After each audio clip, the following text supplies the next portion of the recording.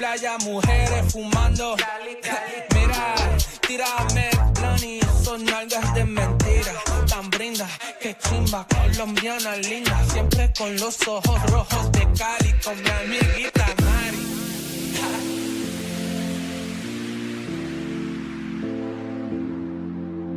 My head's in the clouds, can you bring me back down, boy? I need it.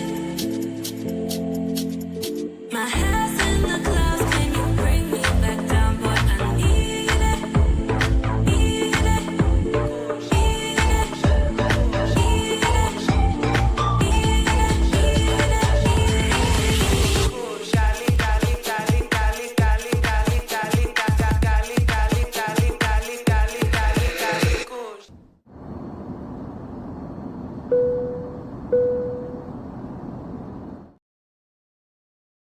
All right. I'm just staring there watching. I'm just sitting there looking at the screen, enjoying Andrea on the Cali intro. Every place isn't for everybody. It's not. For me, even though I was born and raised in the United States, when it comes to dying in the United States, it's not for me. I love the United States. I love Detroit. I love San Francisco, Oakland area. Shout out to the A. Shout out to all my years in Cleveland, Chicago, Gary, Indiana, Maryville. Shout out to my time in Tampa and Orlando. And even though I have an affinity and love for each one of those cities, including the country known as the United States, I've evolved past those countries. I don't have a love for them in the sense of wanting to die there. So it is when it comes to coming to relocating to other countries.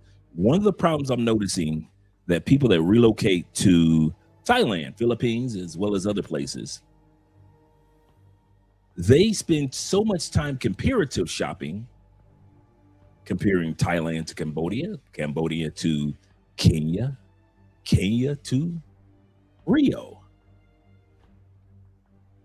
that they don't see the benefits of the location in which they're in.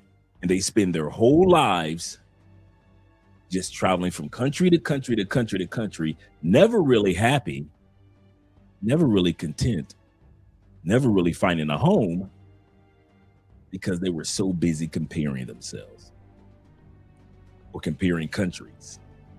So, pardon me. So it is with certain individuals, such as this passport sister here in Cali, Colombia.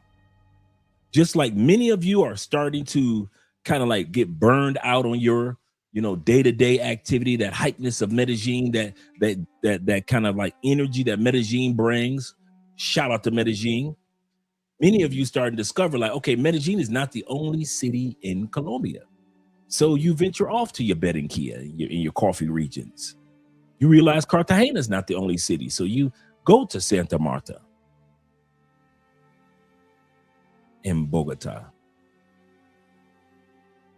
So we're starting to get an influx of you Medellin individuals. Shout out to you guys that are coming here because the cost of living is better. The bang for your buck is better. Housing market in Cali Colombia is still excellent. The ladies are, well, like I always say, the Cali curves.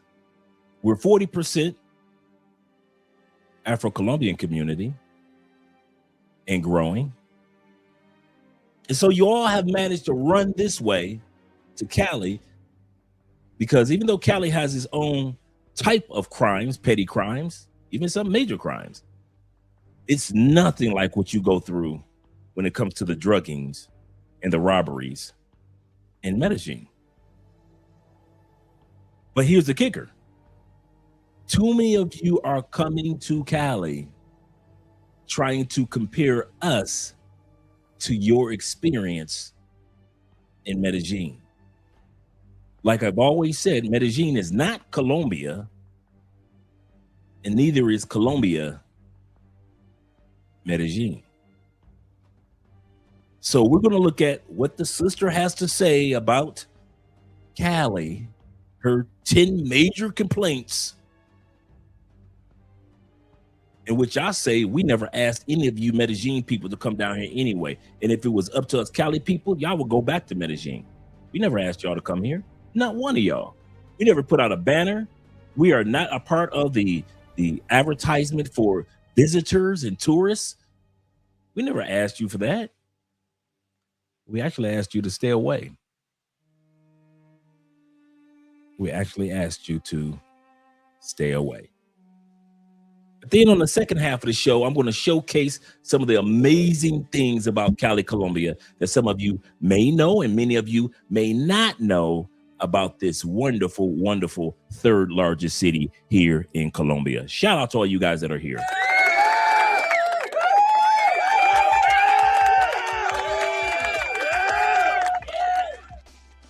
Yeah, guys. Yeah, we got a great one tonight, man. We're going to have some fun tonight. We started on Wednesday, but today is a part 2. And like I said, for some of you guys that are thinking about coming down to Cali, you know, and you've never been here and you've heard things and you just weren't sure, well, tonight's is question and answer. You can ask me all type of questions about Cali. Free consultation episode, if you will. But also, we're going to be watching some videos and get some footage about Cali, Colombia, and the atmosphere of Cali on a regular basis when you guys aren't here.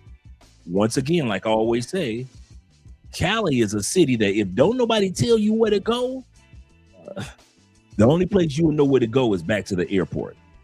That's Cali, Colombia. Shout out to my brother 0 Milligram, my brother Victor. That's who I was hanging out with last night with Andrea. We just was having sushi and sangria and just talking it up all last night. It was just great hanging out in El Peñon with our brother Vic.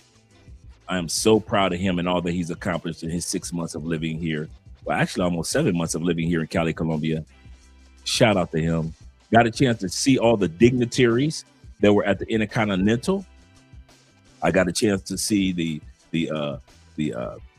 King of Spain. Got a chance to see a lot of Colombia's well-known dignitaries and congressmen and congresswomen. Got a chance to see some the president of Ecuador. I got a chance to see the president of Chile. So a lot of very famous dignitaries. I got videos of seeing every one of those as Andrea and I were just on the other side near the Intercontinental. But tonight's topic is about Cali, Colombia.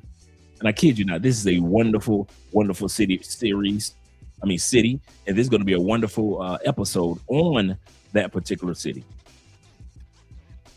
Yes, sir. But let's get started with Ahmad Millionaire, numero uno. Shout out to you, Ahmad, and salute to you, kind sir. Let me turn the music down. That's what's going on. Let me turn that music down a little bit. There we go. There we go. And let me scurry to the top because we got a Canadian brother right there with the super chat. I told this guy where I was from. He said, "Oh, Canada." Shout out to Canada. I love Canada. If you guys are in the States, and I mean, if you want to go to an extremely attractive, beautiful country, it's Canada. I kid you not. Canada is America's fine best friend. America is the fat chick that somehow, some way just don't make it to the gym. Canada is that fine chick, her fine friend that you really want her to introduce you to. You ever meet a chick and you're like, man, she fine. And then you meet her best friend or her sister or even her mama. You be like, dang, that's her mama? Ooh, I wish I would have met her mama first. I wish I would have met her best friend first. I wish I would have met her sister first. That's Canada.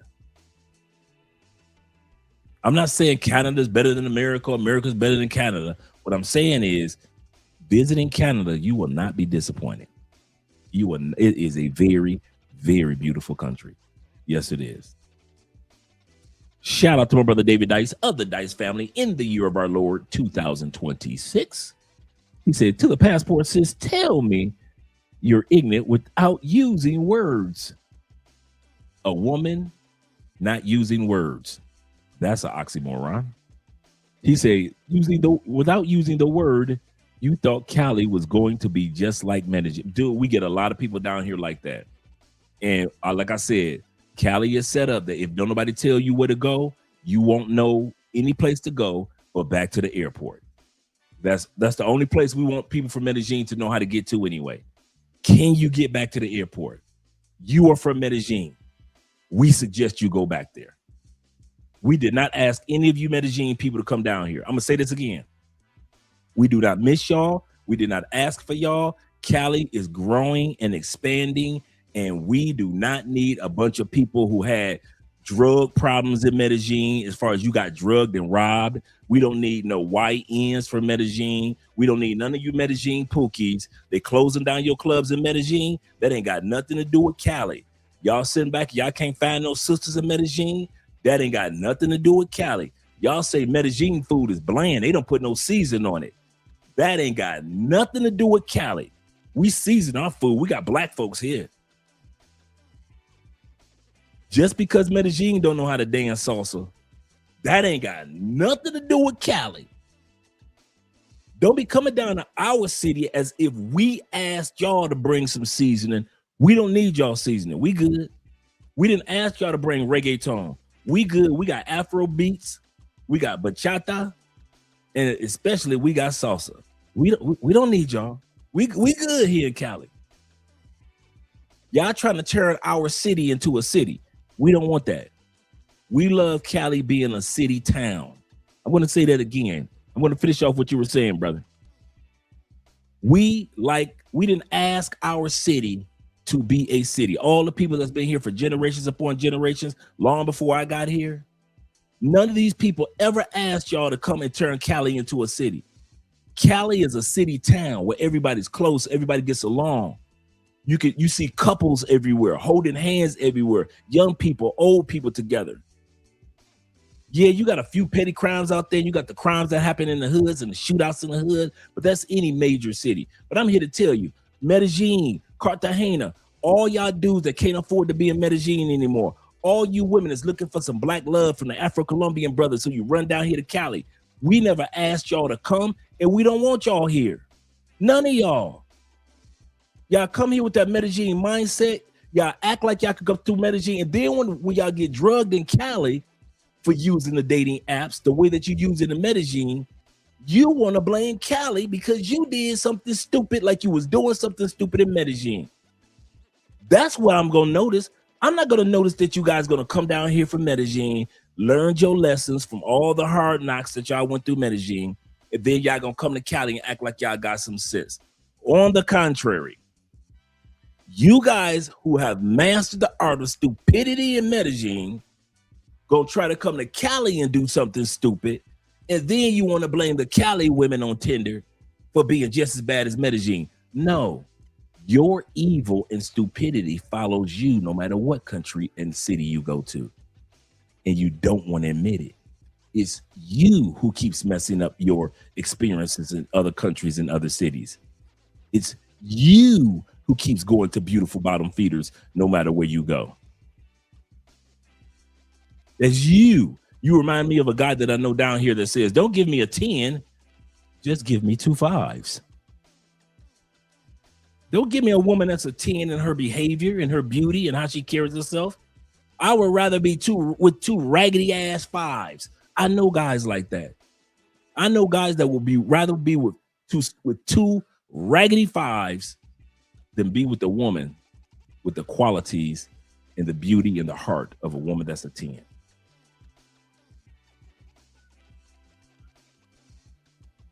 But I'm not here to fuss. I'm here to share and let guys know this really is a wonderful city. Shout out to my brother Ronan. Good morning, Ronan travelers. We in Tampa. Oh, wrong button. Here we go. Good morning. Salute to the Philippines, to Ronan. For my brother Dre, good morning from the Philippines. Sounds like someone's salty. You're going to love this one. Because they had high expectations, and she's going to be talking about dating here in Cali. One of the biggest mistakes that I see men and women come here and make when it comes to dating in Cali. Y'all ready? Y'all ready? Y'all ain't ready. Men and women from the States come to Cali and think because they're black and we're black, I can easily find somebody that I can fall for and that's going to fall for me. And there are brothers that's been down here that can tell you, and I'm talking about brothers that are in good relationships, like my brother Zay, who just got engaged to his California. And we both can tell you, no matter how chocolatey a sister is, and no matter how black you are, you still have to vet. A woman is a woman is a woman. So if you guys think you're going to come down here to Cali from Sosua and I'm going to go to Cali and I'm going to give me a quality chocolate sister with a big afro. Well, if you're not a quality dude, no matter how black she is, you ain't gonna attract quality women. So it is with this sister and other sisters I see come down here to Cali. They think because the Afro-Colombian brothers are brothers that they'll automatically treat me well. No, girl, they're gonna smash you just like a stateside dude gonna smash you. If you was a sad chick to a stateside dude, you're gonna be a sad chick to a Colombian dude. If you was the main chick to a stateside dude, you might end up being the main chick to a Colombian dude. If you was the work wife, if you will, the easy coochie, the easy prey in the States, ladies, if you gave away easy sex in the States, I'm telling you, your passport ain't gonna do nothing but show how easy your coochie really is. Cause dudes gonna be smashing you in Colombia. They gonna smash you. Them brothers gonna smash you in DR. Them Brazilian brothers gonna run through you. Them brothers in Turkey and Cape Coast gonna run through you. If you was getting ran through in the States, don't think you're gonna stop getting ran through outside the States. I don't know who told you women that. You will get ran through. And here's the other part. At least the dudes in the States had a little bit of money. The Afro-Colombian brother only making like $500 a month. He ain't got no money to be spending on you. So now you got to pay for the condoms. You got to pay for the hotel rooms. You got to pay for the movies when y'all go to see Marvel movies or Toy Story 5. You got to pay for all that because he ain't got no money to be paying that for you. You got to pay for your birth control. And that's what make a lot of these women upset when they come to Cali. They start to realize that just because these brothers in Cali are black, that don't mean that these dudes ain't gonna just run through you and forget about you. You will get ran through in Cali. I promise you. These brothers down here, they ain't got no problem running through you and sharing the wealth. And sharing the wealth, if you know what I mean. Shout out to my brother Troy on the other side of the city. Troy says this. He said, good that we don't need people like, yeah, that's right, man. Me and Troy be hanging. Man, listen. Shout out to the South Side. He said, yeah, we do not need people like that ruining the city. He said, we got a good vibe here. Do we not, Troy? Do we not? The vibe of Cali is so laid back for such a large city. A lot of people don't even realize that we're only 400,000. No, it's 300,000 people less than Medellin. Medellin is not that much bigger than Cali in the sense of population. Medellin is bigger than Cali by way of notoriety and being well known. A lot of people don't know Cali is the sports capital of Colombia, not Medellin, not Bogota. Cali is a lot of stuff about this city people don't realize. Here's the kicker. We don't want y'all to realize it. We don't want y'all to know we're the sports capital. Hell no. We don't want y'all to know we're the music capital. We do not want y'all to know we're the diversity capital. We do not want y'all to know a lot of stuff. The ecosystem, this infrastructure. We don't want y'all to know nothing about Cali. Hell no. Don't ask us nothing. So when people come down here, I don't like Cali. I don't like this. I don't like that. We love it. I'm going to tell y'all this now. I'm not mad at this sister. I'm glad she put this video out. The video that we're watching, I am so glad this sister put this video out of all the stuff she hated about Cali, because it's going to deter a lot of men and a lot of women from bringing y'all tail down here. Because just like my boy Troy said, we don't need that energy. We already got our own vibe. Whatever y'all got going on in Medellin and Cartagena, y'all keep that energy right motherfucking there. If you're getting robbed in Medellin, stay there. If you're getting hustled and gringo priced in Medellin, because we ain't got that gringo price thing in Cali, because we don't get that many tourists. So you might get gringoed in a club or maybe a brothel or two, a strip club. But as far as like at a grocery store, at a restaurant, we don't get that many tourists to gringo somebody. All our menus come with the price on it. And we don't want y'all down here messing it up. So if you want to come down here and really be a part of what they're doing here in Cali, Colombia, cool. But if you think you about to bring that Medellin mindset down here, you can take that right on back, get right back on your horse and ride right on back out of town, man. Ain't nobody trying to deal with y'all. That's serious. Shout out to AMS in the building, my brother. Shout out to all 41 in the building. He says this. He said, Andre, did you have to constantly train Andrea to be the one? No. No. Hey, Andrea came batteries included. Andrea was a lady from day one.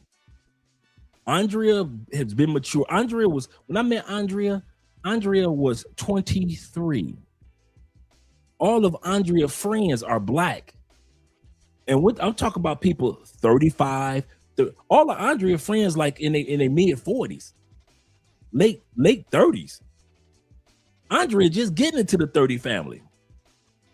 So she's always been an old soul. I've been trying to tell y'all to fall in love with old souls. I've been AMSM. I have been shouting this from the mountaintop. I don't care what country I go to. This is my blueprint for a woman. A, of course, she's got to be attractive. Let's be real. We're men. B, if she's young, she's got to be an old soul. I don't care. I can't do no silly girls. Y'all can have a party girls. I don't need a beautiful bottom feeder from Brazil because she look good in bikini and she got the bikini lines. I don't care. I need me a nerdy girl that can have bikini lines. I want the girl with the bikini lines too in Brazil, right? But I want them glasses to be just as thick as mine. I need the nerdy bikini girl in Brazil. I need the Brazilian chick that's reading books on the beach as well as can kick a soccer ball with the best of them.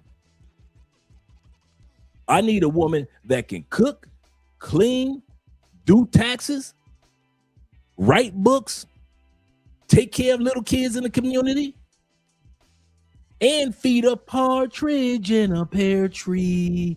I mean, she can do it all. I need a woman that's mature enough to enjoy champagne at a fundraiser, but then we can pop a beer sitting in front of a corner store. Get you a young woman, yes, but get one with a mature soul. I've been trying to preach that to y'all. Get the homebody chick. Get the nerd chick. I'm telling y'all, bruh. Get the quirky chick. She fine, but she just quirky. She like out of the spot box stuff like anime. Get the chick that likes going to a movies more than she likes just going to a club. Y'all don't be listening to me. Then y'all be wondering how y'all get drugged. Man, I didn't have to do nothing with Andre. Nope. Not to this day. I'm going to tell y'all something. You want the truth? I did have to do one thing. You ready? And I talked about this before. AMSM. I had to tell my wife she was acting too grown. Andrea was so mature for her 20s. I literally had to tell Andrea, and I had to tell her this like 4 or 5 times until she caught on. Andrea's like 25, 26 at this time period. And I noticed how stuffy Andrea was for her age. And I had to tell Andrea a few times, I said, baby, you in your 20s one time, go have fun. Go hang out with your friends. They all mature anyway. So they ain't none of your friends' kids. Ain't none of your friends in their 20s. They barely in their 30s. Go have fun. Go do this. Go do that. Go take cooking classes. Go learn a new language. Go do. I said, you get 20s one time. Do not spend your 20s up under your man all the time. I appreciate it, but you are in your 20s, and I'm not one of them dudes that I forget my woman is in her 20s, and I forget what my 20s would have been like if I was free. Right? I was in the feds all them years. And it took a minute to do. I said it at 25 to Andrea. It took Andrea to 27, 28 years old to finally kind of like loosen up and enjoy her last few years of her 20s. So that's the only time I ever had to correct Andrea. She was just too mature, too misresponsible. I'm like, girl, you better go have some fun. You better learn how to roller skate, ice skate, whatever it is. If you want to take makeup classes, nails, do whatever you want. Where you want to travel to? Let's go travel here. Let's go travel. We start traveling around the world. Dude, we did all this. Why? I want her to experience all that stuff in her 20s, man. You only get 120s.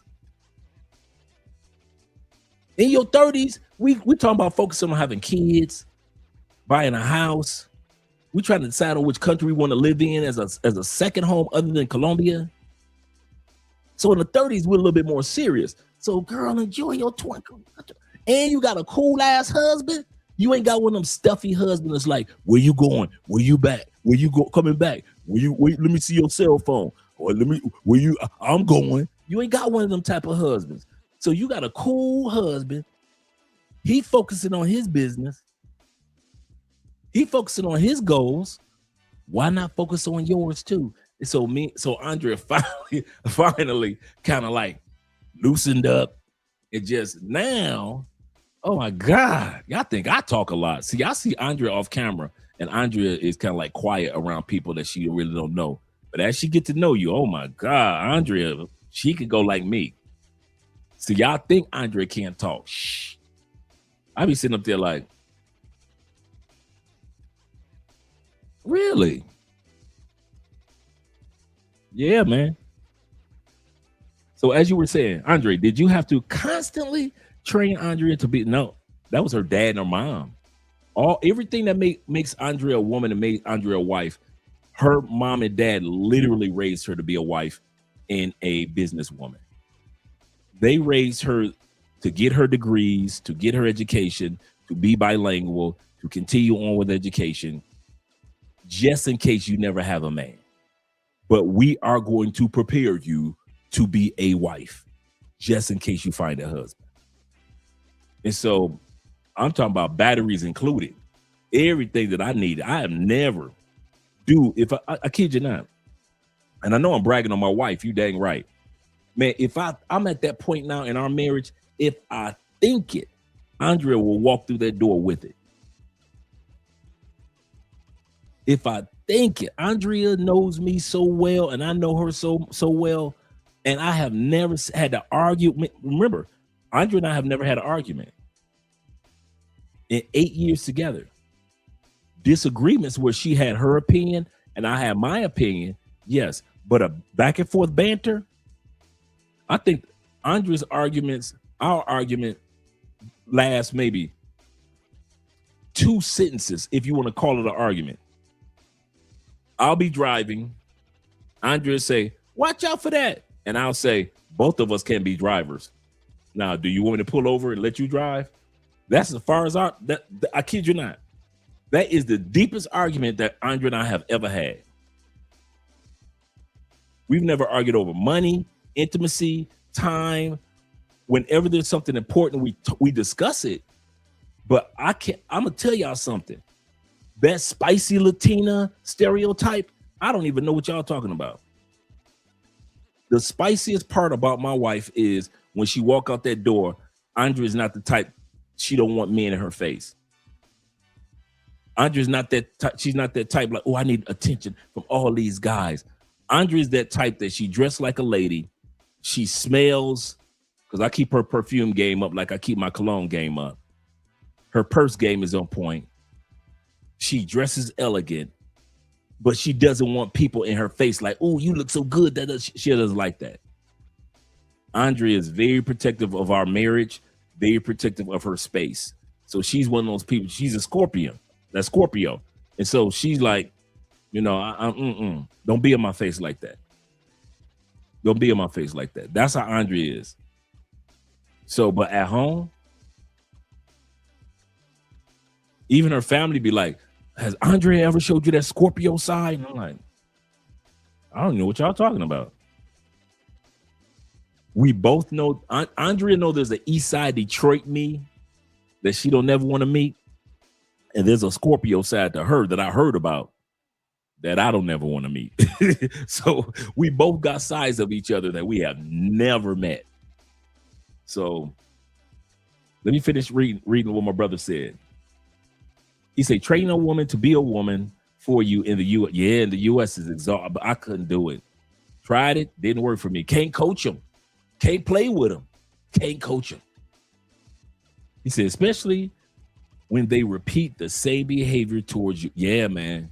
You think they were only acting like that towards their ex, right? We think that she only act like that towards her ex-boyfriend. She won't do that towards me. Shh. Until you become the ex-boyfriend and you realize she treated you the same way she treated the last man. Shout out to International Quiet Storm, the international one. He said, Dre, give me a nerdy chick who can crunch some numbers, right? Serious tax season come, I just sit back. Andrea say, okay, I need this from your bank account. I need these numbers. I need these numbers, and stand back. And tax season comes, bruh, I stay out the way. Because I know that's Andrea's busiest season, because businesses are reaching out to her. Family is reaching out to her. And plus Colombia, the way that it's set up is depending on what your the last few digits of your ID number is, that's when you know what your tax date is going to be. So mine is like September, October. Andrea is like late August, early September when she does hers. So it depends on, so like we just have one day in the States, right? April 15th, right? But in Colombia, it depends on what your number is, what month you have to have it submitted by. And Colombia has it set up, if you file your taxes early and you owe back taxes, you get like I don't know if you do this in the States, but you get a major discount in Colombia if you file your taxes early. He said, yeah. He said, watch some anime. Yes, sir. Watch some deep thinking movies, right? Like the Inception of Tenet, like Inception or Tenet. He say is a intellect teacher, absolutely correct, and can make a mean meal from scratch. That sounds like your girl Andrea. I kid you not. He said, shout out to Joseph Bruins in the building. Detroit brothers, stand up. You better back the fuck up out my face, goddammit. I'm from Detroit, Michigan. Don't play with me. Shout out to all you Detroit boys out there, military vets out there. Shout out to you, gentlemen.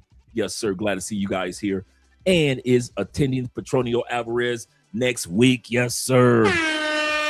Shout out to all you guys that's going to be here next week, man. I'm excited, man. It's going to be so many of us. That's why me and Andre went and hung out with Victor yesterday, because we know it's going to be so crazy next week that everybody's going to be hanging out with everybody's going to be hanging out with everybody's going to be hanging out with everybody, because there's going to be 600,000 people here next week, and it's going to be crazy. So shout out to you being here, brother. Yes, sir. We got 59 in the building. I will not get time to do a shout out to everybody, but I'll do the top 10. First of all, let's get Rico in the building. My brother Rico. Shout out to you. Good evening, Andre and Andrea. Of course, the chat. And of course, my brother AMSL, I already gave you a great shout out, my brother. Glad to see that you're here. Been still following your content, always dropping some great information, fun and funny stuff to watch on Instagram as well as TikTok. Let me scroll down a little further and see who else I have. Like I said, them Detroit boys, Pullman 313 in the building. Glad to see that you're here, brother. Glad to see that you're here. I was just looking at all the high schools, junior high schools, and elementary schools that they've closed down. I didn't know Kettering was closed down. I knew they closed down Cooley High. Cooley? They didn't close down. They closed down Finney. They didn't close down Bell Elementary. But when I said they didn't close down Kettering closed? Mumford? How they go close Redford? That's where Anita Baker is from. They didn't close Redford. I'm like, all the high schools, all our little high school memories just gone in Detroit. They just gone. I was looking it up this morning. You know how you just go to Wikipedia and you see all the high schools and junior high schools that have been closed in Detroit. I'm like, what? All my little kindergarten, Hosmer on the east side of Detroit, they didn't close down Hosmer in 2005. I'm like, they ain't right. They ain't closed down my whole little memory. My junior high school, my high school, and my high school just gone forever. I'm sitting up there just with tears galore. Shout out to Black Nubian in the building. Once again, he said, I hope it stay. He said, I hope they stay over Medellin. He said, because I really love Cali. He said, I don't want the energy to come to Cali. Absolutely correct. We do not want y'all bring that energy. But now, if you're a guy like T-Mac, Will, Jay Fleming, Jay Clyde, these guys have the same demeanor no matter where they go. So they could blend in anywhere. But the people who have messed up Medellin, you know who we're talking about. Males and females. We do not want y'all here in Cali. So any bad news that y'all can put out about Cali, we appreciate it. I'm going to say this again. Any bad news that y'all can make go viral about Cali, please put it out there because we want y'all to show up. So see, Medellin blew up because of all the good news and all the fun. We want the opposite. We want y'all to put out as much bad news about Cali as possible so y'all won't come here. That's what we're looking for. Yes, sir. He said, I live for a month in 2 locations. San Antonio, really nice area. Out northwest, really nice historic area. A lot of backpackers in that area. A lot of hostels there. And in Chippy Choppy area, absolutely correct, out north. Not even a 3-minute drive for me to get to Chippy Choppy. He said both areas are different. Absolutely correct. Absolutely correct, Andrew. And he says, I love Cali. He said, never fell into the Medellin hype. He said, I like Medellin, but it's not for me. That's after a while of being in Medellin off and on for about a year and a half. That's how I felt. I was like, it's beautiful. I love it. Let me go look somewhere else. I didn't want to get caught up in Medellin first before I looked somewhere else. And as I started going to other cities around Colombia, I was like, that's pretty cool. That's pretty cool. Shout out to my brother Don, aka Don JP, in the building over there on Andrea's channel. Just want to make an announcement. This will be the last live stream that's coming from Andrea's channel. So any of you guys that are watching live stream from Andrea's channel, it won't be going live anymore. We're actually rebranding Andrea's channel. It's still going to be about, we're going to turn it into a retirement/relocation channel. That's going to be called Your Money, Your Move. And we're going to be talking about your money. You want to talk about your move and how individuals from all walks of life can take advantage of relocation. So the new channel will be called Your Money, Your Move. We're going to be completely revamping Andrea's channel. So this will be the official last live stream that's combining Andrea's channel and Love Crossing Borders. So if you want to watch Love Crossing Borders, you'll be watching it from here. And we're going to create a brand new channel for Andrea herself So she wants she wants a whole brand new branding and everything. But we're gonna turn Andrea's channel into a channel which we could just drop videos and not just do live streams. So shout out to Andrea and the new channel, and shout out to all you guys that have supported over there as well. So once we get everything set up, you guys can subscribe over there. It's going to be some really, really good information that we're going to be sharing on a daily basis with like 10-minute, 15-minute videos. Shout out to Jermon over there in the building. We got 63 in the building. Andre, get to work. It's time for you to get started, especially since we got the word in here. Shout out to the word. And we got my brother, let me see, wow, Guns? Let me see. Wasn't it? Oh, I definitely can't pronounce that. Oluwazigun? Hope I pronounced it correctly. Did I get it? Oluwazigun? Did I get it? Let me know. Put it in the comment. Let me know if I got it. Shout out to you. He said, okay, enough for the short shout outs. Let's get it. Get to it. That's how I feel right now. Let's get started with the video. Let me change the music over and let's get started with the video. Let me make sure I didn't miss any super chats or anything yet. Shout out to my brother Y in the building. Save yourself, black men for life. Shout out to my brother SYB being in the building. Glad to see you here, brother. Glad to see you here on a wonderful Saturday night. Now, let's get started with the video. Shut your mouth, Andre. Let's hear what the sister has to say. And she just dropped this video last week talking about, I am not feeling Cali, Colombia. So hi guys, welcome back to my channel. So in this video, I'm sharing with you what would be called or what would be considered the dark side of living in Cali, Colombia. What are the things that I think are very negative that you may not like about living here? What are the things that were really shocking to me when I got here to Cali? And what things can you expect to see when you are here that you may not like? In the mornings here in Cali, Colombia, I tend to take a walk for exercise purposes. And in the mornings when I'm here, one of my biggest negatives that I've seen is that a lot of times, although there's so many opportunities to get out in nature, there is a very large homeless population here in Cali, Colombia. Okay. As I mentioned before, a couple of days ago, I looked it up to confirm what she was saying on the record. Cali, Colombia has, and she's going to spend a lot of time comparing Cali to Medellin. I just want you guys to know this. Cali, Colombia has 2.3 million people, almost 2.4. Medellin is between 2.7 to 3 million people. Homelessness population of Cali, Colombia, 4,000 on record. 4,000.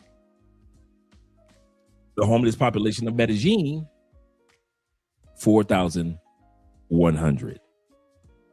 This woman is selling to you as if Cali has this huge homeless population, which we don't. We only have 100 more than Medellin. And like I said, a lot of times people are so busy looking at the beauty of Medellin that they fail to realize that there are just as many homeless in Medellin as there are here in Cali.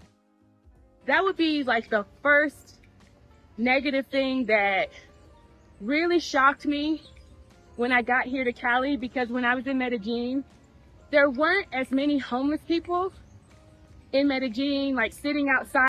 Now, you notice I just debunked what she said, but she said she didn't notice, but I just gave you what the truth is.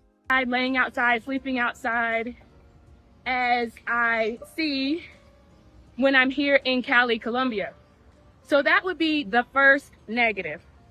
The second negative, compared to living in other Colombian cities, is that really it can get super duper hot here in Cali, Colombia. That's why I'm out so early to do my morning walk, because by the time it gets 10, 11, 12, there's some extreme heat in Cali, Colombia that you might not want to deal with. I usually cannot walk after 12 p.m. without some type of umbrella to keep the sun out of my face and off my body, because it's just extremely, extremely hot. Now, number 2, Cali will never get as hot as Medellin on its coolest day. I mean, as Cartagena on its coolest day. The closer you get to the equator, the hotter it gets, especially with humidity. So when it comes to heat, the real heat in Colombia is the Atlantic coast area, which is Barranquilla, Santa Marta, Guajira area, San Andreas Island, and Cartagena. Now you can put Tulu in there. A lot of guys don't even know about Tulu. It's like the hidden gem. It's like a Cartagena without knowing that Cartagena exists, right? It's a real hidden gem in Colombia, really beautiful beach area. Tulu, Tolu. Don't go mess it up. And so right now, Cali is going through its hot season, or even though we are the city of eternal, if Medellin is the city of eternal spring, Cali is the city of eternal summer. This is a summer city. What was she expecting? Cali is if Medellin is between 65 to 75 on the average year, Cali is between 75 and 85 year round. So right now, this past month, yes, we've been closer to 85s in the 90s compared to our normal 75s and 80s. But that's another thing about you people that's coming from Medellin. You are so used to that spring weather that when it gets cool at night, you can let the windows open, or during the day, you don't need air conditioning. You may just even need just a fan in Medellin, because there's always a nice breeze coming through all year round, all day. That's Medellin. So some of you are so accustomed to Medellin's weather, you're not made for the rest of Colombia. I'll say this again. Some people aren't made for the cool weather of the coffee region. You're so used to that spring weather in Cartagena, cool weather of Medellin, that you're not made for the really cold weather, or fall, if you will, of Manizales, Armenia, Pareda, that whole coffee region. Parts of Bogota is cooler. So while some people might complain that Cali and Cartagena are hotter than Medellin, others complain that the coffee region in Bogota is colder than Medellin. Medellin is a rare city in the world when it comes to weather. In the United States, they say San Diego is considered the city that has the most perfect weather in the United States. San Diego, California. I say Tampa, Florida. But at the end of the day, it doesn't matter what Andre's saying, because I don't live there anymore. But what I'm saying is, if you're going to come to Cali, no, this is not Medellin. It is not the city of eternal spring. One thing that I'm noticing that you guys are discovering as you are traveling Colombia, you're discovering what I've been saying for almost 6 years. Medellin is not Colombia. Colombia is not Medellin. I've been saying it over and over and over. Colombia is not Medellin's bland food. There are foods that you can get in Cartagena and Barranquilla that are not bland, like you guys complain about Medellin. Cali, we got black folks, so we know our food's not bland at all. We got seasoning upon seasoning. We always got some barbecue grills going on down here. But a lot of times people make the mistake of thinking they've been to Colombia when they've been to Medellin. That's not true. You've been to Medellin. You have not been to Colombia. That's like saying I've been to the United States, but I only been to Philly. Yeah, that Philly. Yeah, that Philly. If you judge your experience of the United States based off of Philadelphia, Detroit, St. Louis, you are really misjudging America, right? Same thing when it comes to Medellin. If you think that you've been to Colombia because you've been to Medellin, you have not been to Colombia. There is so much to see in this country. Every region, food, dance, music, everything completely different. That's one of my favorite things about Colombia. It's broken into 5 regions, and every region is like walking into a new country, a little mini country. Spanish is a little different from the last versions of Spanish. Everything is different. The women are different. The men are everybody. The laws, some of the laws are different. Some of the things that you can get away with in Medellin, you can't get away with in Cali. Some of the things you can get away with in Cali, you can't get away with in Bogota.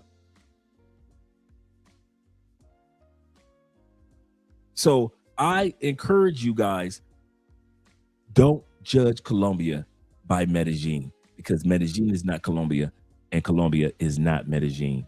Let me go to the comments. Let me come down to you, brethren, in the comments.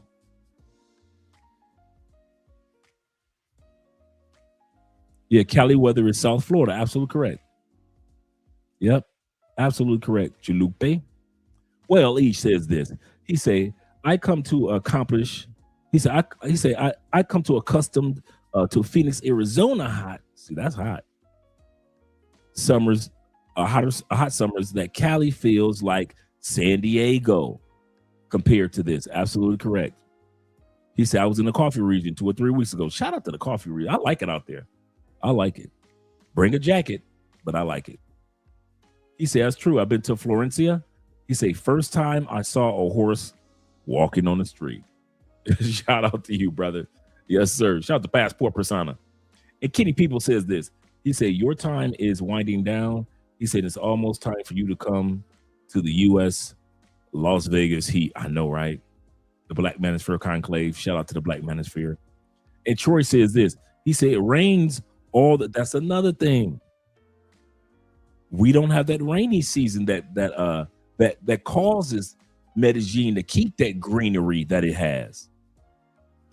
We have a rainy season, don't get me wrong, but Medellin has a slight rain on one part of the city or another part of the city over 200 and something days of the year. And that's why you guys are called the city of eternal spring. And Troy is right.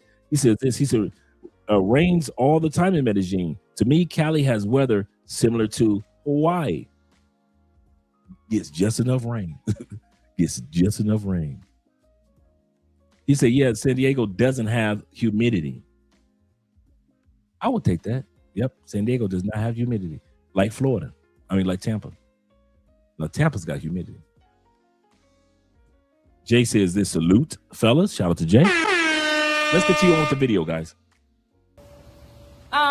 The third thing that I would point out, as you can hear and see in the background, is there is extreme noise here in Cali, Colombia. Every street, unless you live in a very residential area, the motos, the buses, the bikes, everybody's noisy. The music. So the bikes are supposed to be, what is it supposed to be? Cushioned bikes? The tires supposed to be quiet? See, I noticed this about Passport Sisters. They nitpick. The reason why they don't enjoy Thailand, because they're too busy nitpicking. Reason why they don't enjoy parts of Africa, they're nitpicking. The reason why they don't enjoy parts of Europe is not racism. It's because a lot of these women nitpick.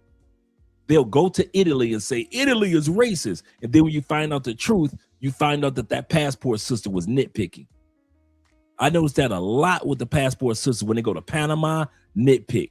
Mexico, nitpick. They nitpick. They always want to nitpick, trying to compare something to something else. She said, I get up in the morning and go for my walk. What is happening in the morning? People are going to work around the world. What the hell is wrong with you, woman? People are, it's noisy. The traffic, it should be traffic. It's a city. That's how petty she is. It's a city. People are just going back and forth to work. What is wrong with you? And here's the part. You don't like it. Leave. You think Medellin is so golden, and you think it's just so, I don't know why they think traffic is quiet in Medellin. When I was living in Medellin, traffic was not all that quiet. It's so noisy here. Oh yeah, I gotta go get my bottle of wine out the freezer. Thanks for reminding me, AMSM. He said, I got a couple of bottles of wine. So I gotta go pour myself a glass of wine. I was gonna drink some whiskey too, man. I grabbed it, I picked it up, and it's a rare bottle one of you brothers brought, right? I'm gonna bring it for you guys to see it. And so I said, I've had it for a few years. And I was like, do I want to open up this bottle of whiskey? I was like, no. So I went ahead and ordered through Rappi, had them deliver a couple bottles of wine. So I got a couple of bottles of wine waiting for me.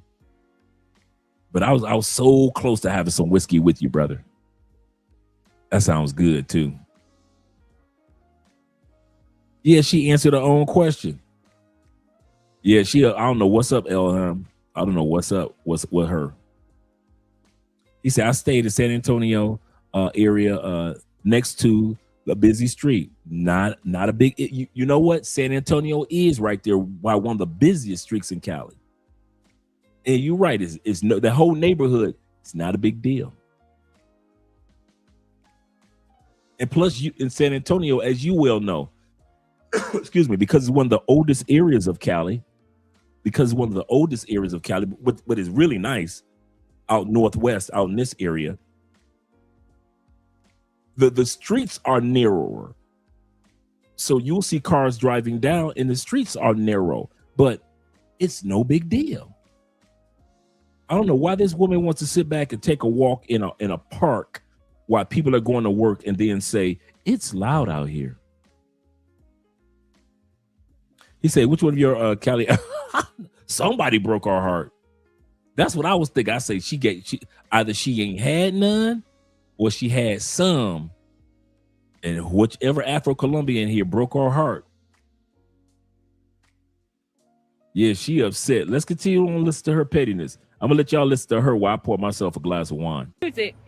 So the number 3 thing is, if you don't like noise, if you're not really accustomed to being in a place not only where there's noise, but where there's extreme noise, please don't come to Cali, because you won't like it, because 24 hours a day, there's noise.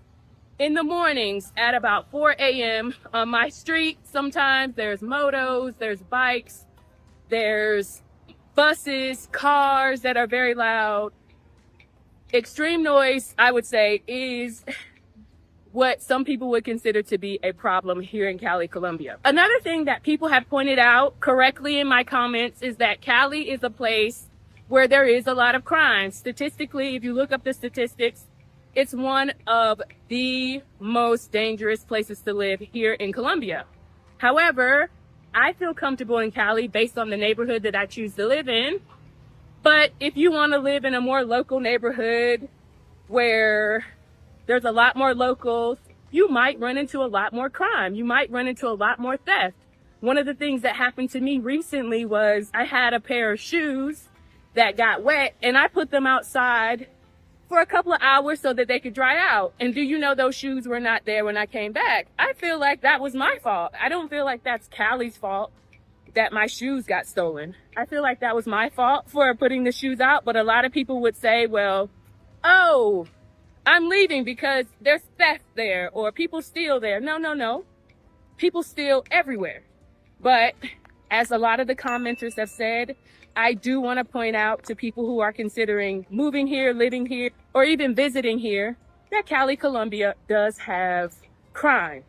Another thing that has really bothered me about living in Cali Colombia is that a lot of times, like I mentioned previously, I get up early in the morning to go on these walks so that I can stay fit here in Cali, Colombia.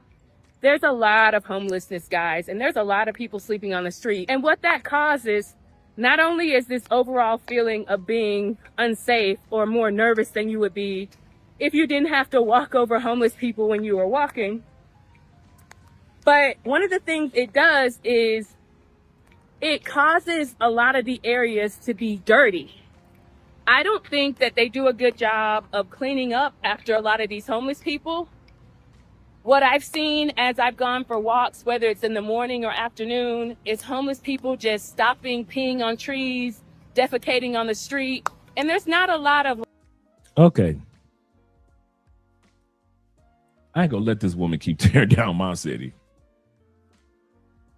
For all you guys that are coming for the Petronio Alvarez Festival, this woman is exaggerating 100%. She is not stepping over homeless people like dead bodies. She was not here when homelessness was at its peak in 2019, when Venezuela really started going through its major issues and Colombia started letting people in. Man, it had to be, and I mean had to be, 10,000 homeless people in Colombia, in Cali alone. Under every bridge was 10 families. Every park was full. I mean, full to the, it was so dangerous just to walk in a park in Cali. These people if it was a statue and that statue had shade, it was 5 people sleeping in that shade. And as I mentioned before, I don't know why, but like right before the pandemic, man, somebody knew something, because the mayor of Cali reached out to the military. And I kid you not, all these military trucks, man, at least 50 of them, and they shut the streets down in Cali. And it was set up like this. I kid you not, like 2019, 2020. They told the Venezuelans, if you had 3 choices: leave on your own and go to another city or another country. B, you had to have a job in Cali if you were Venezuelan. C, the military was going to take you out of this city today. And a lot of people fell under that category of C. And and I'm talking about as if somebody had a gigantic broom over the city of Cali. The homelessness went almost to what she's seeing now. 1 or 2 people here, maybe a person there. It is nothing like it was. It was like, dude, it was like everywhere. I mean, it was everywhere because of, the economic situation in Venezuela. And a lot of times you'll see this in Colombia. And I hate when people from the States who don't know Colombia don't acknowledge this. A lot of times homeless people are only passing through the country. They may be homeless from Venezuela, but they're on their way walking to Ecuador. You'll find a lot of people that's walking on the highways, families. You see a lot of people just got their backpack on and they may be sitting down and they may be sleeping, but they've been walking all day. It's not like the States where if a person is homeless in Florida, they're Florida homeless. If they're homeless in Chicago, they're going to live and die homeless in Chicago. It's not like that here in Colombia. You will see a lot of migration taking place with homeless people.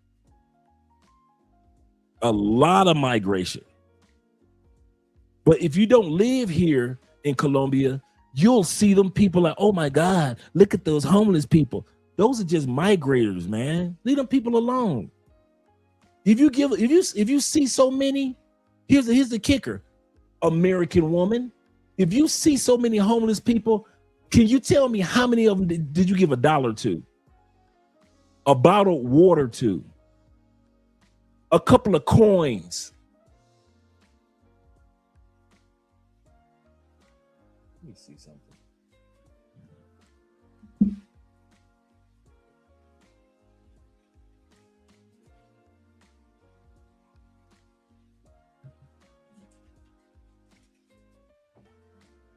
I must have it in my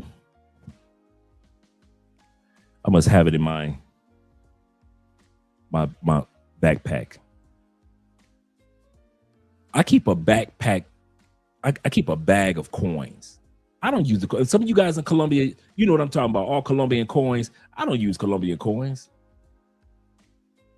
Maybe when I'm paying for parking, you know, I use 1,000 pesos for parking when I'm paying for parking in and out of the mall. But you collect so many bags of coin or so many coins, you kind of like, I just give them away to the poor people that I see. I'm asking, how many poor people do you just give some coins to that you notice? You just gave a bottle of water to that you noticed.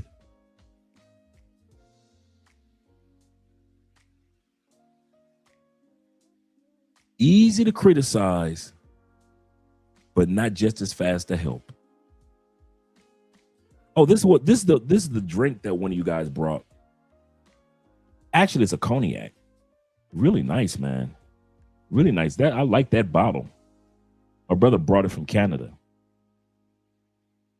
I've had it for 2-3 years, about 2-3 years. Established in 1863. I don't even know how old this bottle is. But yeah, this is a really, really nice cognac. I was about to crack it today. I was like, yeah, I like the bottle too much. Let me just leave it alone.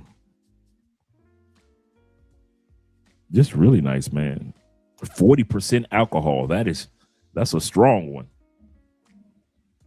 That's a strong one. But let me enjoy my bottle of wine. Looks like I got something on my glass.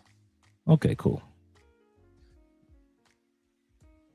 Yeah, I know. That's slick, right? It's like the panther goes all the way around. Check it out. The panther goes all the way around. That's kind of cool, man, for a bottle of cognac. Shout out to my brother Horace, who's always down here from Toronto, and he was the one that brought it down to me. That's really cool. Let's continue on. Like I said, we're starting with the video with her complaining, and then I'm going to show you guys some of the positive things and great things about Cali, Colombia that you guys will enjoy when you come here for Petronio, or even if you decide that you might want to live here in Cali. There's some great things to enjoy. Like street cleaners to clean up that stuff that they leave. Okay, here we go. She said the street cleaners. We all know in Medellin, the street cleaners wear the green uniforms.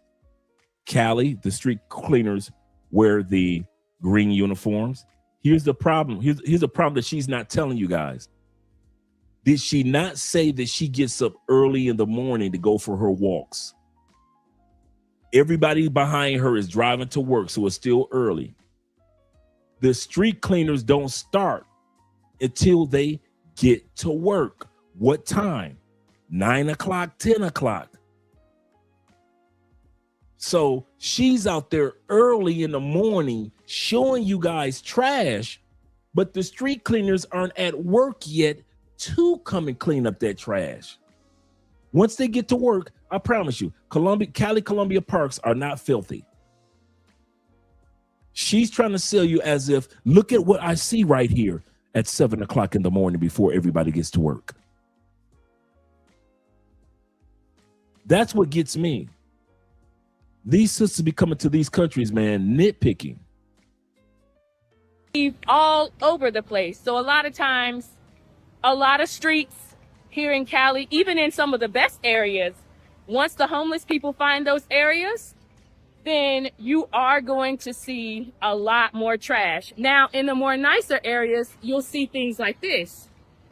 Trash cans for law-abiding citizens or citizens who care about their communities to just throw their stuff in the garbage. So an area like this is going to be much more clean because there's an investment not only from the city, but from the people who live in this area in keeping the area safe and clean. So if you choose the right area, you're not going to run into all the trash, all the garbage on the street, all the smells too, because When the homeless people pee and defecate on the street, obviously that leaves an enduring smell, and it's They do not defecate and urinate on the street. I don't. Hey Troy, because Troy got a vehicle. He drives all over the place like I do. I don't even know what area she's in. To see, she says she's seeing people and smelling people defecating and urinating all over the place. Here's the other part. If you know that people are doing that, why do you keep going back to that park? If you think that is so bad in that particular park, why do you keep going back to that park?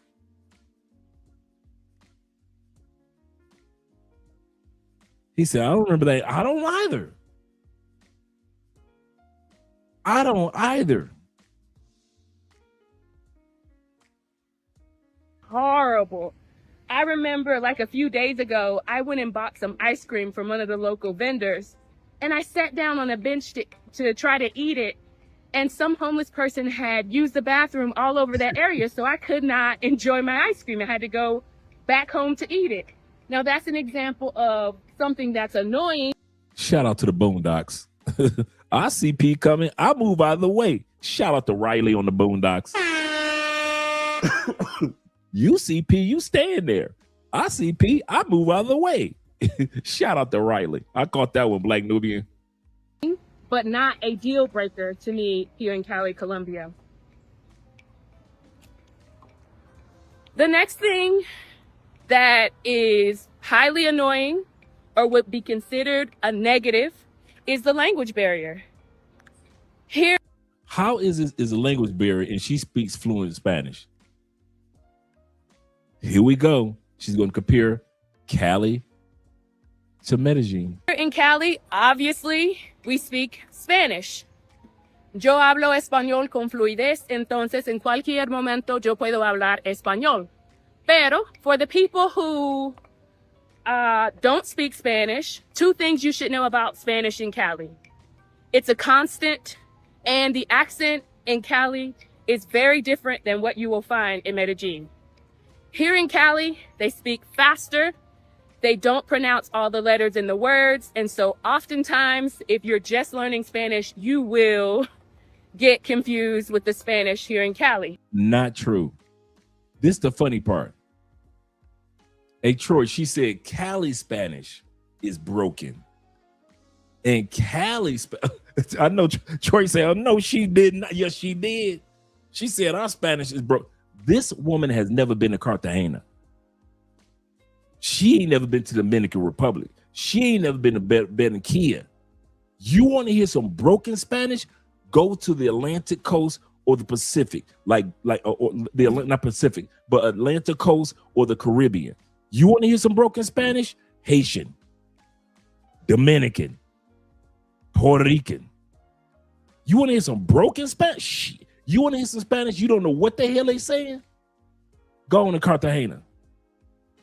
Go on to Santa Marta. The Guajita, the desert area of Colombia. You want to talk about Cali? He says he didn't. Yes, she did. Absolutely correct, Chulupe. Each region of Colombia speaks different dialect. Just like we have Southern, or our brothers from the New York or from the East, you guys dialect. Us guys from the Midwest, we have our dialect. You Southern boys who are in Florida, who don't sound. In other words, even though Florida is in the South, Florida's Southern drawl is not like the New Orleans, Georgia's, Arkansas Southern drawl, even though it's in the South. Even though Texas is in the South, is more of a Southwest Southern dialect. But you also have that Midwest of Iowa, also Wisconsin. But then you also have all the way from far California to dialect to Oregon in the state of Washington. We all have our different dialects that we work. And Kansas is kind of like right in the middle of all of us, right? And so it's that, but who is she to sit back and say, that's like me saying, don't go to Texas, New Yorkers, because they don't speak English in Texas the way you guys do in New York. So don't go to Texas, New York. Shh. You may not want to go to Houston. It's still English, man. It is not that hard to get around. If you speak Espanol the way that you do, you should be able to get around in most countries, man. But when you're nitpicking, he said, I had Spanish. He said, I had trash Spanish. He said, okay. He said, and I did okay. In Bogota, I met a Cartagena chick, differently, slightly Spanish. Yeah. Or slightly different. Absolutely correct. Jermon says this. He said the ignorance is really showing. Speaking on a city she has little to no knowledge about. So educated, but no common sense at all. I know what Panama, if she don't like Cali, as far as our dialect, man, she would definitely not like Panama. When I'm here, almost 99% of the time, I have to speak Spanish. I don't meet that many people here in Cali, Colombia, who can communicate with me in Spanish. To a lot of people, that would be a negative. For them, they don't want to go to a place where they have to speak a new language, where they have to learn a new language, especially if you are retired. If you're older, you feel like you shouldn't even have to learn a new language. But I'm telling you, don't come to Cali and think that you won't have to use any Spanish. That just doesn't exist here. Here, tú tienes que hablar español con constancia y hablar bien. Okay. Troy can attest to this. How many times you turn around and you think that you need to go ahead and speak Spanish? Like when you and I were in the restaurant a couple months ago, right? And the person comes out and they're speaking English. You know how many times I go in just getting on the elevator. As soon as somebody sees, I'll tell y'all one of the reasons why my Spanish is such trash. You ready? Because everybody want to practice their English on me. As soon as they see me with this height, they see my facial structure. My face is not structured like an Afro-Colombian. So they're like, he must be from the States. They could smell the cologne. Okay, he ain't from here. My size, because you know we kind of thicker as American men. Everybody, I don't care who it is. Everybody want to practice their English on you. Especially if you live in a decent area. If you live in a decent area, I promise you, it will amaze you, even here in Cali, how many people know English. And then now that they're teaching it in most of the public schools in Colombia, all the little kids running up on me trying to practice. So kids don't even speak no Spanish to me. Kids automatically come up to me with the English. So if you don't live, she's correct with Cali, don't get me wrong. But if you don't live in an area where people are evolving, such as strata 4, 5, 6, and you are in zone or strata lower areas of 4, and you're in strata 3, 2, and 1, yes, you're going to need Spanish because those people aren't trying to learn English. You're absolutely correct. The poorer the area, and you know, I'm a classist. So the poorer the area, yes, the less English you're going to be speaking. But if you're in the area where me and Vic and T-Mac and all and out north out here, it is very common to come across somebody that's either trying to learn Spanish or learn English or fluent in English. That happens to me all the time. I'm not saying some of the time. I mean all the time somebody's trying to practice their English with me. I go to the doctor's office. They forget all about their little they Spanish history. It's the first time in a couple of months they get a chance to, as a doctor, use their English. So they stop speaking in Spanish, especially when they know Andrea knows English. My own doctors, I don't care if the eye doctor, ear doctor, I don't care if I'm just getting a MRI, doesn't matter what it is. A nurse, as soon as they know that Andrea and I know English, they just turn that English on. So when they sit back and they say, you know English in Cali, I'm like, yeah, that's because you are in the areas where it's just working class people and maybe or the more impoverished people. But there are areas, the Stratus 5s, the Stratus 6s, and some of the Stratus 4 areas where there's a lot of English speakers. My brother Andrew said it happened to me all the time in the mall, right down the street in Chippy Choppy Mall. He said, I'm speaking Spanish and they want to speak. And you're absolutely correct. As soon as they look at you, they forget all about Spanish. Everything is English. They want to practice that English, man. He said mainly the young groups. Yes, sir. And my brother says that's still no excuse for real. He said Paraguay Spanish would drive her. I could imagine. Now I could imagine there not that much English being spoken. I could see that. But let's continue on, gentlemen, because I want to get to the good part of the video. No. So that's another thing that would be, quote unquote, a negative for a lot of expats, for a lot of retirees who are looking to come not only to Latin America, but to move to other countries as well. Another thing that is tied directly into that language barrier issue is what people would call the gringo tax. The gringo tax is when you go somewhere and you want to buy food on the street. Like I usually buy ice cream on the street. I like to buy my dinners from local restaurants. I'll insert a picture here if I remember. And it's always cheaper. But guess what, guys? You have to speak Spanish. If you don't speak Spanish, then the language barrier means that they will charge you more. You need.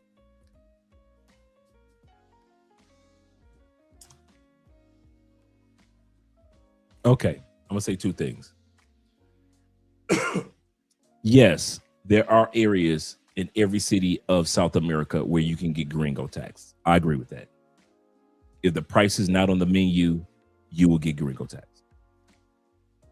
It's not a norm, but it happens. You know where else they gringo tax? Y'all ready? Y'all ready? Florida. You know I'm from a tourist state. Florida gets over 22 million tourists a year to see that mouse. 22 million a year from around the world to see that mouse. The prices that America charges people at the restaurants in Orlando, in Tampa, in Clearwater Beach, in Miami, bruh, it is a crime. Put your gun away. You go to South Beach in Miami, you go to Miami Beach, you go to Orlando, go to Daytona Beach, man, you are getting gringoed. We know how much that lobster costs for a local. But let you walk in there as somebody from India or Asia, is your first time in America, and you come to see Mickey Mouse, man, you are paying. America gringo prices just as much as any other country. If I hadn't been seeing it for years, I would have sat back and said, well, yeah, South America does do the gringo, but I have been around it long before I saw it in South America. We've been doing it in Florida forever. And Andrew says this, that's never happened to me either. Every once in a while, Andrea says, let me do the negotiating. Every blue moon. But for the most part, I don't get gringo. The same price to jump in a taxi by myself without Andrea, without any of you guys, is the same price that it costs if I'm in taxi with Andrea or any of you Spanish speaking guys.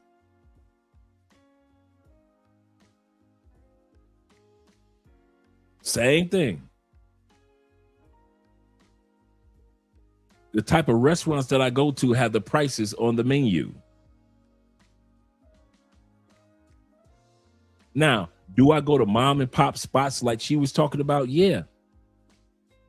We never had any issues. Never. Once again, she's nitpicking. Shout out to my brother Philip in the building. Need to be able to order your food in Spanish. So what that means is when you walk into the restaurant, you have to greet them in Spanish. When you go to order your food, order it in Spanish. And what you will find is that at the end of your meal, it will be cheaper than if you try to sit there and talk to them 1000% in English. Another thing that I want to talk about that a lot of people consider very, very, very negative here in Colombia is the dating scene.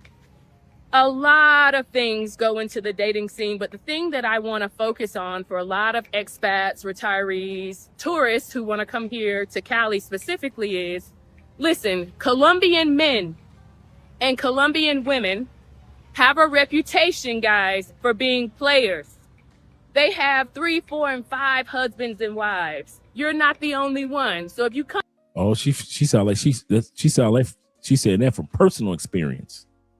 You are not the only one.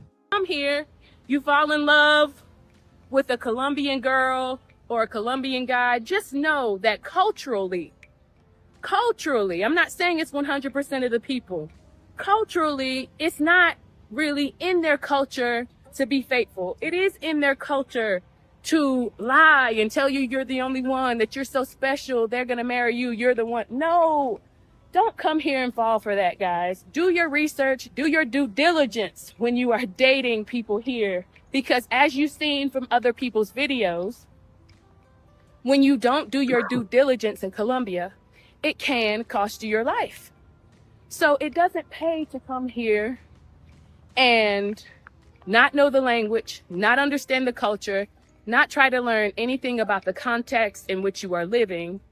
It pays for you to have your eyes wide open. And a lot of people consider that a negative because they feel that they could go to Thailand, to Vietnam, to the Philippines, to different parts of Asia and have a better or more positive experience because the culture in Asia, according to them, is not so scammy. It's not this whole culture of trying to take advantage. Okay, here it is. Y'all ready?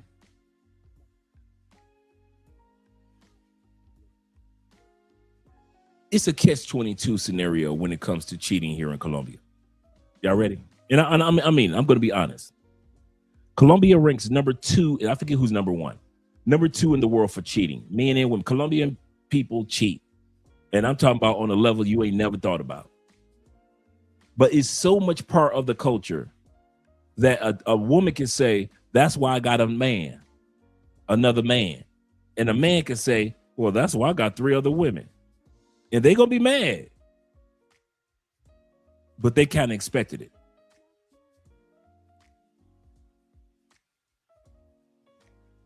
I've met women here that say that they pre-cheat. What's pre-cheat? They try to cheat before their man cheat because they know their man is going to cheat, what type of man they got, and he's going to cheat. And so they pre-cheat. I ain't never heard no pre-cheat, but they pre-cheat. I have met many women that are married that have boyfriends. I have met many men that are married that have girlfriends and a mistress. It is a part of the fabric of the country. Here's the kicker. You can either hate on it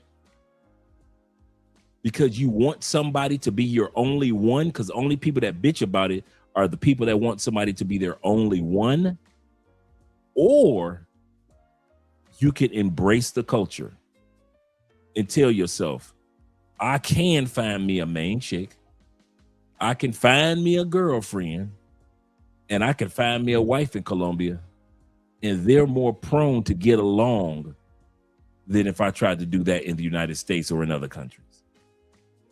So it is there if you want to take advantage of it. Because the side chick, a lot of times she ain't gonna say nothing. She know her position. The main chick, she might have, he might be out there, but long as he keeps it out of my face, I'm okay with that. If he's taking care of me and the kids, I'm okay with that. And then the side chick can know that you might even have a mistress. So what one person such as herself, this lady, what she might be complaining about might work well with you. You see my point? With you, you like, hey, what? Colombia is cool with cheating? Okay, all right. But if you're a person that's just looking for one person to be your one person, you might want to make a person aware that's what you're looking for in Colombia. That's it. I know, right? Pre-cheat. I'm like, y'all women crazy. Women be like, you know how long we be waiting to cheat? Women in Colombia be like, I will sit back and let him cheat for 5 years before I even cheat the first time. Not this time. I'm going to pre-cheat. I'm like, you pre-cheating? Okay. Not this time. I'm not going to let this new guy get over on me. She's old in the dating market. Yep. And she knows what's up. T-Mac says, my baby mama always told me that I can have other chicks as long as they are in different cities. And bruh, Colombians do not care.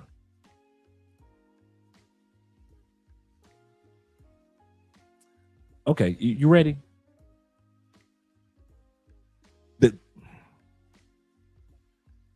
They do care. I don't want to say that nobody cares. I have seen, and correct me if I'm wrong, Troy, T-Mac, I have seen more men violent when they found out their woman was going to leave them than I've seen dudes that were violent when they found out the woman was cheating.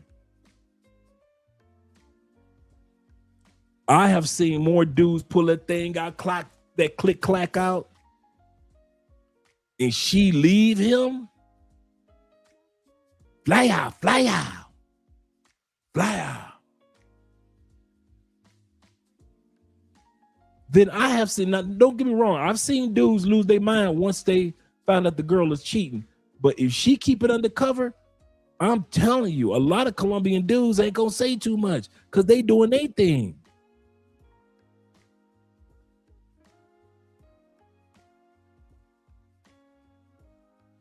It's the craziest thing, boy. You try to leave a Colombian dude? Nah, she got some trouble. Now he coming out with the click clack.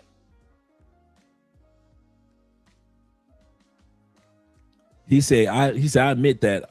He said, I'm not fair. He said, I leave the possibility open about me having side chicks. He said, but if she has another dude, she's getting permanently benched. And I agree with that. Andrea know my motto. My straw that broke the camel's back, mine is cheating. That's not Andrea's. Andrea's is domestic violence. You put your hands on her, Andrea's like, you ain't got no excuse. I don't care if you was drunk. I don't care if you was having a bad day. If you ever put your hands on me, you ain't never got to worry about seeing me again. It's over. That's the one time you'll ever do something like that. That's how Andrea is. That's her deal breaker. Mine is, cheat on me one time, you might as well go ahead and keep on getting that sex because I ain't playing like that. Especially in a country that allows me to cheat and I'm not cheating. So we both have different deal breakers. I'm like T-Mac. Troy says this. He said, that's why they have civil and church marriages. Absolutely correct. They don't mess around as much if it is a church marriage. That's true. That I do know. One thing I can say about Colombian people, since I go to church now, they take, and I'm not talking about Catholic church, I'm talking about like church. They take church serious. Like they take the baptism like, okay, you've been baptized. That means no more this, no more that, no more. No. They take it serious. Like we take it serious, but they take it serious. Serious, bruh. That yes. So when you got a marriage in the church, yeah, bruh. They serious about that one. Yeah, that's what that is, Tori. She ain't getting any play, so she want to hate on somebody else. Shout out to Chalupe. He says this. He says, I'm going to post a text exchange with a girl from Bogota, giving me the okay to see other women. Right. He said, I didn't even mention seeing other women.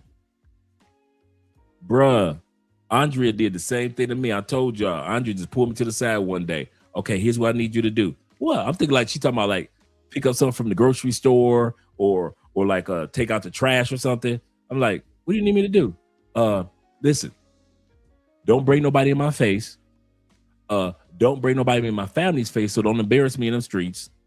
Don't bring me no diseases or no babies, and we good. This was like, I think it was like year 2 into the marriage. I'm like, now mind you, at this time period, I don't know that Colombia is this cheating capital of the world type of thing, right? I'm like, what are you talking about? Where did this come from? Because I never leave my phone. I'll never have nothing in my phone. So it's been times when I've flown home and forgot my phone. So it's never anything in here to like, she saw this. I said, what is, she said, I am just saying, I know my country. I said, okay. And we never had that talk again. She just walked up on me, gave me the rules, and walked away. And I'm looking like, yeah. Let me finish watching this football game.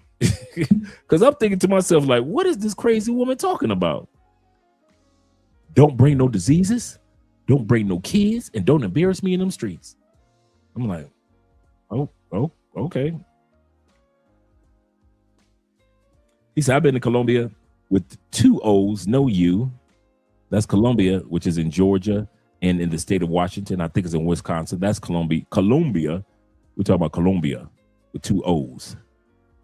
He said, I've been to Colombia 5 years. You've been to Colombia 5 years and you misspelling Colombia?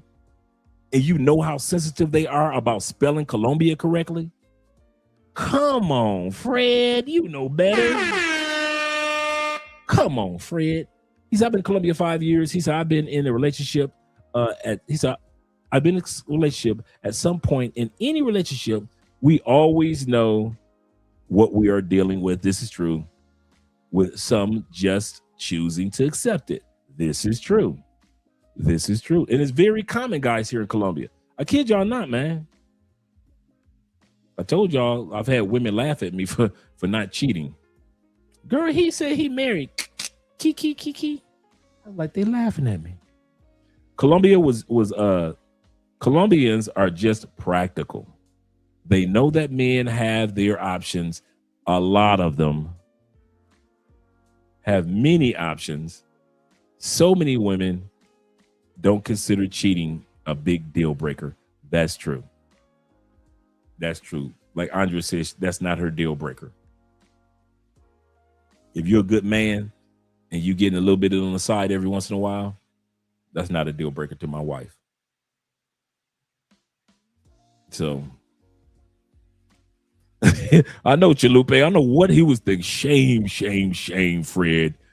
Gotta do the walk of shame. I know, right? In another quiet store, I'm saying spell check. He say next person to do that is getting time out. Be glad Andrea wasn't here, because you know Andrea would be hot if she saw Colombia spelled with a U. And how I found out about it, my Colombian friends in the States put me in check. They put me in check. You gonna know how to spell our country correctly. I was like, okay, my bad. Let's go back to the video. Of people, and a lot of people believe that Colombia is this culture of constantly trying to take advantage of people, constantly trying to overcharge people, constantly trying to earn a dollar in a very scammy way. So another thing, if you're Okay. She said constantly trying to take advantage of people, constantly trying to earn an extra dollar, constantly trying to use people. We are such hypocrites when we come to these other countries. Do we not come to Colombia to try to stretch our dollar? Do we not come to Colombia knowing what, with our dollars, what we can get from other people? And how we can, even with our dollars in euros, even somewhat use other people. It's easy to talk about how Colombian try to get an extra 50,000 pesos out of you. But with the rate of exchange, you still came out on top. If you went to dinner and your dinner was technically 100,000 pesos, let's keep it at 4-1, right? 25 bucks. They charged you 150,000 pesos. Gringo priced you. So you end up paying like 135, 137 bucks, right? I mean, you paying 37 bucks with the rate of exchange. You know, and I know that same dinner that even with Gringo priced at 37 bucks, you would have paid 85 for it back in the States. You would have paid 110 for it in euros back in Europe. That exact same meal, that exact same chicken dinner, the same vegetables, 2 glasses of wine, you'd have paid $80-something for that meal. We come over to these countries and take advantage of them on the economic side too. We use them too. We know when we come over to these other countries, the opportunities we get. So when we sit back and we act like, oh my God, the Colombians and the Brazilians and the people in DR are trying to use us, while we come to their country and use geo arbitrage, and we use our opportunity to buy real estate that some of these Colombians would never be able to afford in 4 lifetimes. Some of you guys can buy a piece of real estate that a Colombian will ever be able to buy in 4 lifetimes. And you want to act like you're not using them in their country. How hypocritical can we be? Yeah, dudes. Yeah, that's what that is, Troy. Whoever got to her, got to her. And a lot of these women, that happens to. What happens is Fred say, sorry, fellas. He said, you know how it is. You use the Texas people. That's true. And it doesn't understand your dialect and it spells it in the wrong language. I'm with you on that one, brother. I'm with you on that one. True. Some of these women have gone to, because I've seen her YouTube channel. She's been to a few countries, had a few viral videos. But some of these women off camera give up their coochie to the wrong one when they was in Thailand. They gave it to the wrong one when they was in South Africa. And the sex was so good. And they really liked that dude. And they do use that passport, sister. And no matter where this sister go, women like this go, they are bitter from country to, you think, remember what I said, a passport is going to show you who you really are. If you think sisters in the States are bitter, white women and Karens in the States are bitter, Give them a passport. That bitterness is amplified because they're going to bring that bitterness from country to country. See, in the States, she's only bitter in Detroit. She's bitter in Atlanta, what the Atlanta dudes did to her, hurt her heart. She's bitter in Utah because in Utah, what the Mormon men did to her, right? But you give a bitter woman, it's just like giving a simp a passport. If you think he'll simp in the States, give him a passport and you're going to really see him simp out with his time, his money, his energy. Same thing with a hurt woman.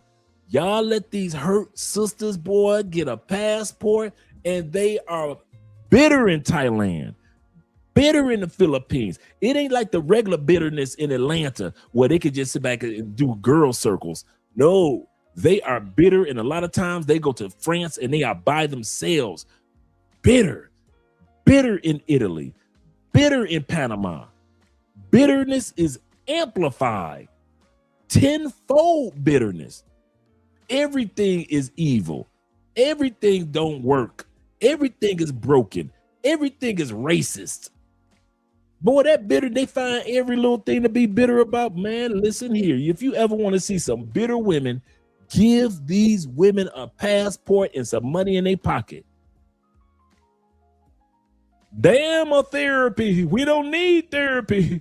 We need passports and go around the world just complaining about everything. If you think a woman is a Karen in the States complaining about traffic, give her a passport and let the flight be late. Let the food in Italy be late. You think she's a Karen in the States? Go ahead, give her a passport and you'll see what type of Karen she really is. I'm telling you, man, like I always say, liquor, money, and a passport will always show you who a person really is. It can be one of those or all of those. If you're a guy that was able to network and relate to women in the States, you're going to be able to network and relate to women no matter where you go. But if you're kind of shy about women in the States, you're going to be kind of shy about women out of the States until you kind of like break that. So it is with women. These women are bitter in the States, get a passport, bring their ass out of the States, and they are bitter amplified. Bitterness amplified. All right. Got to make another announcement. For all you guys that often watch our live streams from Andrea's channel, like Corporal S.T. Jones, Smith Jones, like my brother Rafi in the building over there. Shout out to Philip being over there. Shout out to Don, a.k.a. the Don JP, over there watching Andrea's live stream. Tonight is the last night that we are going to be streaming from Andrea's channel. We are revamping, rebranding Andrea's channel. So it's going to be complete. It's going to still be about retirement and relocating, but it's going to be completely different direction. No more live streams over there. We're going to be dropping videos, daily videos over there. So if you want to continue on following us as the family, make sure you have your a way for us to for you to be able to come over to Love Crossing Borders and watch us from over here from now on, because we'll always be live on Love Crossing Borders, but tonight will be the last live stream over on Andrea's channel.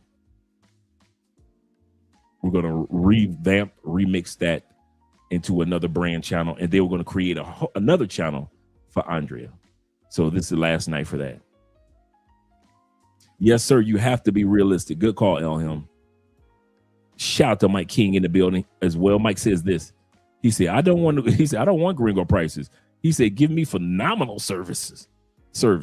He said, and I will give you the gringo tip. Absolutely correct. I love giving a great tip. Nick says this. Shout out to Nick being in the building. Nick says, nothing wrong with adjusting the content on Andrea's channel, or Andrea's or yep. So it's gonna be, so you guys will still be able to get a lot of great travel and retirement content over on Andrea's channel. But we decided to create a whole new channel or brand. So it's gonna be a brand new name, the brand new logos, everything is gonna be one of those channels where we're gonna be dropping reaction videos about retirement and how to relocate. So that's what it's gonna be all about. It's gonna be problem solving type of channel. Here's the problem, what's going on in the States. Here's how you solve it by way of relocation and or retirement. So that's what that channel is going to be about. It's going to be called Your Money, Your Move. We're going to focus on your money, and we're going to be focusing on your move over on that channel, on Andrea's channel. So it's not going to be called Andrea Wallace TV anymore. It's going to be called Your Money, Your Move.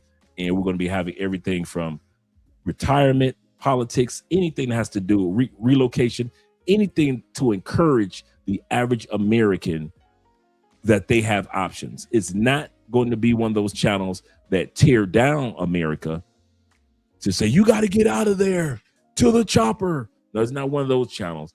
It's one of those channels that is going to show you through showing you politics, by showing you how the average American is talking about America, about the cost of living comparison between different countries. We're going to show you that Americans, the advantage of being an American is you have options. You don't just have America, you have the options because you are American. And with the dollar fluctuating and the economy the way that it is, we want to bring in a audience that we had when we had Mostly Money TV, of people from all ages, all walks of life, who will be able to know that they have options as well. So the new channel will be called Your Money, Your Move. And we'll be starting that.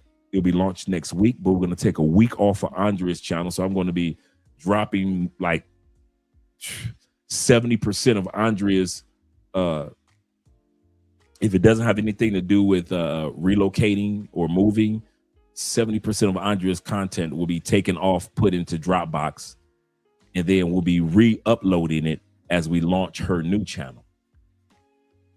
So that's what we'll be doing. All right, but let's go back to the video. Like I said, I'm ready to get to the good part where we talk about all the positive things about Cali. You're interested in moving to Colombia, that a lot of people would consider a very negative thing, is the changing political climate. For those of you who have done just a tiny bit of research, you know that Colombia recently elected a brand new president, and he's a right-wing president. He has the 100% backing and support of Donald Trump, our current president in the United States. And what that means is a lot of policies, a lot of rules and regulations are going to change under this president, including the visa rules.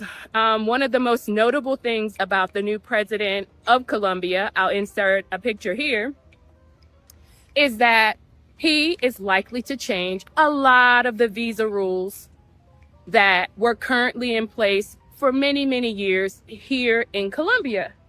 And that's going to have an impact on you if you are moving to Colombia. It's going to be harder to get a visa if you don't have a certain amount of money, because one of the things that people know about this new president is that he's very wealthy and that he caters to the rich. So if you're an expat who doesn't have a job, if you're a budget traveler, if you don't have a lot of money, if you don't have a lot of income coming in every single month, that might be a negative thing as the political climate shifts towards catering to the wealthy. Okay. What's considered the rich in Colombia? I looked this up. What's considered the rich in Colombia? See, when she says the rich, and she spews out there, you know, he got support of Donald Trump, we think America's version of rich. Did you guys know this? If you make $65,000 a year, you make more than 50% of the planet. Just 60, I think it's 63 to 60. No, I think it's 62 to 65,000 a year. If you just make 62 to 65,000 a year, You make more than almost 9 billion people. So you're at like 4.5 billion people don't make as much money as you do. I think Americans fail to realize that. If you are bringing in Colombia between 3,000 to 5,000 a month, you are among the top 10.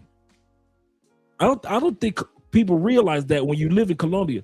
If you're bringing in 5 figures, you are a 1%er in Colombia. 5 figures a month. If you're $10,000 a month, you're among the top 1%ers.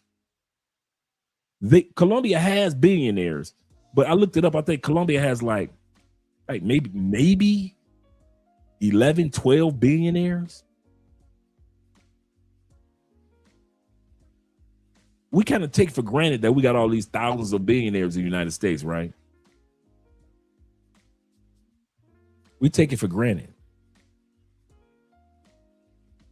On average, and I kid you not, if you're bringing in $3,000 to $5,000 a month just for your cost of living, I'm not talking about your party money and all that, just for your cost of living, you living really good in Colombia. Because the average person that comes to Colombia that lives like we do, like T-Mac does, you can do it on $2,500 to $3,000 a month. I'm gonna say this again. If you make $2,500 to $3,000, I wrote a book on it, $25,000 to $3,000 a month, you are living pretty good in Colombia. You can basically, for the most part, choose your own neighborhood. If you're making $5,000, you definitely can choose any neighborhood you want to. If you are making just $5,000, so when she sits back and she says it's getting more expensive, it's going to hold you back with visas. No, here's what happened that caused it to be more expensive. Y'all ready? The president of Colombia, the former president Petro, gave Colombia a wage increase. Because of that wage increase, because in order to have your visa, you had to at least, by way of your digital nomad visa or your retirement visa, you have to make at least 3 times the amount of the average Colombian, right? So a lot of people who are on Social Security in the States, they hey, I make that amount, blah, blah, blah. I'm good. That's like, what? That's like, what? $900. That's like $1,000, $1,500. Cool. I'm good with that. But then last year, when the wage increase happened, that pushed the 3 times as much up. So now you're at $1,400 to $7,500. I'm not $1,400 to $1,700 a month that you have to have on your visa. So that's what she's talking about. It's not that this current guy that's only been president one day caused any of this. It's because the minimum wage increased last year, which caused the price or the amount of the triple that needs to be on your visa to go up from like $1,100, $1,200 that you need to showcase a month. Now it's like $1,400, $1,500, $1,600 a month that you have to showcase in order to get a retirement visa. That's what she's talking about. This dude who's the president now, he hasn't done anything to showcase what he's going to do and what he doesn't do. And I'm going to tell you this. I love being in a developing country and being in the upper class for $3,000 a month. I can't do that in the States. Now we make more than that. I'm just going to put the threshold at 3,000. We make more than that. But what I'm saying is it feels good to know that the threshold to be in the upper class in Colombia is 3,000. Hell yeah. I'm not about to fuss at this president. Lastly, throughout Colombia's history, it's always been Republican.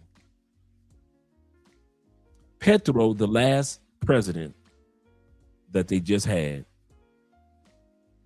was the first Democratic president that Colombia has ever had.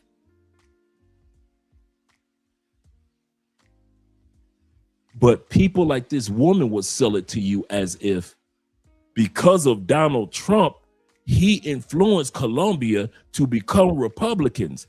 No. Colombia ain't never been Democrat. They gave it a chance. It didn't work. So now it's back to being what it's been throughout its history. Republican. That had nothing to do with Trump. That had nothing to do with Trump.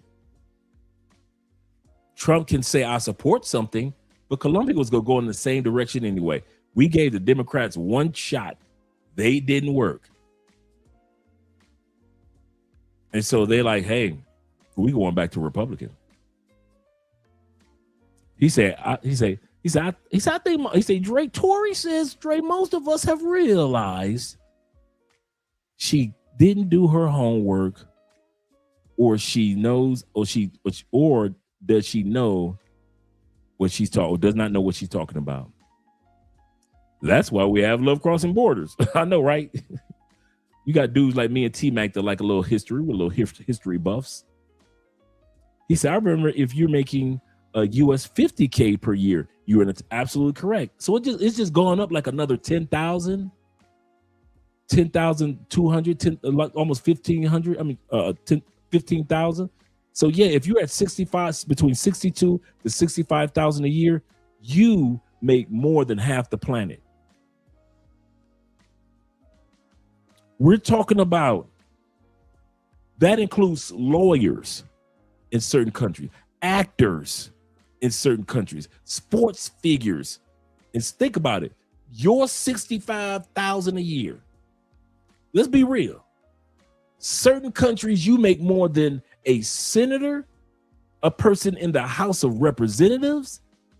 You make more than some parliament members. You make more than some doctors, counselors.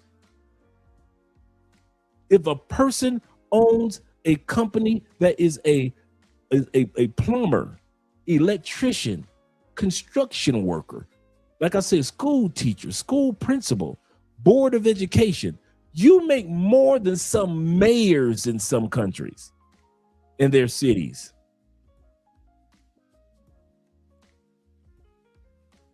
You make more than half the planet.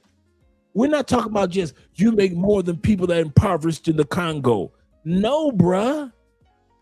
We're talking about people that technically are living good in their own country.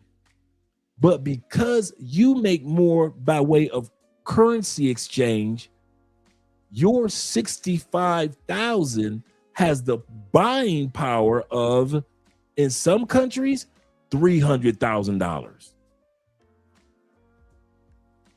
That's why you guys have always heard me say, if I had a choice, and I mean that to this day, if I had a choice to make $200,000 to $300,000 in the United States and $60,000 to $70,000 in another country, give me the $60,000 to $70,000 all day long. I get tax breaks with my $60,000, $70,000. I got to find tax breaks with my $300,000. With my $300,000, I got to pay this much for my mortgage because I know I want to live in a good area. I probably want to buy me a nice little vehicle. So now I'm paying car notes and higher insurance for the vehicle. If anything happens to me, even though I make $300,000, all it takes is just one time getting the flu in the United States. That'll eat up most of my $300,000 a year. Compared to if something happens down here, I could just get a shot for it And that's $5. Every time I go to the doctor's office in the United States, it's like $25, $75, $105 every time just to get something checked out with insurance. When I go to the doctor's office here to get something checked out, it's 84 cents to $1.70. Think about it. Every time you go to the doctor's office in Colombia, if you got insurance, I'm paying $1.70. Why you think I'm always at the doctor's office when ain't nothing wrong? Hey, doc, I'm back. Could you check that out again? Here's your $1.70. Give me 60,000 and let me travel the world, and y'all can keep that measly ass 300. I'll even push it further. You ready? You ready? If I had a choice between making 100,000 and traveling I'll be serious. Let me put it like this. I mean this. If I had a choice to make 80,000 and travel wherever I wanted to on the planet, anytime I wanted to, and made 3 million, but I had to be stuck in the States to make it, fuck you and that 3 million. I'll even put it like this. If I had a choice, and y'all think I'm playing, between making 80,000 and traveling the world in 25 million, and I had to be stuck in the States, couldn't go nowhere, I had to be there, there ain't no traveling because I'm putting in all these hours. I can't see Thailand. I can't see the Philippines until I'm 60, 70 years old. If I got to wait till I'm 70 years old to see the Philippines, to see Thailand, but y'all gonna give me 25 million, y'all can keep that me. See, those of you who are still stuck in the States, you don't understand what the hell I'm saying. But I'm gonna tell you something. For Andre, I've been out the United States so long, y'all in that measly ass 25 million cannot give me my time back. Y'all cannot give me my time back. And that 25 million, I already know a third of that's gonna be eaten up by taxes any damn way. So I'm not getting 25 million, am I? I'ma barely walk away with 11 if I don't do it right. And then, you know, I'll be so stressed out. I got to deal with U.S. traffic. And then I got to eat U.S. food. I got 25 million, but I still got to eat that unhealthy ass American food. Breathe that unhealthy ass American air. I got to sit up there in a country full of noise pollution. I could catch cancer at any second now. I could catch any type of, I wish the fuck I would go back to the United States for a measly ass 25 million. And they told me you cannot leave the United States until you hit 66 years old. As a black man, as a black, in a black shit. I wish I would. I wish I would. Y'all can't buy my soul ever again. You see, Andre talking that shit, but if they put that 25 in front of it, bruh, you can put that 25 million right in front of my face. It better have an expiration date of 2 years. I give you 2 years back in the States for 25 million. Hell yeah. But if you think I'm gonna stay in the States for the rest of my days until I'm in my 60s for 25 measly ass million, and I might be able to enjoy it for another 5 years when I could have took 80 and enjoyed all of my years, get the fuck out of here. Y'all can keep that shit. While y'all enjoying y'all little measly ass 25 million stuck in the States, all you actors, actresses that ain't never been nowhere, ain't never seen shit. You done made all these movies, all you sports figures that you made all this money, and 85% of sports figures lose their money by the time 5 years after retirement. All you people in the States that sit back and complain about the food, complain about the gas. I ain't been doing none of that shit. You ain't never seen me and T-Mac talk about, or me and Will talk about something. Damn, these gas prices so out of control in Colombia. How much is gas? Hey, T-Mac, Will, hey, Troy, do you keep up with the gas prices in Colombia? You just pull up and you be like, todo corriente, por favor.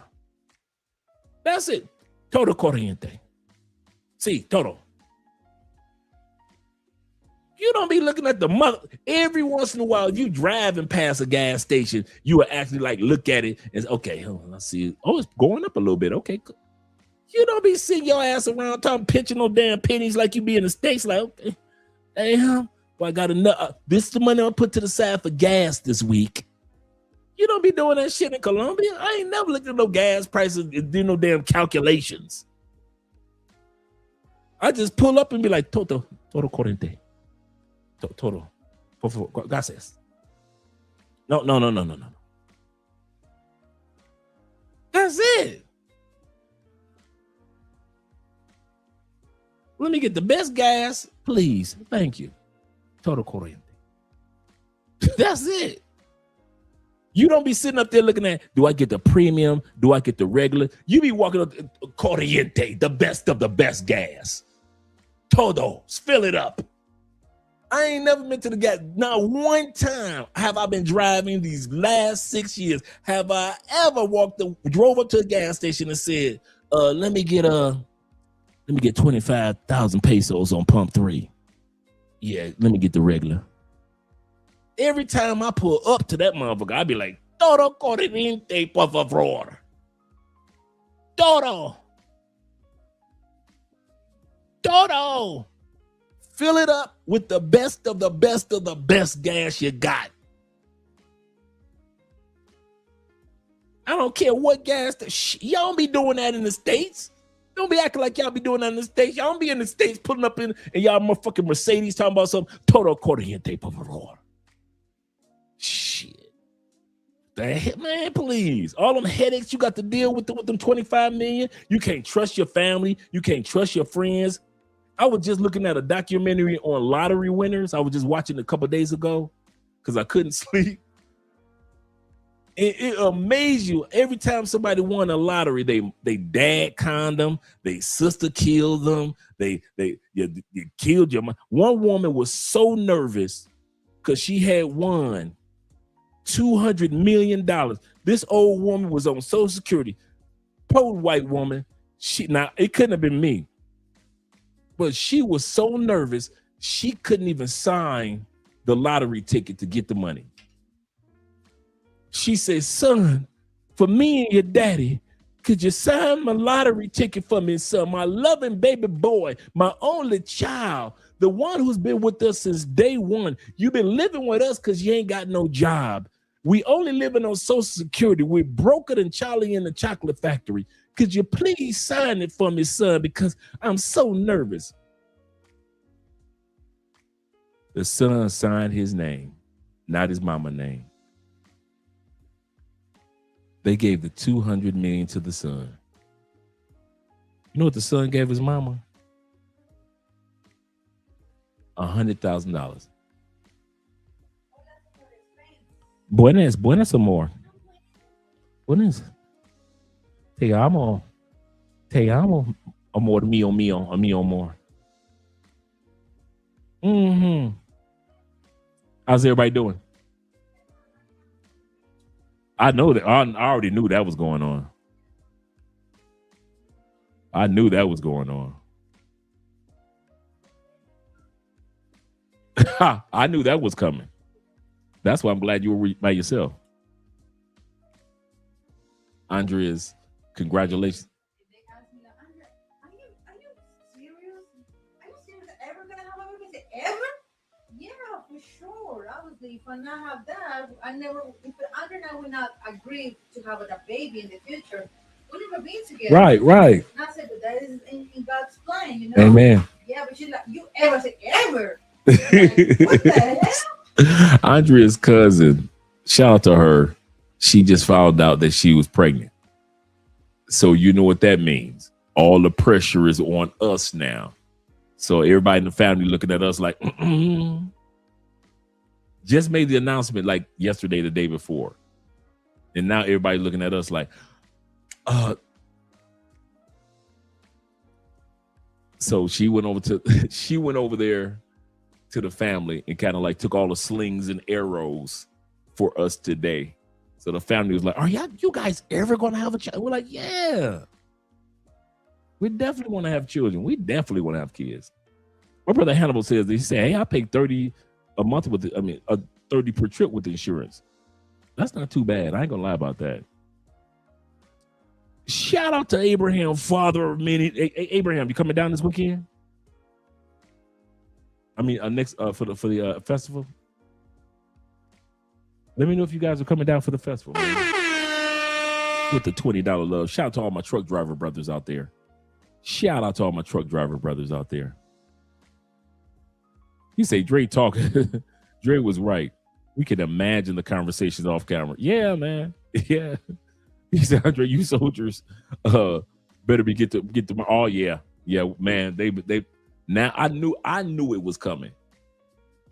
I'm in here, right? I'm in here in the studio. I didn't tell you guys. It was I was doing studio work, right?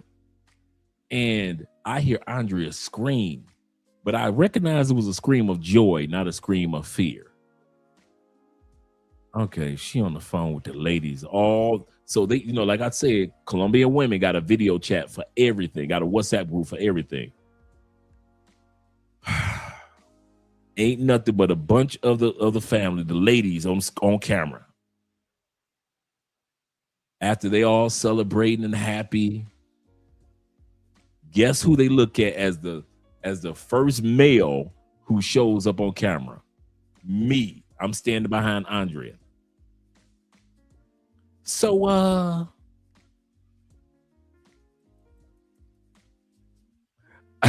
all I did was look at Andrea's phone and put my hand right over the camera. So yeah, we're gonna focus on some kids. Yeah, definitely. We were talking about that last night. Yeah. I don't know who's worse, you guys or Andrea's family. Because you guys are always on us about having kids. You guys in the comments are always on us about having kids. And then Andrea's family and my family are always on us. So yeah, we yes, the answer is yes. We definitely are focusing on having children. He said, cut to the feet, Andre. In the words of the Isley brothers, got work to do. Yes, sir. That was a jam too, by the way. And the average white band. I got work to do. He said, I'm working this August. Oh, okay. Sacrificing for next year. Okay, cool. Yeah, that's what my Uncle Jeffrey is. He's not going to make it down here either. He said, I forgot that you and those Colombian gas prices trade. He said, just brag. Yes, I am. Yes. Yes, man. I love it.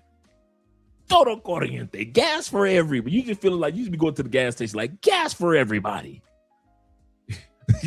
Gas for everybody. Gas on me. It's like everybody be buying the club. You feel like I'm buying the gas station. Gas on me for everybody. He said 100%. He said 3,000 4,000 gives you good lifestyle. Yes, guys, we are not exaggerating. For you guys that think we're exaggerating and it's got to be more than that, it's more than that based off of your proclivities. That's what makes some guys spend a lot more because, okay, they've got their 3,000 to 5,000 per month. But then they want to spend 3,000 or 5,000 on pay for play or partying. Or they still want to spend 3,000 a month on traveling different places. That's what makes some guys budget a little different from other guys. But for the most part, T-Mac's budget is like Will's budget, is like our budget, is like Ronan's budget. We're all in the same Richie Mac's budget. If you ask most of us what we pay for housing and utilities, most of us are in the same dance of $2,500 to $3,000 a month, no matter what country we're in, as far as housing, maybe food included, in our utilities. Most of us are in that same dance. So for the most part, if you hit that $2,500 to $3,000 a month, you can live really good in most countries, bruh. Except the United States. Except the United States. Let me show some love to, I think I forgot somebody who. I got SYMB. Kenneth, shout out to Ken. Ken said, I didn't have a negative experience with while in Cali, Colombia. He said there were more homeless people in Rio. Absolutely correct. Absolutely correct. That's a good point, brother. Let's continue on, guys. Like I said, let's let her speak so we can get to the part that I really want to show you guys about the good parts about Cali. Here in Colombia, which it always has been. However, now I think it's going to be even more intense. So the last thing I want to talk to you about is related to just that fact. The visa requirements in Colombia are changing rapidly. Of course, the visa requirements have always favored the people who have the most money, the most ability to buy property, to invest money here in Colombia. The visa situation has always catered to those types of people, wherever you are around the world. However, what you'll find is little by little, things like the digital nomad visa, the requirements are changing, they're shifting. It's not as easy anymore to get a digital nomad visa.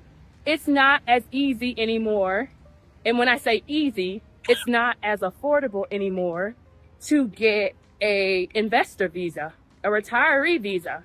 A lot of these things are changing and shifting. And for a lot of expats, that's considered a negative part of moving to Colombia.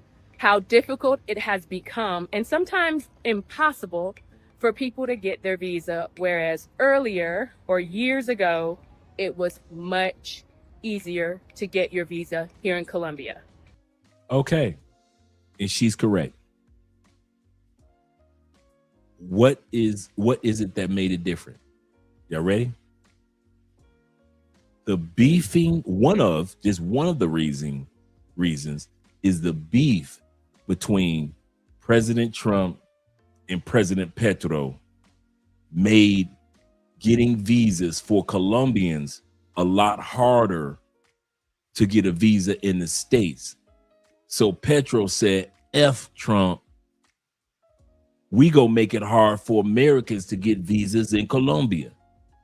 You see what I'm saying? So she's telling you about a beef between two grumpy old men, and we all got caught in the crossfire.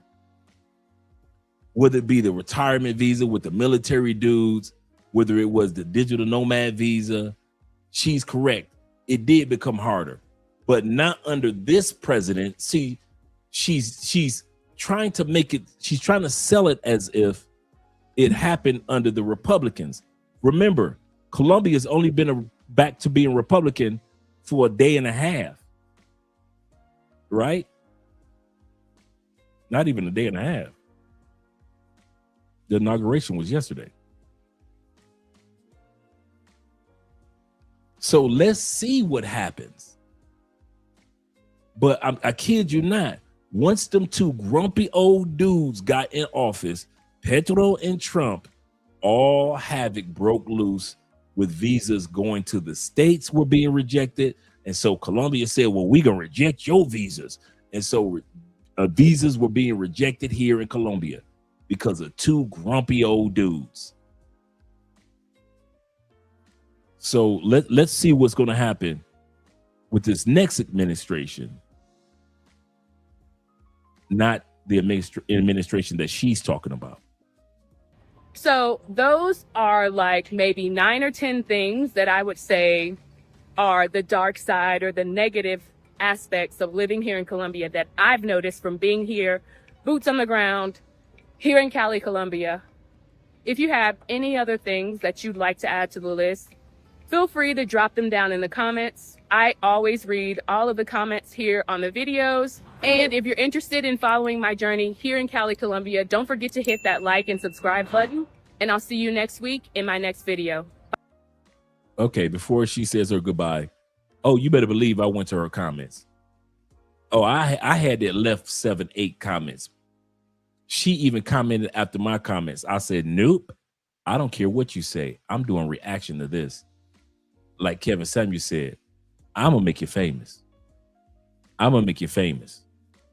You don't come down to other people's country and then come to their cities. I don't care if it's Medellin. I'm gonna say something.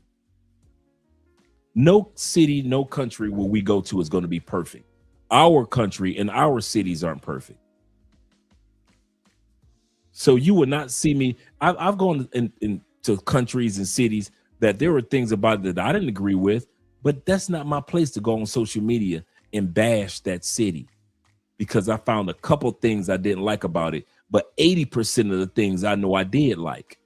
There were some things about Paris I did not like, but I could easily say 80% of Paris I really enjoyed. There were things about Barcelona, Spain, I didn't like. But I could easily say 80% of Barcelona, Spain, and Madrid,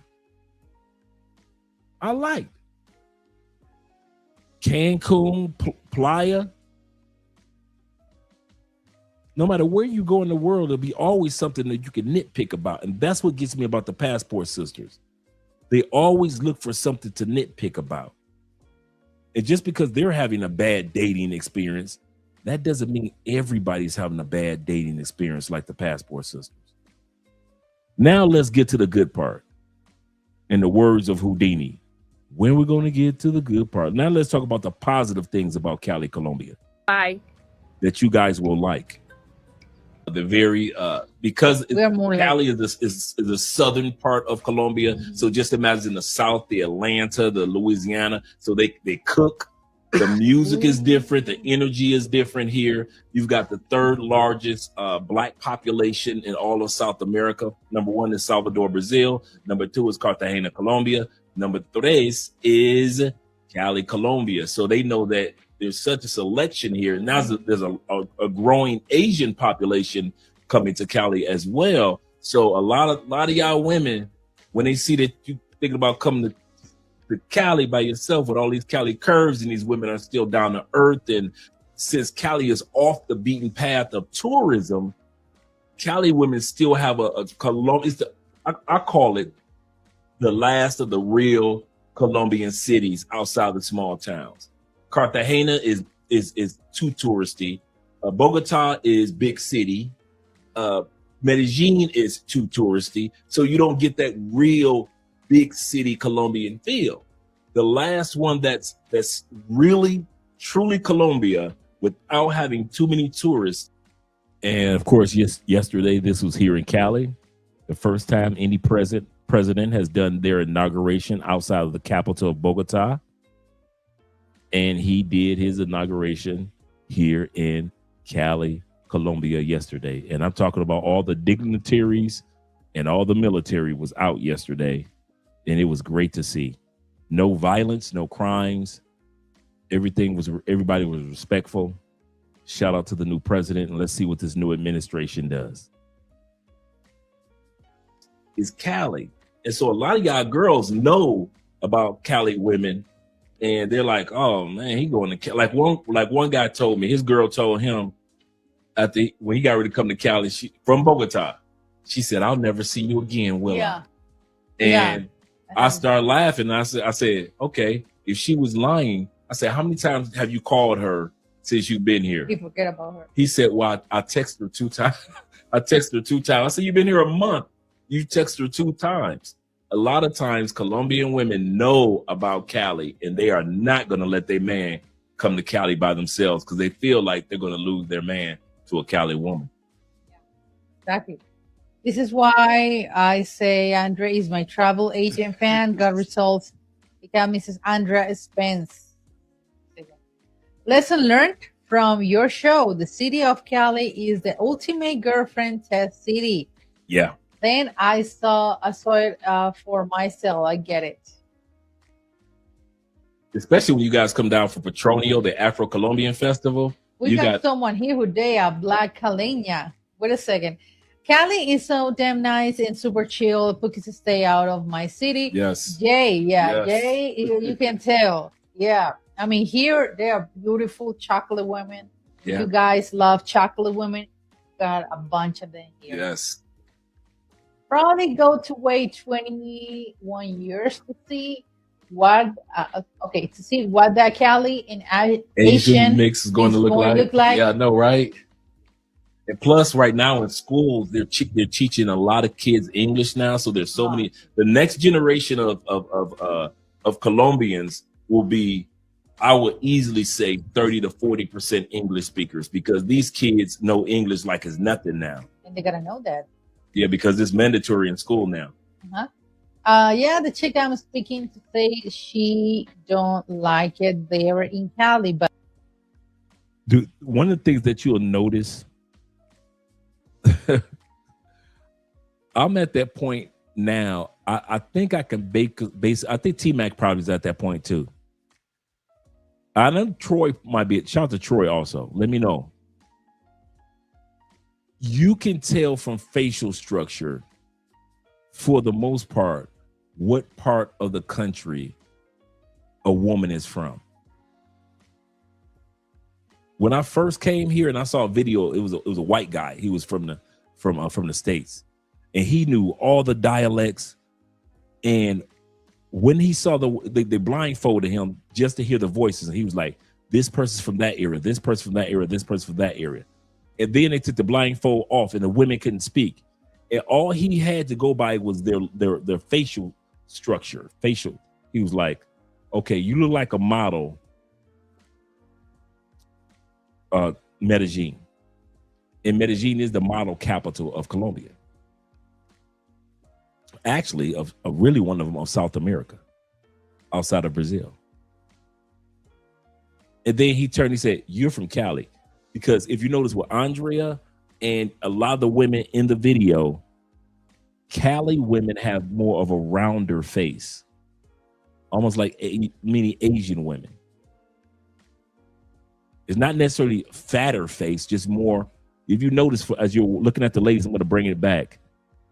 You'll notice that Cali women, you can have women that have strong features, such as this young lady. Okay, to see what that Cali and Asian mix is going to look like. But you'll notice that Cali women have more of a rounder, oval face compared to Medellin or Cartagena. Look like, yeah, I know, right? And plus, right now in schools, they're teaching a lot of kids English now. So there's so many. The next generation of Colombians will be, I would easily say, 30 to 40% English speakers, because these kids know English like it's nothing now. and they gotta know that. Yeah, because it's mandatory in school now. Like this young lady. A lot of times you see Cali women you'll find the ones like the other young lady that just popped up with stronger cheekbones and everything. But for the most part, Cali has more of a rounder face. Yeah, the chick I'm speaking to say she don't like it there in Cali, but never been there. Yep. Cali dangerous. They will give you every excuse why not to come here. And of course, you got the Afro-Colombian sisters down here with the big afros or the braids. Yeah, seriously. But that's the part. I mean, the two bigger cities that got the most beautiful women, Medellin and Cali. No doubt. That's in percentage. Yeah. Medellin and Cali got the most beautiful woman in Colombia. Yeah. Because Medellin is a lot of you guys don't know, Medellin is the fashion capital. The fashion capital of South America, one of the top fashion cities in South America. They have, you know how New York has Fashion Week? A lot of you guys don't realize Medellin has Fashion Week. You want to look that up, because Medellin has a Fashion Week where they have the models on stage. They're modeling the clothes. So you have male and female models from all over Colombia going to Medellin. So now you end up in a situation where there are beautiful, just like California. This is the Petronio Alvarez Festival. For you guys are going to be here next week. So you get a chance to see all the celebration and pageantry next week. And once again, the concerts and everything is absolutely free. Yeah, you end up in a situation where there are so many beautiful men and beautiful women and handsome men in one location having kids. And that's why you have such very, very attractive women in Medellin. We got Lisa, I'm coming to Cartagena Monday. I told my Latina friends that I'm bringing a woman with me to help me translate for the dentist. Man, they are tripping bad. Yeah. Hello, Gail. Thank you so much for being so surprised to see you here. Yo, Gail, some love. Yes, ma'am. So glad to see you. So glad to see you. All this, once again, is Petronio Alvarez clips. They say, so then women outside of Cali will tell their men in the what? In campaign, what? What? The Cumbia, a lot of guys don't know that Medellin has a fashion week, just like New York, just like France, just like Italy. I do not see you guys. See, shout out to Kings and Dreams. These are the type of events that kind of disappoint me that you guys don't talk about when it comes to Medellin. Medellin's Fashion Week, if you want to see some of the most beautiful women from all over South America, Fashion Week in Medellin. Yes. Some of the nicest styles, some of the nicest designers. But the great thing is those who will be here for the Petronio Alvarez Festival, you get a chance to see the Afro-Colombian fashion shows absolutely free during the festival. And some great fashion designers down here. So yeah, you're absolutely correct, Kings and Dreams. But don't nobody talk about it among travelers. Let's continue on. Mutombo, the basketball player. Oh, okay. Boys, no. That's what the women go tell their man. No. You can't go to Cali. No. Ghostface, Jeffrey said, if I have a girlfriend in another city in Colombia, I would spray fail the test if I was visiting Cali for the first time. Sorry, but not. It's a lot of candy eye here. A lot of eye candy, yeah. Yeah, eye candy. Mhm. Oh, in español we call caldo de ojo, like the eye soup. Eye soup. Eye soup. Wow. Yeah. Okay, back to the topic, you guys. The next one. Excuse me, gentlemen. I cough.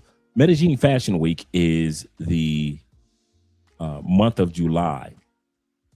It was the third week of July this year. So we kind of missed it already.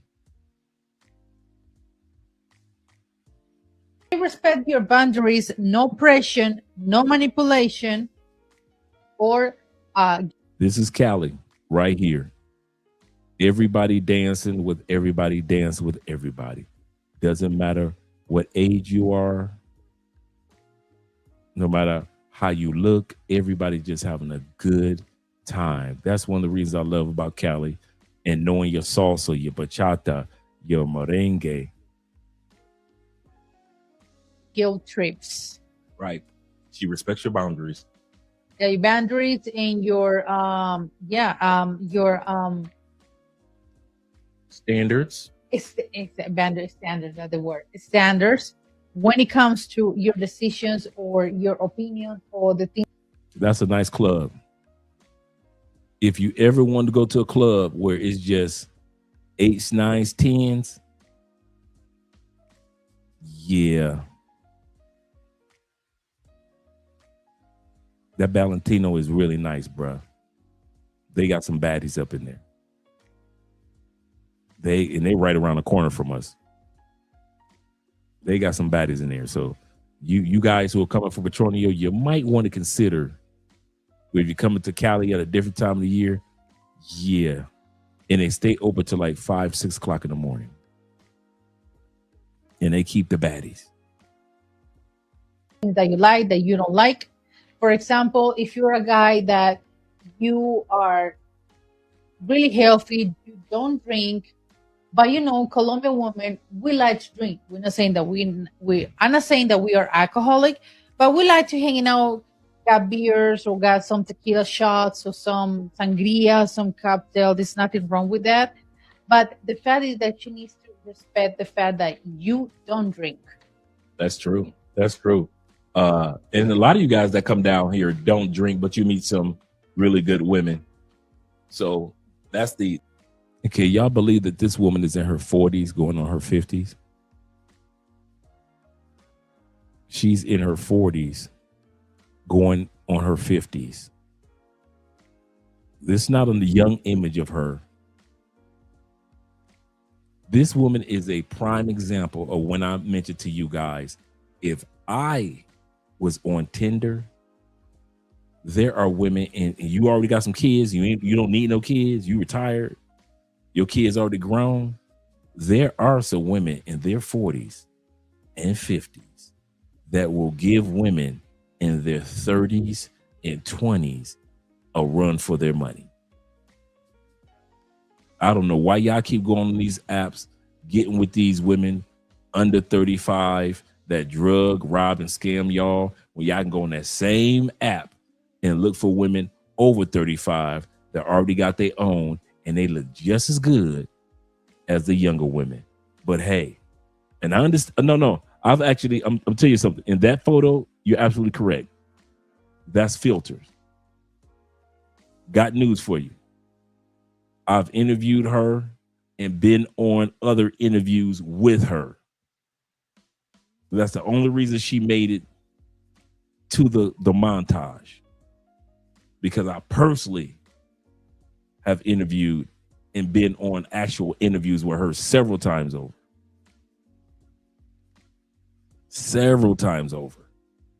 And she funny. She is as down to earth as. That's the funny part about beauty. In the States, beauty is funny. You don't know who gonna be cool and who not. She's down to earth, as she's married, sweet as she want to be.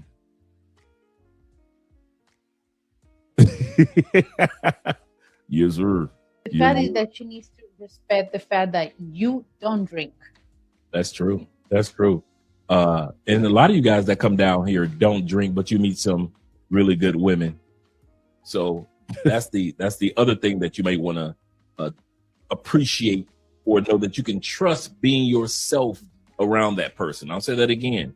One of the signs of can you trust her is, can you trust her to accept you for you? If you're a person that says, she likes to drink her aguardiente and have fun, and you're a guy that doesn't smoke cigars or cigarettes or anything, and you don't drink at all, can she be okay with you? Okay, it's all right. Do you dance? She might ask you, can you dance? And of course, they have Afro beats clubs down here in Cali as well, to where you might not come across Afro beats clubs in as many reggae clubs in Medellin. I know you guys do have them, but they do have Afrobeats clubs, Afrobeats DJs, Afrobeats performers here in Cali. Dance. And it may be something else that you guys may have in common. But the fact that you're being yourself lets you know that you can trust her to be yourself around. Yeah, I see that club off the chain, right? You see the club off the chain. But in Cali, all you Medellin folks, once again, if don't nobody tell you where to go, you won't know where to go, except back to the airport where you belong. Yeah, absolutely. Just things that you gotta notice when you start dating with this girl. Respect your boundaries and standards, exactly, and not using any type of manipulation. You know that sometimes women, they use that manipulation, that beauty, even the intimacy to get what they want. Mm-hmm. Yeah, and you don't want to deal with somebody that's going to manipulate you. Absolutely not. And of course, you got to have your salsa if you're in Cali. One of the reasons why women get lonely in Colombia, in Cali, I'm going to say this, women and men, one of the reasons in Cali, you're going to be lonely. And you're going to feel like, well, this ain't Medellin, because you can't salsa, bachata, or at least merengue. You can't just go side to side. You can't even merengue. You can't even go side to side. You can't even go side. You can't even. If you can't bachata, merengue, cumbia, but especially salsa, and I'm not talking about Cuban salsa. I'm not talking about European salsa. I'm not talking about New York salsa. I'm not talking about Puerto Rican salsa dancing. I'm not talking about Colombia salsa dancing. I said that on purpose. I'm talking about Cali salsa. completely different than all the other 4 or 5 versions, because there's 6 versions of salsa in the world. The other 5, we love them, we enjoy them. But Cali, you better bring your energy, son. You better bring your energy. Because I'm telling you, boy, you gonna break out in the sweat mess around with Cali. But if you know how to salsa Cali style, man, you gonna meet so many people, so many women, so many cool dudes, man. So many cool dudes. That salsa, man, that's another reason why my Spanish is trash, because I know how to dance. I have met families, and I'm always saying this. I have met the coolest couples. The coolest couples. You see a dude sitting there with his baddie, and you just walk over and you just ask the dude, do you mind? He's like, nah. And then you just reach your hand. Now, this is the funny part. You don't even have to ask a dude. I mean, you don't even have to ask the chick. You just talk to the dude. He's like, no, go ahead, let her dance. And you reach your hands out to the chick. She put her hand in yours. Y'all hit the dance. Man, oh, man. By the time y'all get back, man, you'd have made some best friends. Some best friends, man. Because you send them to now, you chopping it up with them. And then if I dance with somebody's wife or girlfriend, I order them a pitcher of beer. Oh, I'm telling you, man, I've met some cool people through salsa. Some cool people.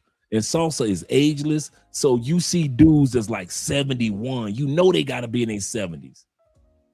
Dancing with somebody that's 21. Baddie. And they kill the dance floor because the 71-year-old dude been dancing salsa for 62 years. They teach salsa in kindergarten in Colombia, in Cali.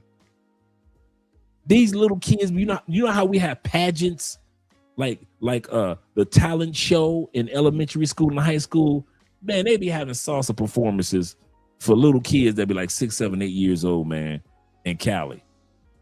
Andrea said the reason why they smile so much in Cali, especially when they dance, because when you were a kid, they put a pencil in your mouth. So you had to dance like this. You had to smile. So when you're a kid, they put a pencil in your mouth, the boy's mouth, and y'all got to dance. And so now when people in Cali dance, they automatic. If you see somebody mean mugging and they saw some shit, man, you be ready to sit your partner down. You be like, what you looking so mean? Let me let you go. Yes, sir. That's Cali. And we don't want anybody, they don't want me to come and interrupt what they got going on in Cali. They don't want y'all to come mess up what they got going on in Cali. And I don't want to mess it up. I love what Cali does, man. Cali is like one big family reunion every weekend. Just one big dude, you can just walk out in Cali. Cali is like New Orleans. With the music, food, and people are one. I'm going to say this again. New Orleans, music, food, people are one. That's what I love about, if you've never been to New Orleans, if you ever come to Cali any weekend, you will realize these people take music super serious. Live bands, live entertainers, super serious. Super serious. Food, because it's a blend of all type of Peru and Argentina, and then you got the Afro-Colombian foods. We take food here super serious. And then the people, it's like being in a huge town. Sometimes you feel like you're in a city, but most of the time you feel like you're just in a big ass town. To whereas Medellin and Bogota, they feel more like cities. And they remind you, you are in a city. But not Cali, man. And that's why we're like, if you one of them dudes that's the Medellin people, male or female, and y'all try to come, don't come. That's why we so sensitive about y'all coming down to Cali. Don't come. We don't want y'all here. Because we really like what's going on here, man. Okay, you guys.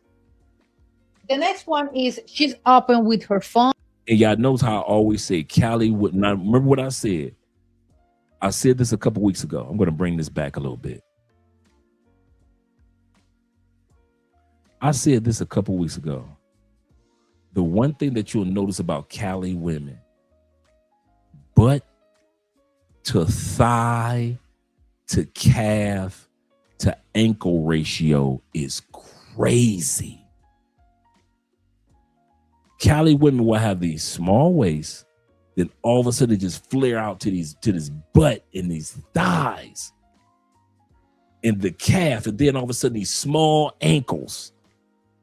This woman's legs that we were looking at dancing is Cali Colombia 100%. As soon as I would have saw her in any other city, I'd have said, oh, she's from Cali. Because they are not built like this in any other city, dog. That thigh to calf, leg to butt ratio is crazy here in Cali. You see females looking like they ready for the NFL combine when it comes to their thighs and butt. But then you see these little bitty ankles and pretty feet, and you be like, dang, okay. I see what you're working with, Cali. To get what they want. Mm-hmm. Yeah, and you don't want to deal with somebody that's going to manipulate you. Absolutely not. Okay, you guys. And she doing it all in high heels, mind you. The next one is she's open with her phone if needed. No secret message or calls. And you know that we got our opinion about this, absolutely. That we don't hide our cell phones, but we respect our privacy. Like 100%. And I miss with Dre's cell phone, even that he showed me something or I need to send a photo to my WhatsApp. All right. Then, of course, you got Crystal Ray, the statue of Christ. So if you don't make it to Brazil, you can always make it to Cali, Colombia and see the statue of Crystal Ray. Or something. I'm not going further through his phone. And you notice Andrea just said she does not go through my phone. I never have gone through. We don't even go through wallets and purses. The other day I asked Andrea, I said, hey, could you just grab, she's about to go hang out with a homeboy. And I said, you need some cash? And she was like, yeah, because I don't want to go to ATM or nothing. And I was like, oh, grab my wallet. She said, I don't go through wallets. And I was like, you know what? She right, because I don't go through purses. Because I will walk over and hand Andrea a purse if it's something in there I need. I've never reached in my wife's purses a day in my life. And my wife has never reached into my wallet. I know what I was thinking when I said that. Yeah, go grab my wallet, get the money out. I'm like, she's like, no. So yeah, we don't go through each other's phones and we don't go through each other's wallets and or purses ever. And that's why we keep peace in our house. Number 2, some of you guys have heard us say this before. If you want to know one of the number 1 things, number 2 reasons why our marriage works so good, we do not have a television in the bedroom. I'm here to tell you, if you want to save a relationship with your Colombian girlfriend, your Philippine girlfriend, your American wife, your Thai wife, I don't care. Bruh, treat it like the damn poltergeist and get that television out that bedroom ASAP. You will thank me a million times over. the conversations that you and your girlfriend will have when there is no television to entertain you, the prayers that you guys will have, the intimacy that you guys will have, the sleep that you're going to get when there is no television, no late night basketball games keeping you up to watch to the last quarter. I am telling you, bruh. I am telling you, no. That television in the bedroom is a no. That is a 1000% game changer for me and Andrea. Well, me and my girl ain't never had a problem. Yes, you are a rarity. But I do realize that there's a reason why 57% of divorces take place in the United States when it comes to marriages. And I personally believe, this is just Andre's hypothesis, I believe one of many reasons is there's not enough late night communication between the couples. By the time y'all get to bed, she watching her favorite reality show, and now you watching her favorite reality show with her, and it seems like y'all getting along. But while y'all watching reality shows of couples falling apart, you ever catch that? While you watching the Atlanta Housewives with your girlfriend and their marriages are falling apart, all of a sudden your marriage fell apart. You watching reality shows of people that can't find love. Every night you and your girl or your wife get in bed and y'all watch reality shows of people that can't find love, and all of a sudden y'all can't find love. You ever notice that? All the shows on television that causes separation, and y'all sitting up there like, ooh, we can't wait till tomorrow's episode. And you don't realize that you and your girl are sowing the same seeds in y'all bedroom. Bruh, get that damn television out like the poltergeist. Get it out that bedroom, bruh. Cut it off. If you got that mounted to the wall, get in the habit of not cutting that thing on, bruh, at night. And I'm telling you, you will thank me a trillion times over. Me and Andrea have the best conversations. We talk about everything that's moving under the sun until we basically fall asleep. The prayer time, the Bible studies we have with each other, none of this stuff, man, planning. Dude, we put together a whole brand new YouTube channel for her channel just talking last night.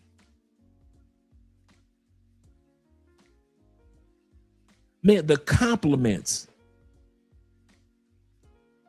Do you know how many times I've complimented Andrea at 10 o'clock at night?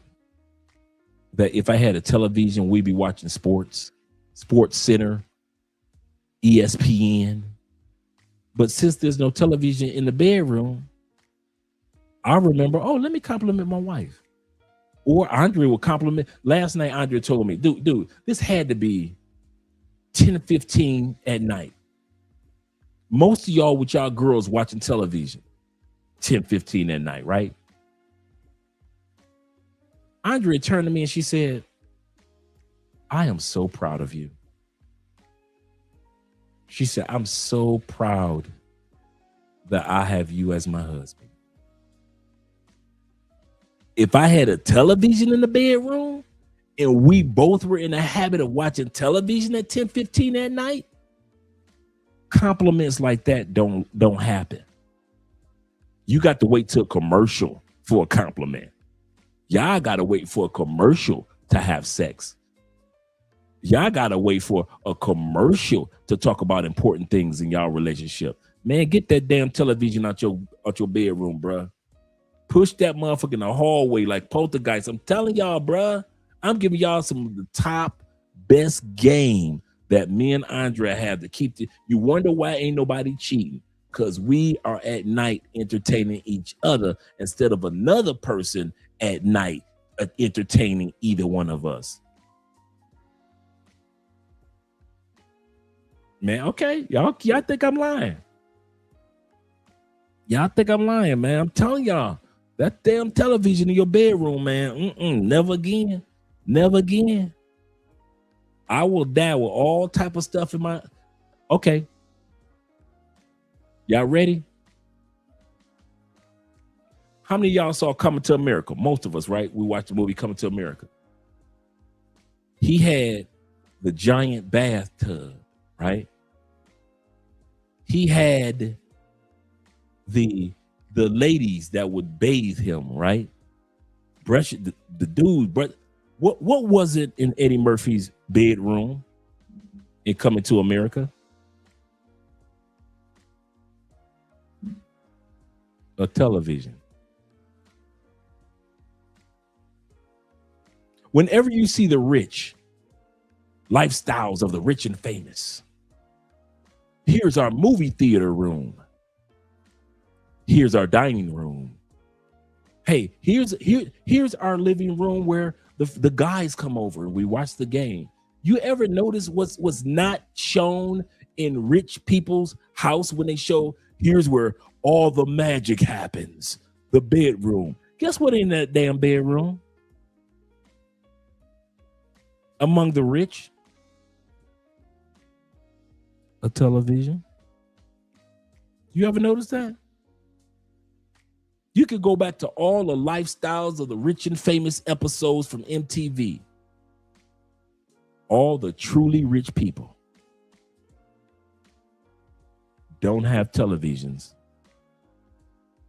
in their bedroom. I just wanted to put that out there. Curtains, blinds, no television.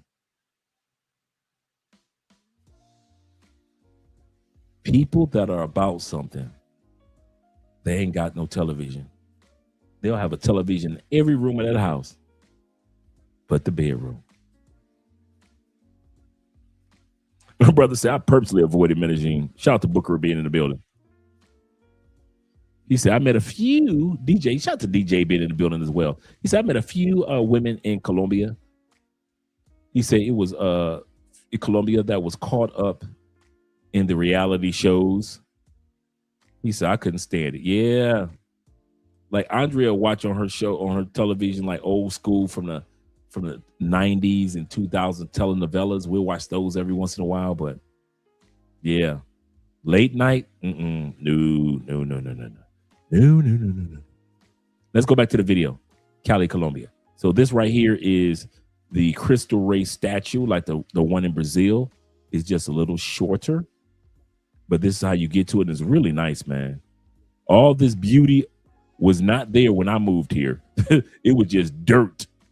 All this that you guys are looking at, that you're going to see this trail, was all dirt when I moved to Cali.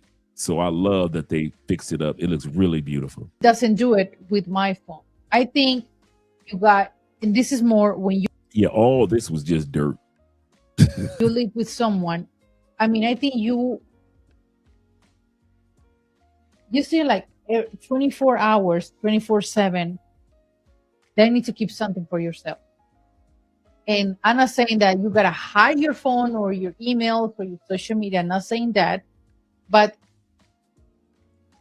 cell phone to me is a private thing. It's something keep for yourself. I'm not hiding something, but it's something that is for me. We live together. We share everything together. So at least I need something that I just keep for myself. And this is the irony of it with us. And what Andrea is saying, that we've never gone through each other's phone. I've never been one of those dudes to go through a woman's phone anyway. I'm just not wired like that. I can leave my phone at the table at a restaurant and go to the men's room, or I can take it with me. You know, let's say Andrea's sitting there. I'm going to the bathroom, right? I don't have nothing to hide in my phone. So I ain't tripping if a phone call come through or a text come through that is something like that. There have been times where I've gotten on flights and forgot my phone and Andrea had it. Mm-hmm. I'm not tripping on that. Same thing with Andrea. Andrea leave like the other day. She said, well, babe, I just left my phone there. I left her on the charger. I'm about to go take care of something. I'll be back. I could have easily been one of those dudes. Oh, she left her phones on the charger. Let me go through her phones. Never been like that. No, what gets me mad is that when people automáticamente piensa que cuando uno es afro-latino that you're from the Dominican Republic.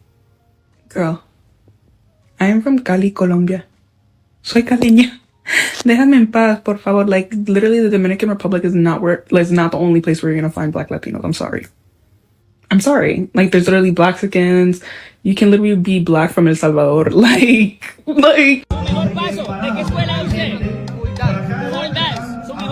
This is all the young people before they get ready to perform. I didn't give the Cash Apps a shout out. Thank you very much, International Choir Store, for reminding me. Show you brother some love. Shout out to T-Mac for the love the other night. Appreciate you, brother, man. Always supporting the channel.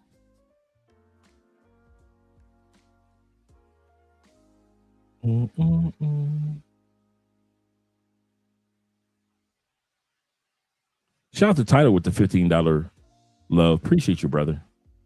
Shout out to International Choir Storm with the $5 love. Appreciate you too, man. Shout out to Blade Runner. Appreciate you. Appreciate you, gentlemen. Hope I didn't miss anybody. And shout out to Tim. Shout out to Tim with the $100 love over on the Cash App as well. Appreciate you, brother. Yes, sir.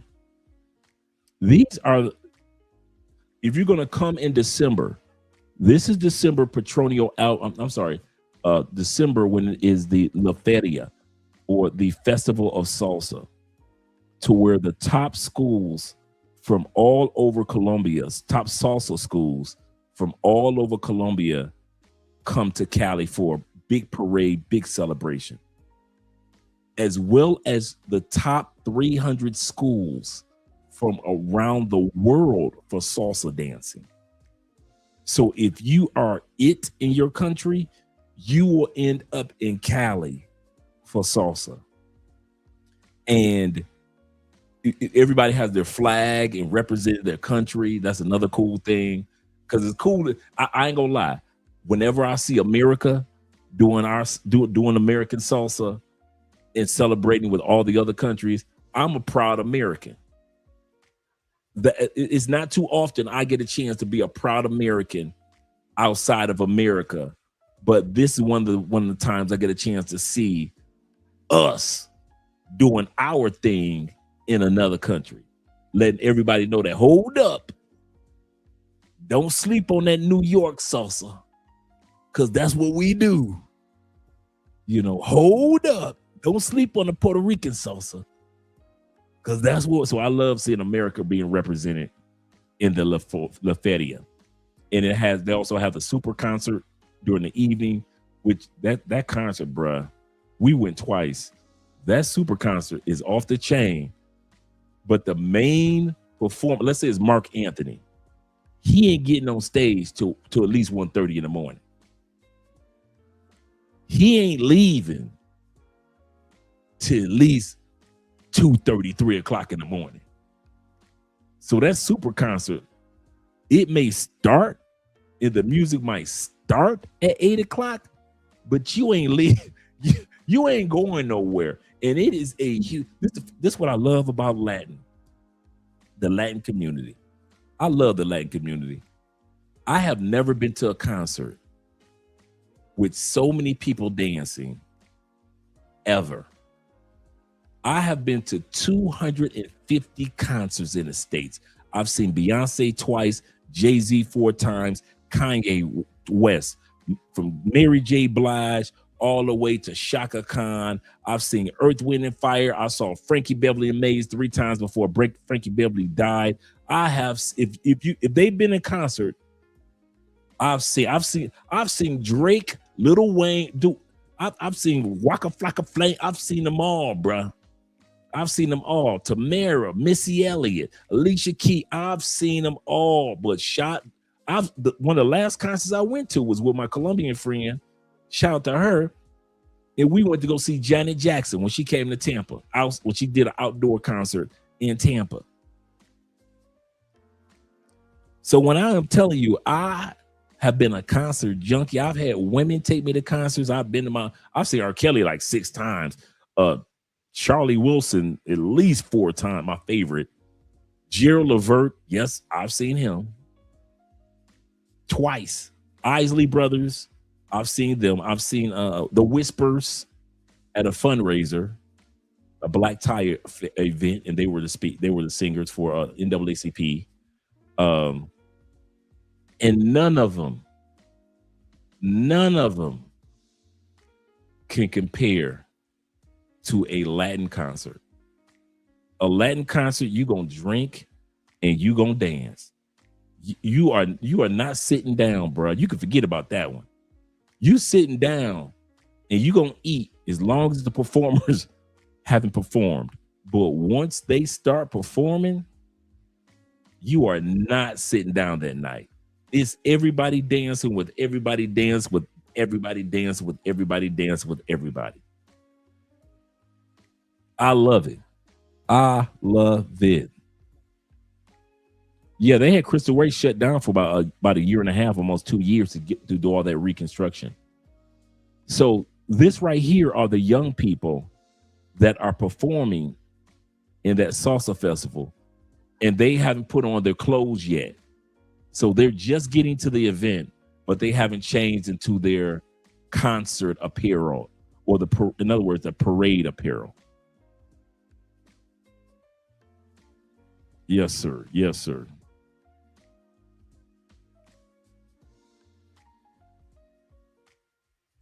He said, I said in the Cash App, Dre, it's insightful about the bottom of your desk. It's insightful about that bottom of your desk. I didn't get that part. Oh, the bottle. Okay. Yeah. Okay, cool. yeah, man. Once again, this was kind of cool, man. For you guys that weren't here earlier, man. One of you brothers brought me this cognac 3 years ago. My brother Horace, who always comes here from Canada. And this cognac company started in 1863, and it's kind of cool how it has a panther. And one of the South American animals is panther, and that panther goes all the way around. So I was going after 3 years. I was about to open this bottle, and I was like, nah, I'm gonna leave it closed. Maybe I'll open it once the baby is born. Maybe I'll open this one when the baby is born, once Andrea is pregnant. So I just ordered me a couple of bottles of just regular red wine, a couple of bottles of Pinot from, where did I get this Pinot from? What country? Let's see what country this is. I think this might be Colombia. I'm trying to see where it's from. Oh, yes, from here. Yep. But yeah, let's continue on. Let's enjoy watching the young people as they're just getting to and let them show off some of their steps for the Sista Festival, because that's what these young people are there for. They are some of the performers that are getting ready for the Sista Festival. Mi nombre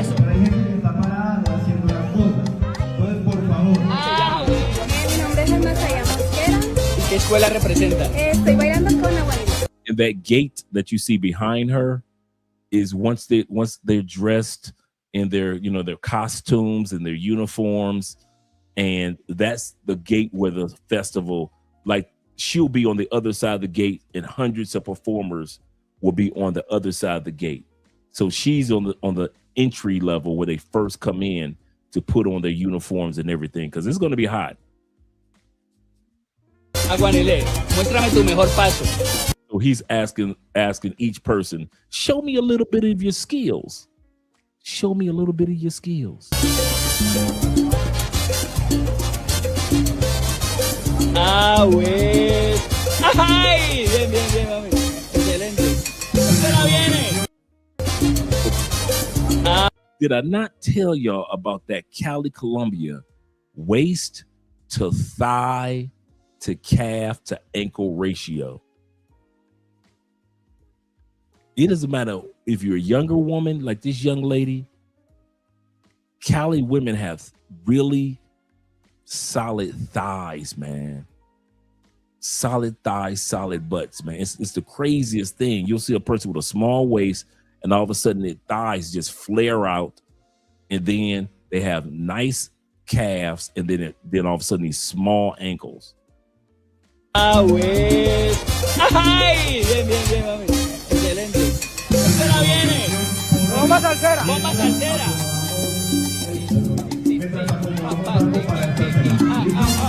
Epa, métale ahí. Hay expresión. Hay expresión, bueno.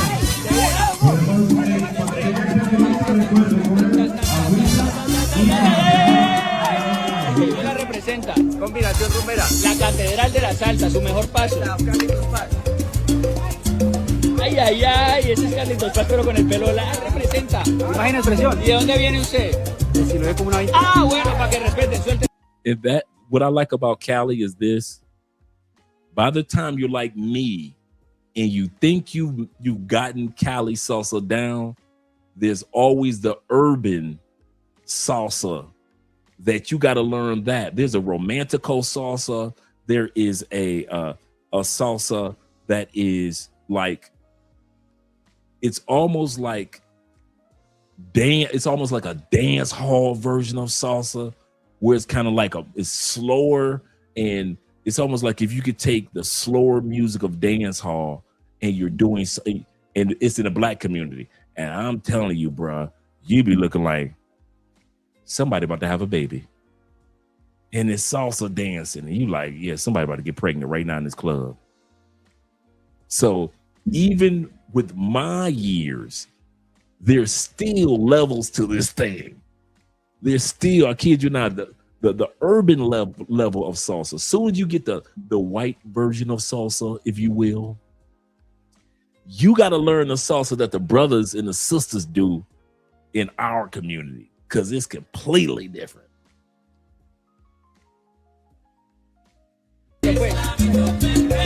Mero clásico. Ahí. ¡Ay! Bien, bien, bien. Samuel. Pa, pa, pa, pa, pa, pa, pa. Ahí. Bien, papi. 1, 2. Ah, bueno, para que respeten que el básico es el básico. Venga. ¿Ustedes qué escuela vienen? Cali Descarga. Cali Descarga, buena. A lo Casanova. ¿A qué escuela representa? Intendencia caleña, sí, lo es. Una 20. Su mejor paso.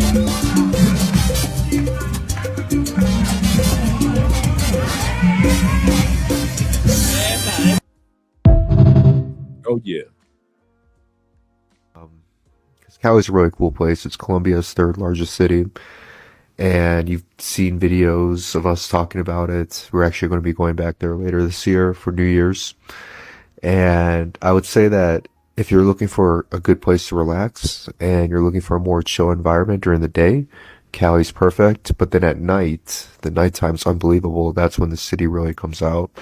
It's quiet during the day, so I think it's relaxing, chill from that point of view. But then if you actually want to have fun going out, because Cali's known for being the salsa capital of the world, that's where salsa came from.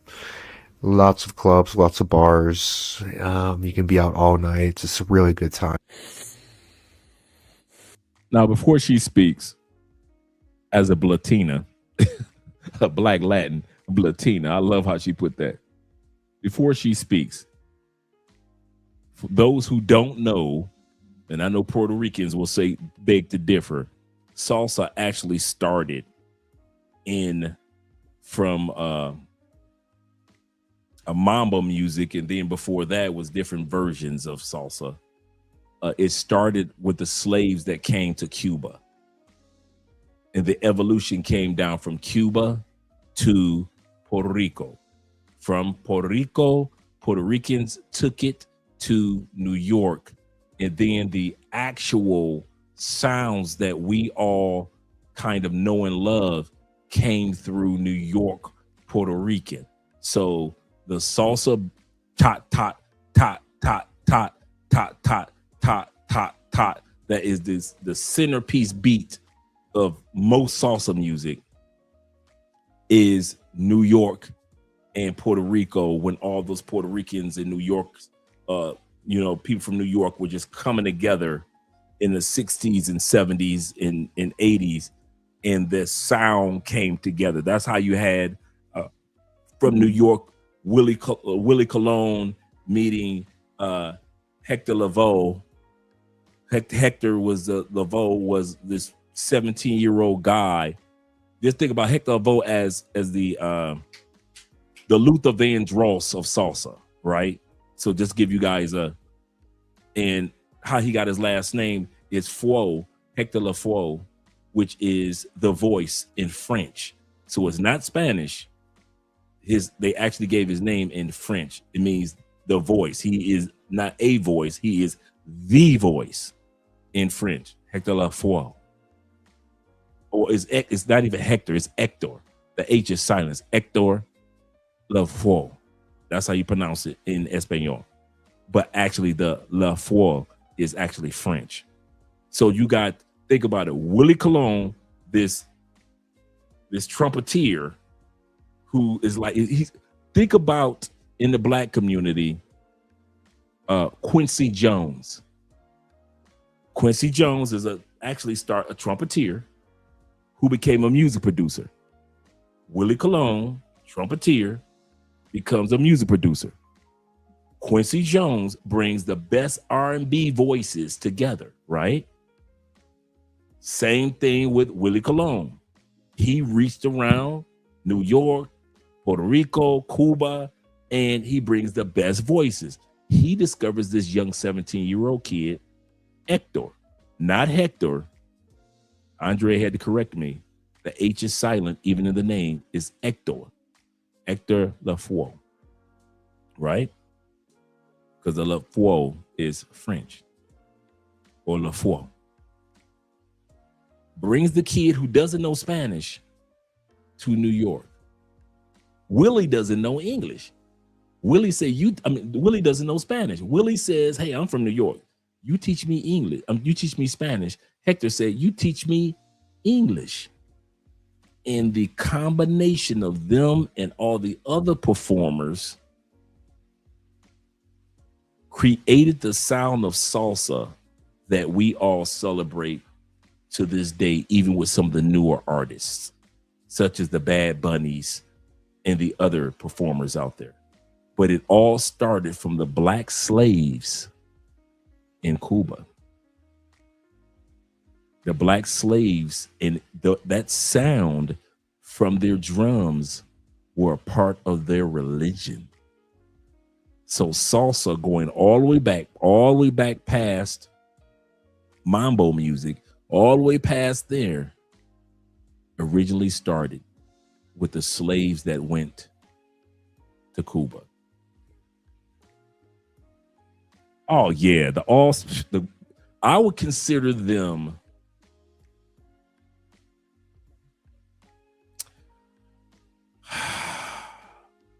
I'm from Detroit, so you know I got to go with Motown as the greatest black record label of all time. But that damn Fania All Stars,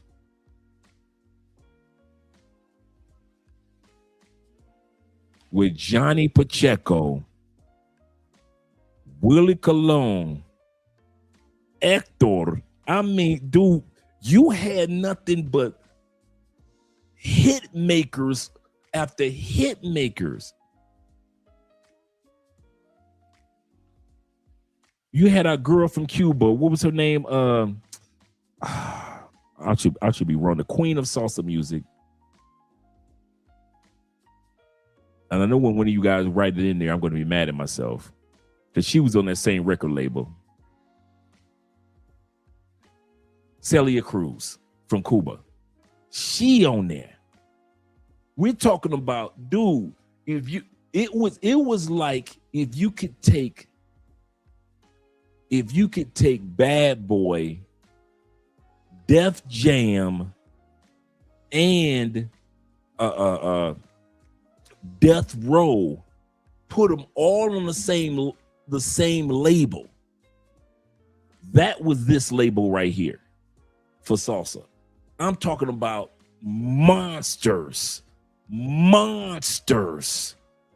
everybody had #1 albums. Everybody has hit songs. Johnny Pacheco was the instructor with the big afro and the goatee, and he was playing the flute. This dude had #1 albums playing the flute and so with salsa. At the you know what I love about this discovering salsa? Absolutely correct. She is the negro. Absolutely correct.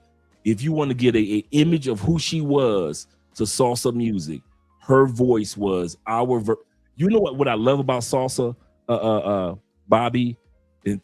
I love the fact that literally as Black people, we did not know that salsa in the 70s and 80s was just as powerful on this planet as Frankie Beverly and Mays, Parliament Funkadelics, Earth, Wind, while our music of disco and R&B was taking off, salsa with all our Black brothers and sisters was taking off.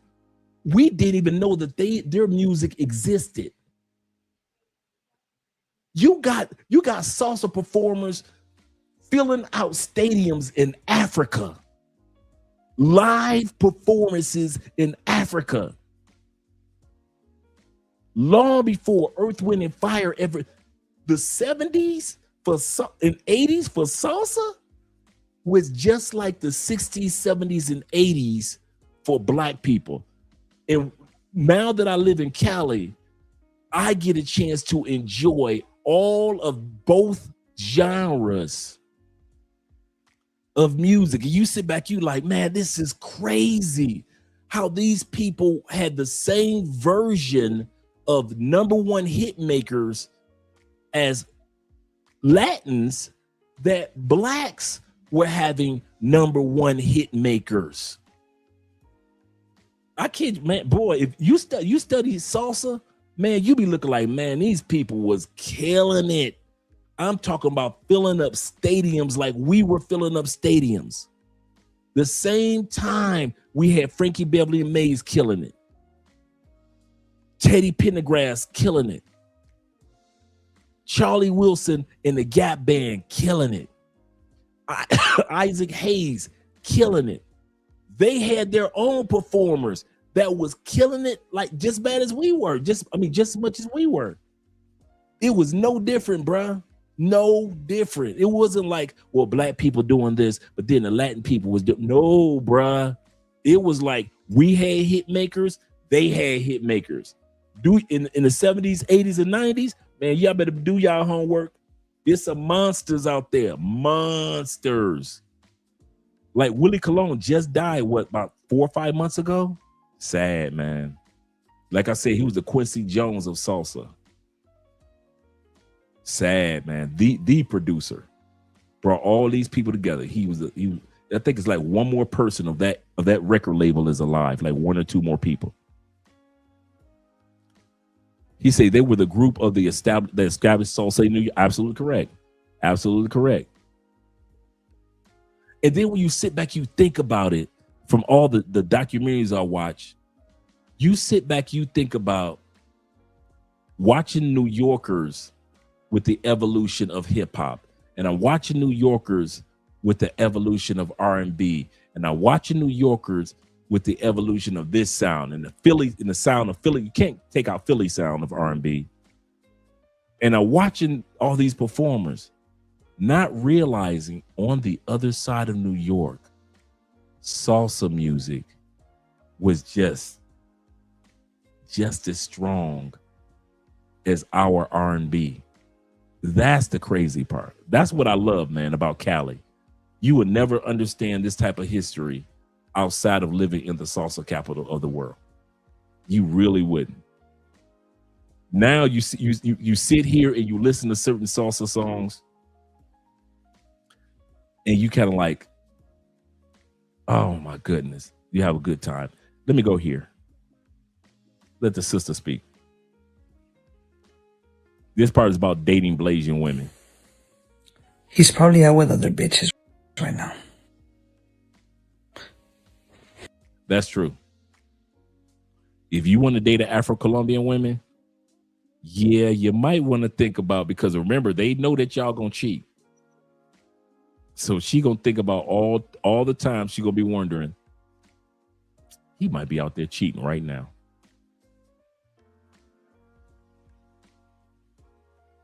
He's probably out with that bitch from Instagram.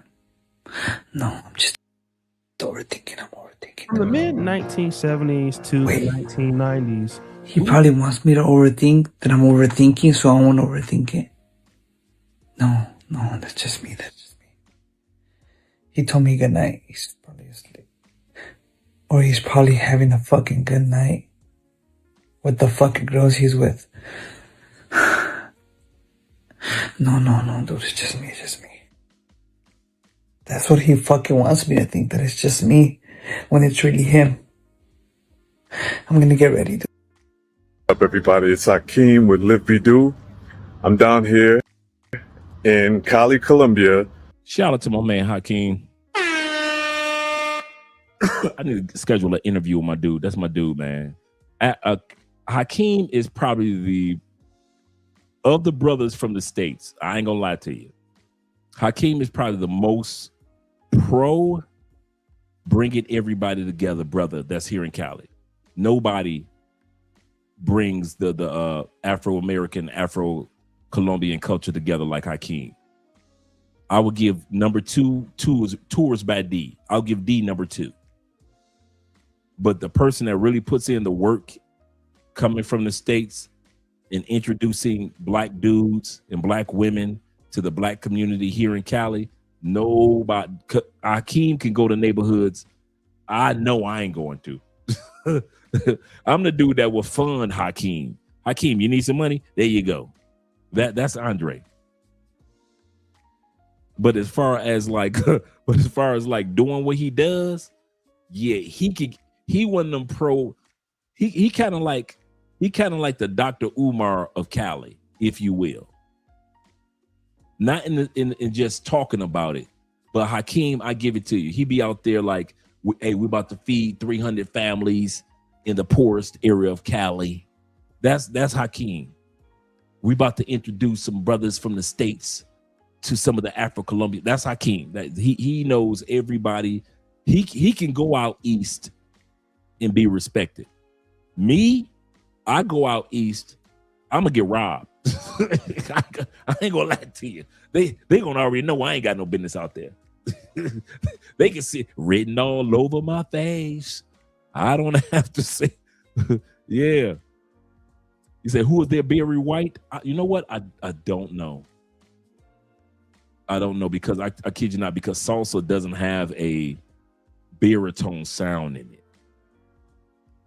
It doesn't have a baritone sound in it. But that's a good question. That's a real good question. Now you're gonna maybe want to find out.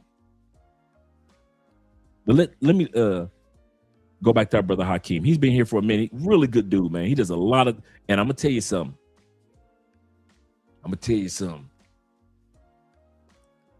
That brother be with some bad mother.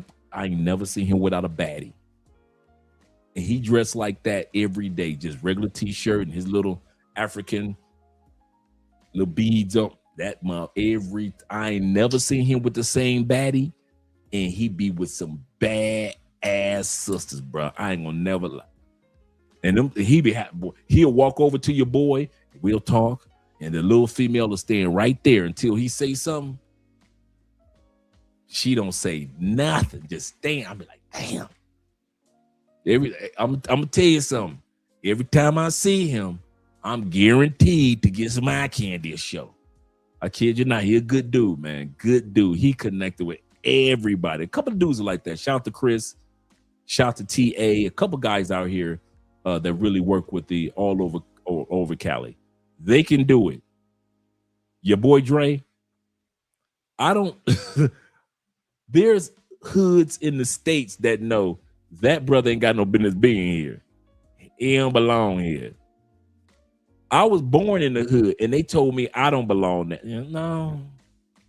It was like Sesame Street. One of these things do not belong here. One of these things, and it was me. You don't belong in the hood of Detroit. You can't. No, that's why I ain't got no hood dating hood chick stories, because I ain't never dated hood chicks, right? I mean literally.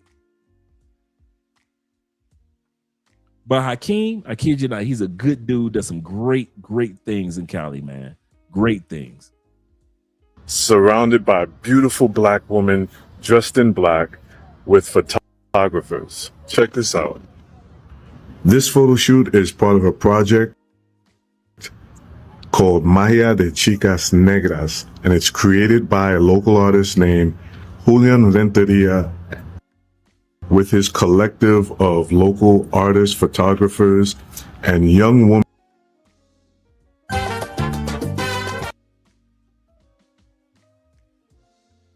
What happened?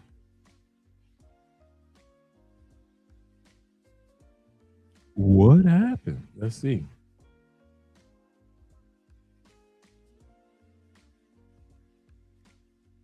Give me a second. Give me a second. I'm going to pull this down and then bring it back up.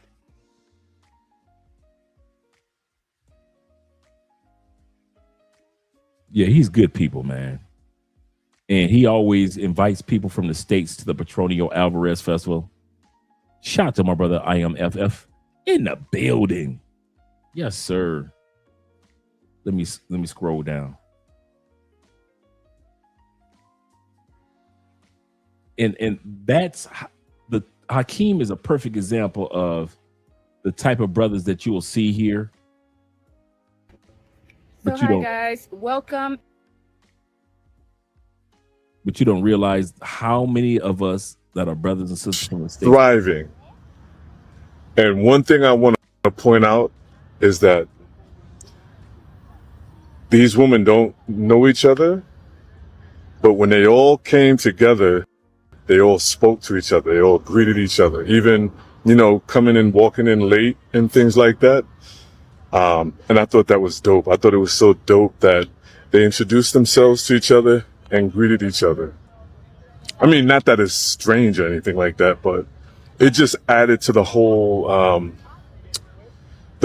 effect, the whole atmosphere that that they're trying to recreate here. So anyway, I hope you enjoyed that. I can't wait to see what they produce from this photo shoot. Black girls magic, black girls rock. Once we get together, we can't be stopped, cause we queen. Karol G's music video for her new song Latina Forever just dropped. And of course, there's no Afro-Latinas, no Indigenous Latinas, no Asian Latinas, just white and mestizas. I'm Afro-Colombian, so I'm not surprised by this because there is a long history of anti-blackness in Latin America, especially in Colombia. And for you to fully understand this, we have to talk about mestizaje. So unlike the US where racism was upheld by legal separation like Jim Crow laws, Latin American countries did the opposite. Countries including Colombia, Brazil, and Mexico encouraged the mixing of different racial types. Absolutely. He said, your computer saw all the sisters and got stuck. I kid you not. They're absolutely correct. Whereas in the United States, they segregated us. South America and Central America did the opposite. They wanted to erase us, eradicate us. I don't know which one was worse. The attack on us in the States that still go on, or the eradication in Central America, South America, that's taking place by creating more and more mixed breeds. And then that mixed breeds marry a white person. And then 3, 4, 5 generations later, only grandma, auntie, great grandma was black. And it will amaze you, and I mean amaze you, how common that is in South America. For somebody's grandmama to be darker than your sheets, and that person could be Andrea's complexion with blue eyes. So their version of racism is to eradicate you and I. To whereas in the United States, it's to attack and distract you and I. In America, they believe that if they attack us, they can distract us from succeeding.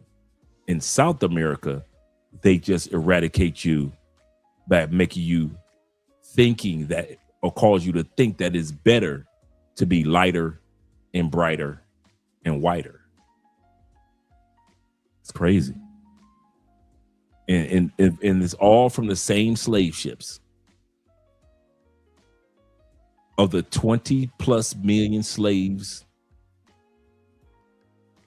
20 plus, I think is the lowest I've heard was like 15 million plus slaves that came to Central, the Caribbean, North, and South America.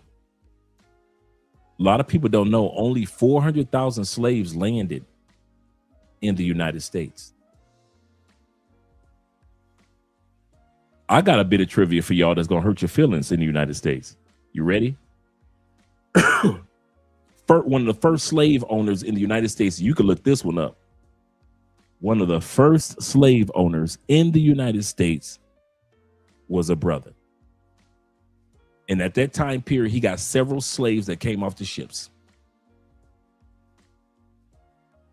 And when slaves from other plantations were showing his slaves that you are only indentured servants and that you are not owned by him. We're talking about a brother.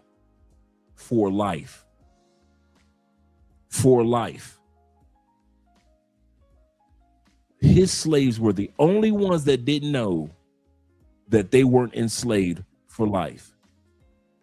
When other slaves who were owned at that time in the United States, slavery was only like 3 to 7 years.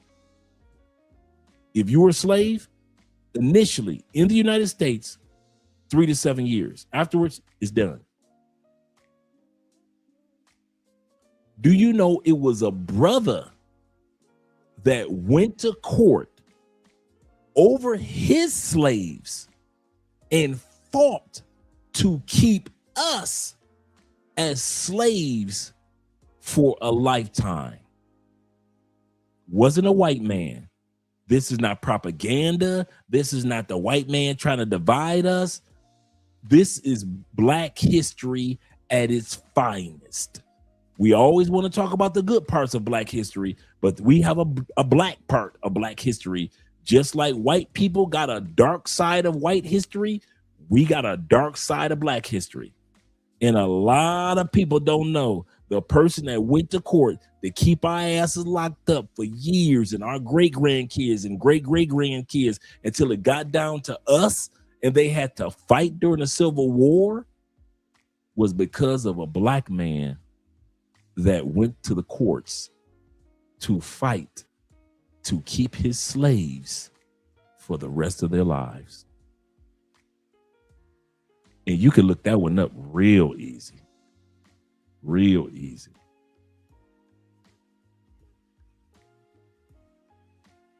Yeah, but a lot of Black people don't know about that. A lot of Black people don't know about that one. Like, you know, some of the richest Black people that own slaves, some of the original slave owners, I mean, that made plenty of money off of slavery, was Black people. Yeah, Black slave owners, y'all better do y'all homework on Black slave owners, man. Black slave owners made money.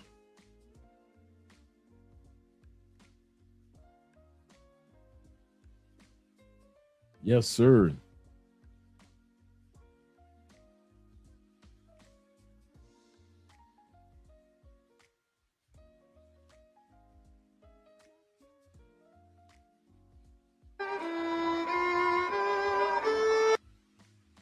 Yes, sir. Let's see if I can find it real quick. I'm not sure. Let me look it up.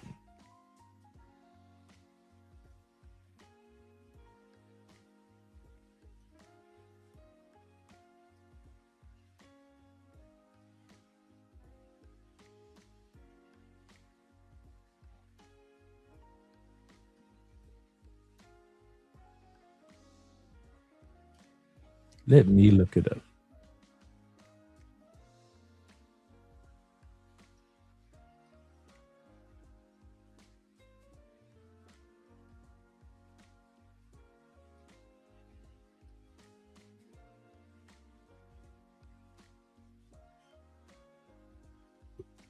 Anthony Johnson. Name was Anthony Johnson. I'm going to pull it up real quick. Pull it up real quick for all you guys that and I knew it was a regular everyday name too. I did know that. Absolutely correct. Let me pull it up and show you to you on the screen. Anthony Johnson. I had forgotten what the name was. I knew it was just a regular everyday name. Here we go. Let me pull this down, remove this, add this to stage.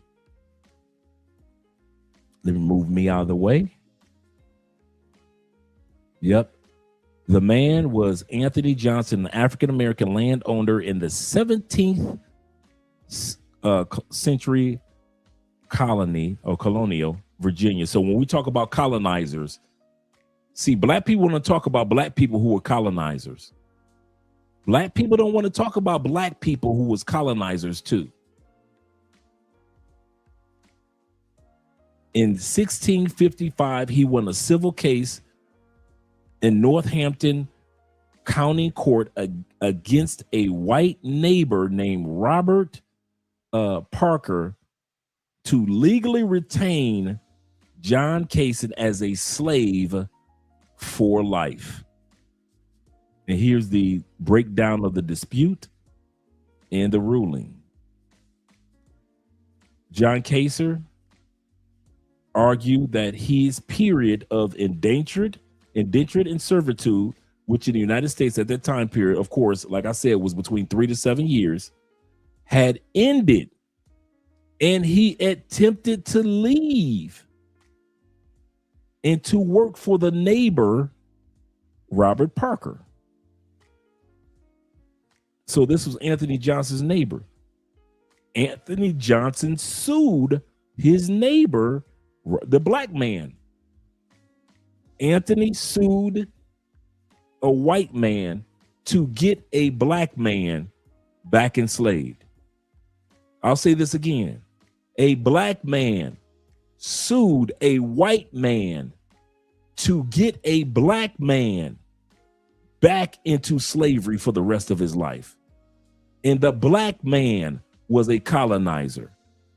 Where's Dr. Umar and Tariq Nasheed? Where's Tariq Nasheed for this one? Claiming that Kaser, the slave, was bound to him permanently for life rather than temporary term, which is the 3 to 7 indentured servitude.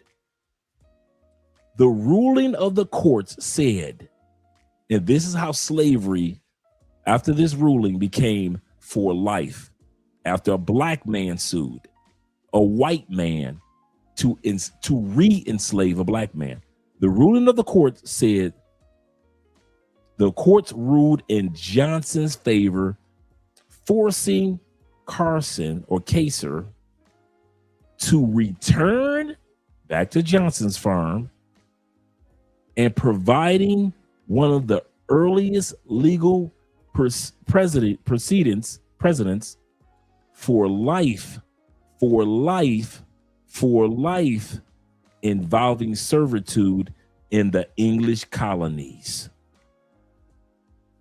It was a black man who sued a white man. He said, Drake, I'll drop the link. Y'all know me. I got to share the knowledge. Let me drop the link of what I'm looking at right now. Then you guys can look at the whole, can pull up whatever you want to in regards to the man, Anthony Johnson.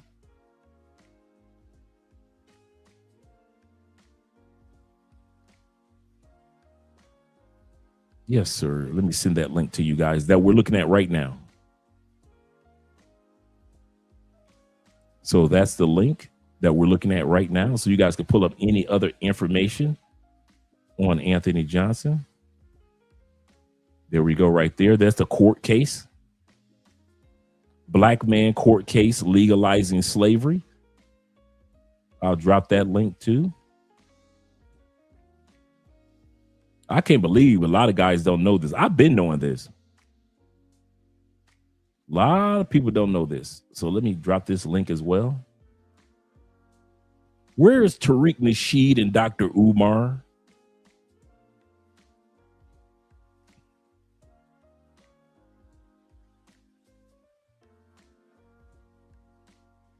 Yep. Anthony Johnson, colonist. Not a black man being called a colonist. We always want to call white men colonists. Not a black man being called a colonist. Let me drop the link to this one, so you guys can understand who Anthony Johnson was.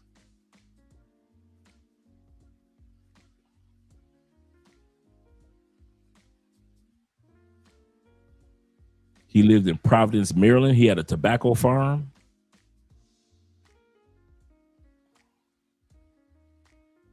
It says in the early, right here, it says in the early, let's see where the slave came from.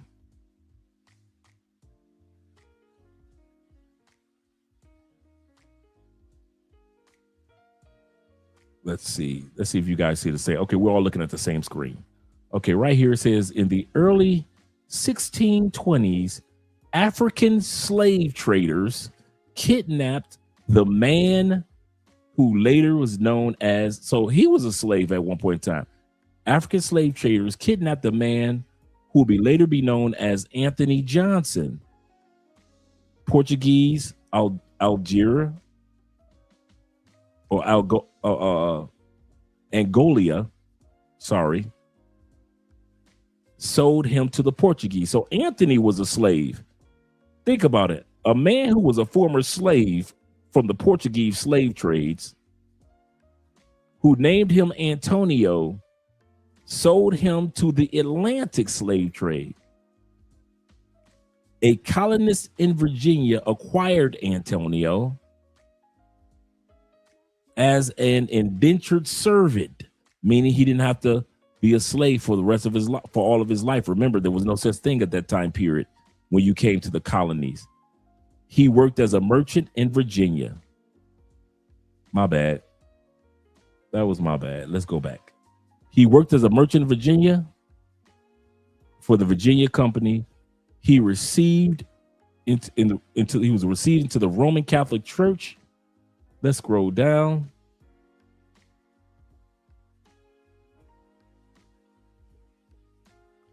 At that time period, the slave laws were not passed in Virginia until 1661. Before that date, Africans were not considered enslaved. So let's go back down to when Antonio became Anthony.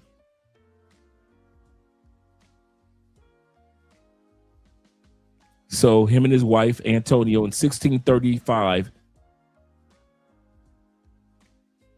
Antonio and Mary concluded their terms of indentured servitude, so they were no longer slaves. Antonio changed his name to Anthony Johnson.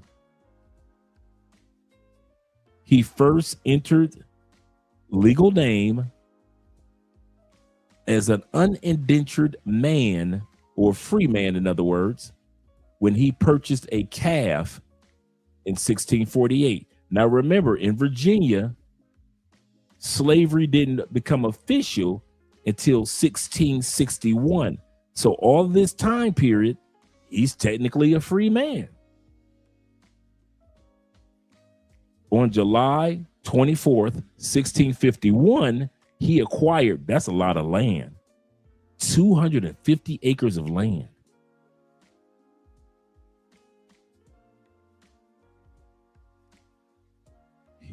Also, I'm paraphrasing a lot of stuff. He also became a tobacco farmer with that land using indentured servants. So he went from being a servant to getting servants. One of his servants was John Kacer, who later became the first African man. African man. For those who are wondering, was he African? The first of African men to be declared indentured servants for life, or indentured for life. So yes, even though Antonio, who became Anthony Johnson after he changed his name, after he was a servant, this mother got 250 acres of land in 1651 and had the audacity to make his tobacco farm flourish by enslaving other black people. Man, you cannot make this ish up, man. Where the hell is Dr. Umar?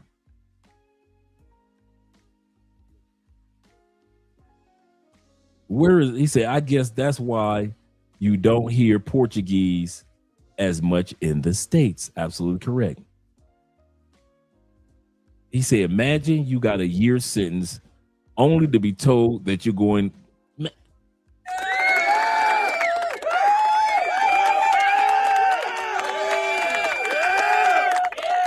Black Lex, I couldn't have said it any better myself, bro. I couldn't have said it any better myself. Imagine you got a year sentence and you were being told they were giving you life. And just imagine it was a brother that gave you life. And a brother who had just got sentenced for a year. A brother, just imagine a brother that had went to prison for 1 year. You got sentenced for 1 year.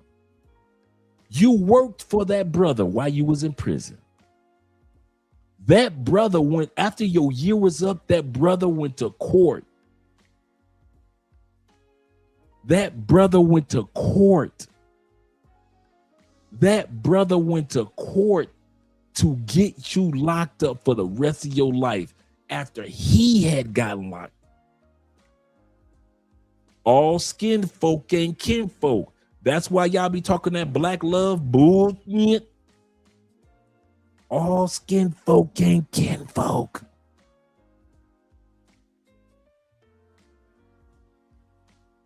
Yeah, I done hit a couple of y'all upside the back of the head tonight with that one.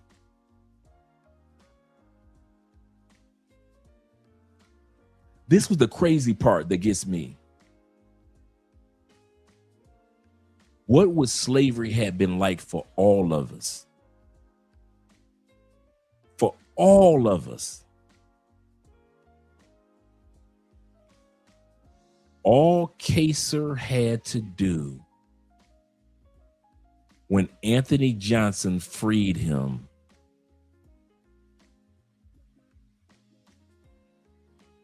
was go find a job some damn where else other than the man's neighbor. Just imagine if Kacer had said, you know, in Virginia, I was a slave, now I'm moving to Kentucky. Just imagine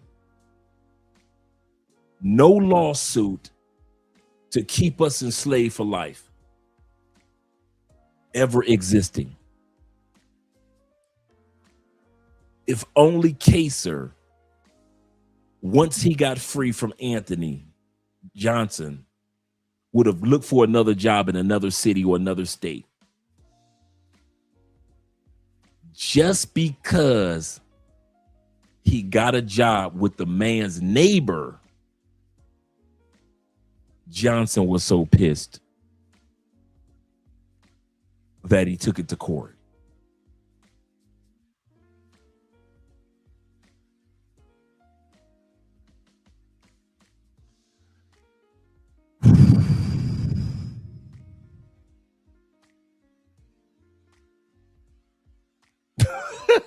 Well, you know, he wasn't FBA.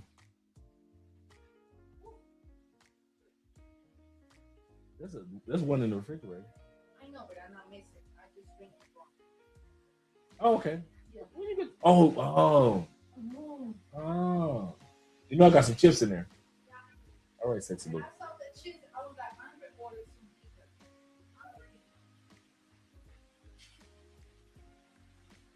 I mean, it's crazy. Now you sit back, you think about it, like, if this dude wouldn't have sued, we wouldn't have been slave for life.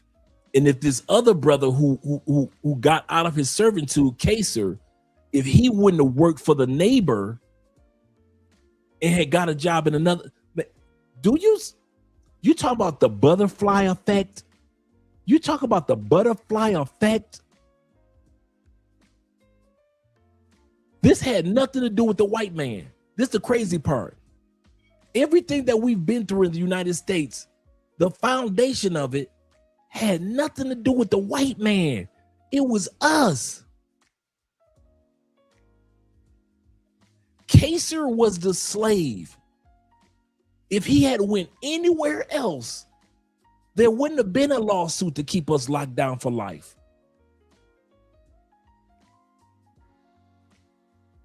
Johnson was a slave owner as a black man. Just imagine if he wasn't such a hater of his neighbor hiring his ex-servant, we wouldn't have been locked down for life.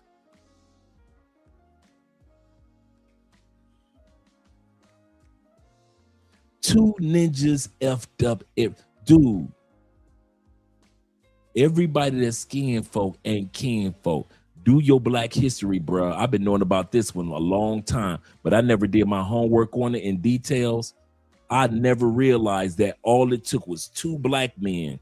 One could have walked away to another county and another one could not have sued, and we would have never been slaves for life. White men wasn't even think about enslaving us like that for life. It just was like, okay, 3 to 7 years, let them go get another one. 3 to 7 years, let them go get another slave. And that's how white people was looking at it. That's why, think about it. That's how Antonio, AKA Anthony Johnson, got free. He was a slave from Portugal, wasn't he? A slave of white people. Did they go to court to keep him in jail for life? Nope. Once his time was up, they let him go, and he ended up eventually getting 250 acres of land, right? But hater ass black people, a black man went to court to keep black people in.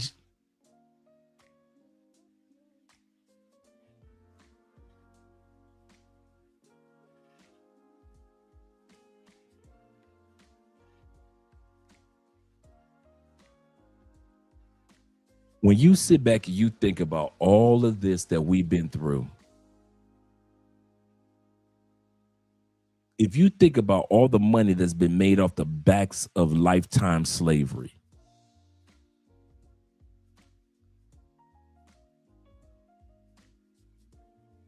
absolutely correct. The first crab in the bucket. Just think of how many billions and millions of dollars has been made off of slavery. The prejudice that has been projected after slavery, at least in the United States. I don't know about Central America or South America. But the 400,000 slaves that we got all came after that court case. I want to say that again. The 400,000 slaves that did make it to the Americas all came after that legal court case of 1655. Because a brother sued to keep a.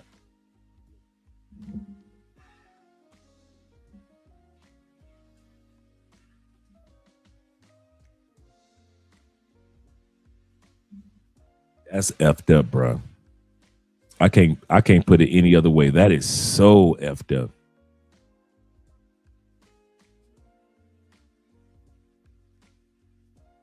So yeah, that's why I dropped the link. So I want you guys to be able to study and see everything that we looked at today. And this is the funny part. Even his woman, his wife, was an indentured servitude. And he still didn't realize after what he went through.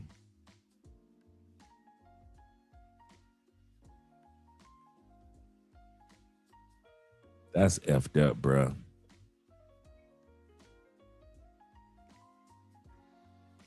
Could be. Could be. Serious. IMF said the Democrats created KKK. This is true.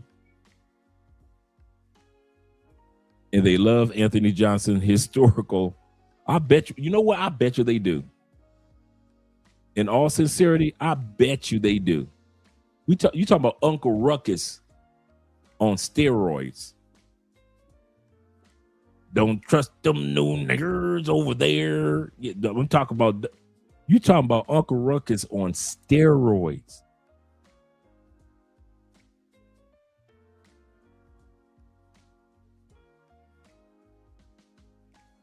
Yep, and I thought that. I think it would have happened more in the Caribbeans. It would have happened more in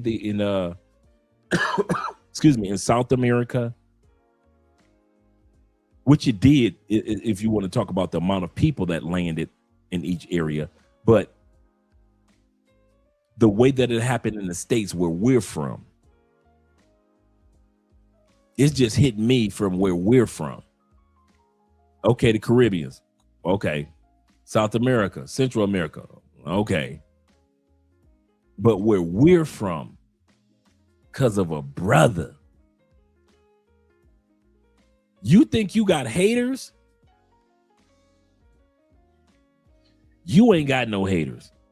Introducing Anthony Johnson. You think you got haters? You talking about hating on another level? You mad at me because I went and got a job across the street.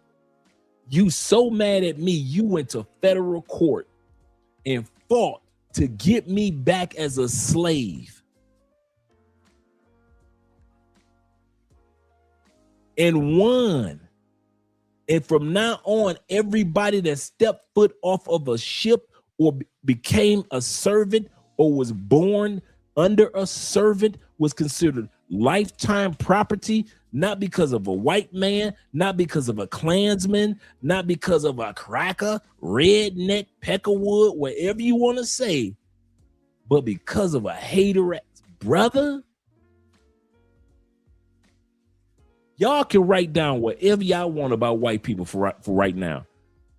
Tonight's episode is dedicated to haters, whether it be this hating ass sister coming to Colombia or the hater brother back in 1655. Y'all could come up with all the excuses and put all the excuses in the comment. That ain't gonna change my mind from the facts that it was a brother that set all this shit up. I am mind blown. I knew about it, but I didn't do as thorough as homework. And that's why I'm kind of in shock. I ain't gonna lie to y'all. I am in I can't believe this type of shock. Y'all can say for the rest of your lives, the white man, the white man, the white man. And for the rest of my life, I'm going to say, yeah, the white man. But it all started with a hater-ass brother. Like my brother said, IMF said, the first crab in the bucket. Not crabs, the first crab in the bucket. Damn. All the hell we've been through as a people. All how we've been judged as a people. All of it stems from a brother. And I know some of y'all, it's so mind-boggling. Y'all gonna sit back and in y'all brains, y'all gonna try to sugarcoat it in one way or another. Have fun with it. What up, though? My brethren.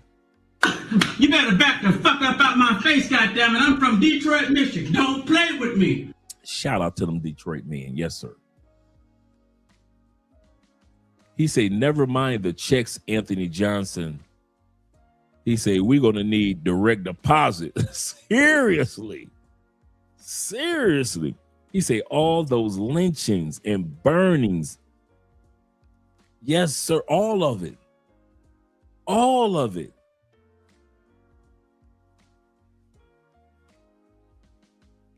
This is a game changer for me, fellas. After this live stream, y'all can keep blaming everything on the white man. But I'm going to tell y'all now, I already knew not to blame everything on the white man, but I definitely now really know by record not to blame everything. I am not going to be calling the white man a colonizer by himself no more. Don't be expecting me to call a white man a colonizer by himself. This is like the 6th, 7th story that I've read of a black colonizer in the United States. I don't want to study the history of Haiti. Was there Haitian colonizers now? Was it black Dominican colonizers now? I know some of y'all Haitian brothers out there said, no, it wasn't. Let me do my homework and find out that there was a Haitian colonizer working with the French. A Dominican colonizer out there working with Spain. If they're black colonizers, you see what I'm saying? If you got black colonizers, man, that'd be a good book to write. You talk about pissing off black folks? You talk about you want to piss on black? Yeah. You want to piss off some black folks and make them feel like you selling out? Go ahead, write that the black colonizer book. Talking about the Anthony. There was one sister that was one of the number one, I think it was in the Carolinas. This sister owned more slaves than like all the white dudes. And this was a sister.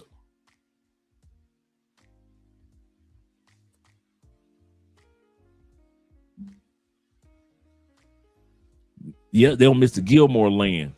They say forget Mr. Gilmore land. We about to go back for Mr. Johnson's land.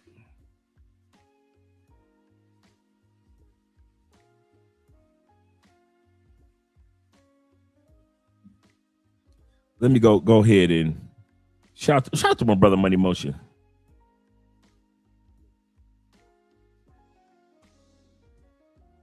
With the $10 love. Appreciate you too, brother. Goodness gracious, man. I am blown. I ain't gonna lie to y'all, man. I am.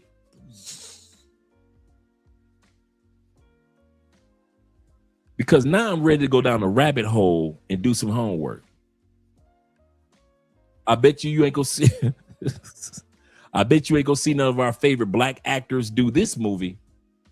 Yeah, we'll do 12 Years a Slave, but we will not do the Anthony Johnson Chronicles, a 3-part miniseries. We won't do this one.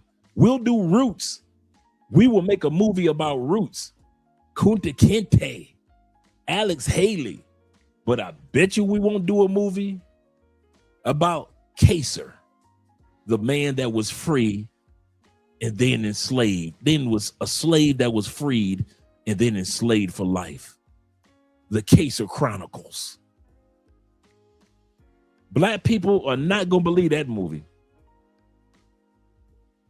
Black people would rather believe in Black Panther and go into the movie theaters dressed in African garments than to believe the original person that went to court and got our black asses locked up for life was a brother.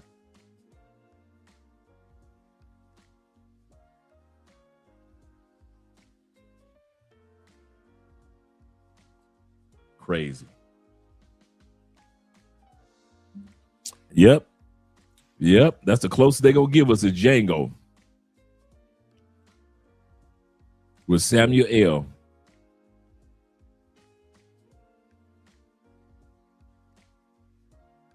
Goodness gracious, man. Let's take a deep breath and go back to the video, I guess. We only got a few minutes left on the video anyway. Shout out to my brother Phil. He says this. He said John Pierre Boyer was the person that negotiated and agreed to pay the French plantation owners and France for their friend. Let me, yeah.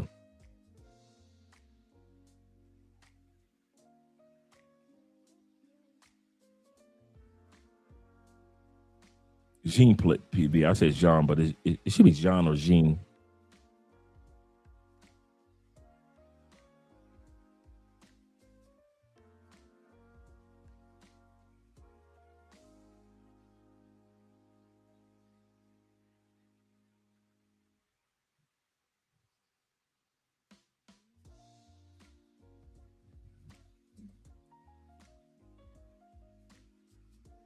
Yeah.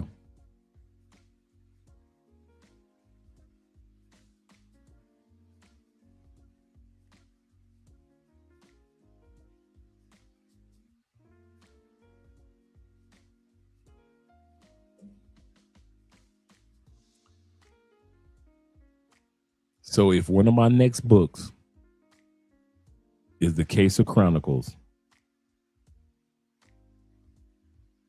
about black colonizers, don't be surprised.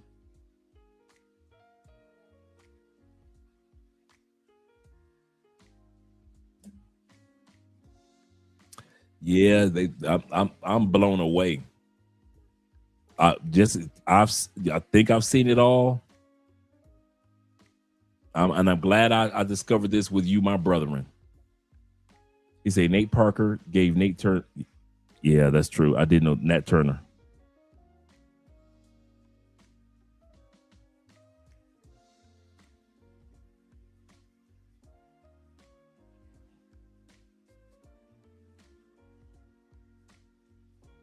Wild, man. Wild.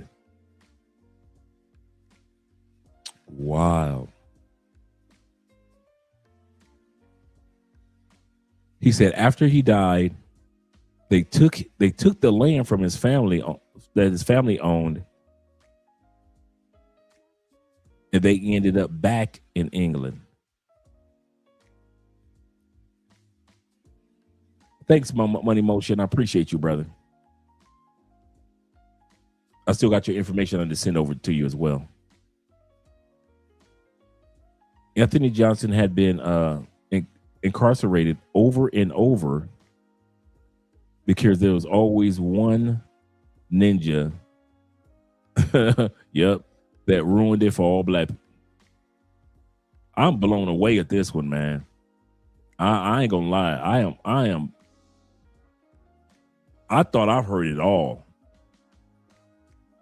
T-Mac say, why is it surprising when there were black conquistadors as well? You know what? That's true.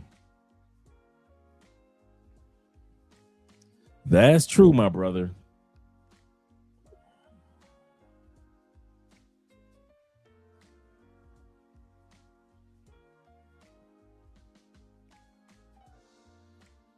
Wow.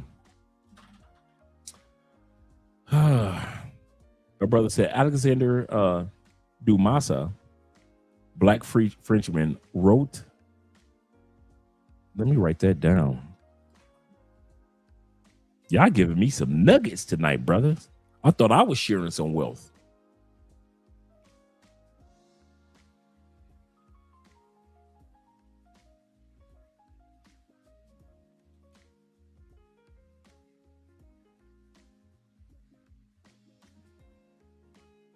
Yeah, I thought I was sharing some wealth with you guys.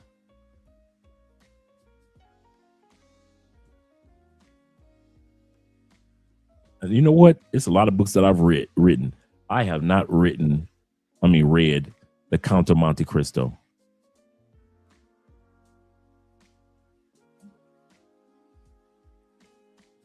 We're all black. Then it shows how convenient these mofos can be. Yeah, I'm gonna have to read that, but it's kind of funny. I kind of took it for granted, but yeah, I got to put that under my some books that you got to read before. Yeah, you guys have laid a foundation for a brother for real.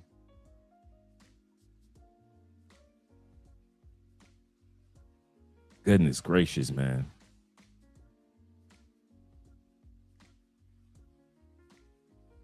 Okay, cool. Yeah, the moles. God can't forget the Moors.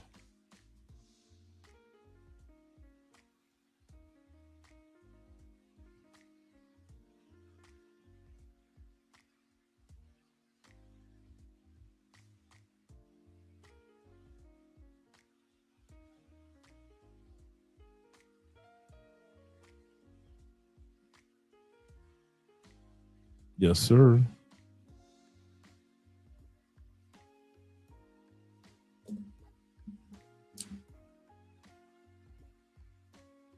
Oh, okay, cool.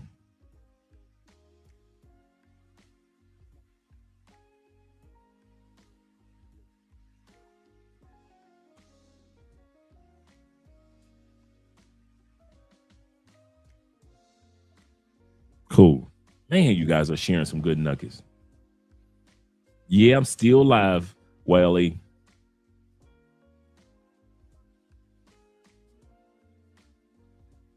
Okay, I'll look that up. I'll look him up.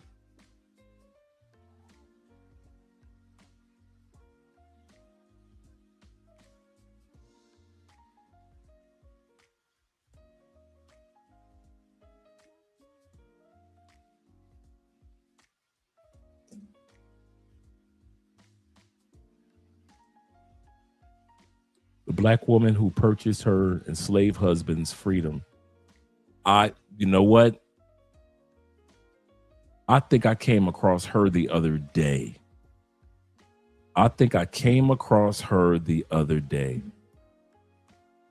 All right, KG. I gotta send you an email. A message on tomorrow. Well, I'll just give you a call tomorrow. I'll give you a call tomorrow. Global Spitter in the building. He said most of the time, women from the first world nations travel abroad to places men travel or expat looking for the same experiences. It's not just the same to them. And that's, you know what? Shout out to Frank in the building. I know, right? I know, when you think about it. Global Spinner. That's one of the most bittering experiences that black women have outside the States.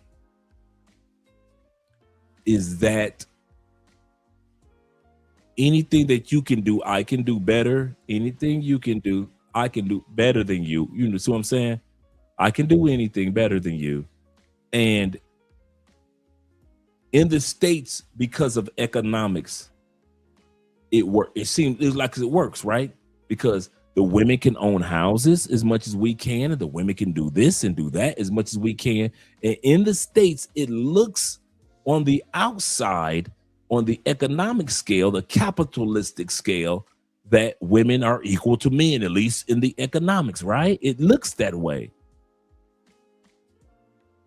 Until you give them a passport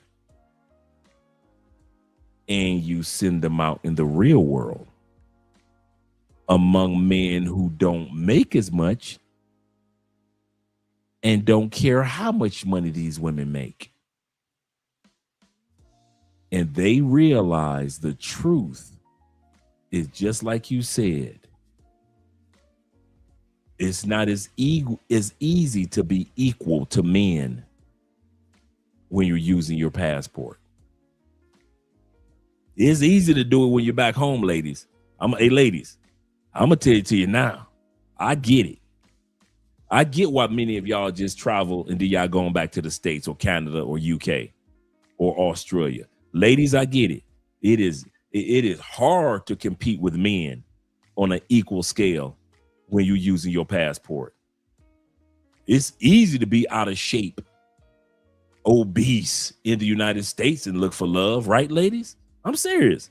You could be as fat as you want to be, and a couple of black dudes and a few white dudes gonna show you some love as a big girl in the United States until you get a passport.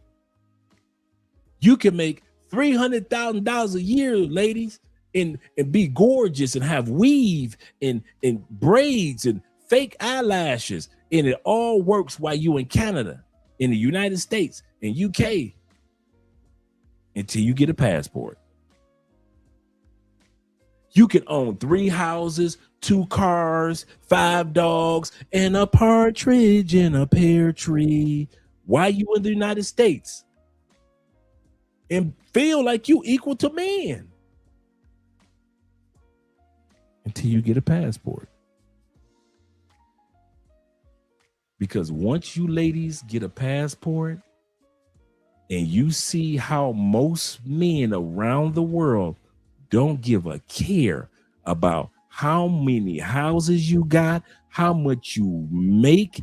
They don't care how much makeup you cake on your face, how many filters you use during video chats and online apps. They do not care about how you feel about yourself today, that you are every woman. It's all in me. You feeling like Whitney Houston. Most men around the world don't give a damn about all the stuff you use to make yourself feel as strong or as good or as equal to men in the States. As long as y'all in the States, ladies, I'm telling you, you can get away with that facade of we're equal, we're fighting for rights. It's girl power. That sounds good. Until you get to Brazil. Till you get to Thailand. Sounds good till you get to Nigeria. Boy, it sounds good until you get to Italy and Spain. All that I'm equal to men sounds wonderful until you get to Thailand and the Philippines, Panama and Colombia. You get to these other countries with other men that are not moved economically like we are in the West. You start to realize, ladies, your leverage means nothing to no man except for men in the West. No other group of men give a dang about what you have going on, how much is in your bank account. They will still pop you up the side of your head the moment you get out of hand. You are still expected to cook and clean, support and be submissive. The moment you think your $100,000 and $300,000 that you got in your cryptocurrency means something. I'm telling you, ladies, I always say this, the best place to be a successful woman, especially a very successful black woman. I'm telling y'all, ladies, I'm giving you the hookup, the hookup. The best place for you to be a successful black woman is back home in the States. Because if you think black men and white men in the States don't care about how much you make in the States, baby girl, it is hard treading for y'all out here when it comes to finding love with a passport. You think you frustrated now and you own 3 houses?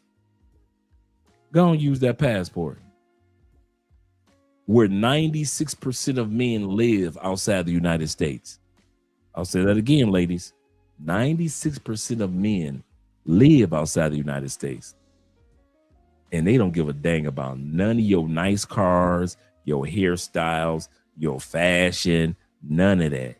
You to them are a woman and they are a man. And it is their responsibility to build the family dynamic. That's how they were raised and that's how they feel. And it is your job to come along. He has a mission and you have a submission. You got a bunch of things that you need to take care of, while he got a bunch of things that he need to take care of for the family. And if you can't take care of the submission, he will not have you to be part of the mission. Sorry, ladies. Sorry. That is so true. So, ladies, I tell y'all, go back to the States. Go back to the States. Because ain't nobody gonna love you like American man. Ain't nobody gonna love you like an American man. He said white men are the biggest simps in all of the America. And yes, they are.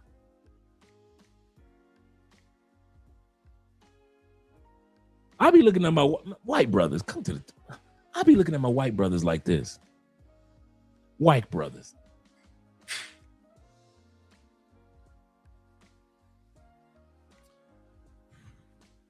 Y'all use money in a way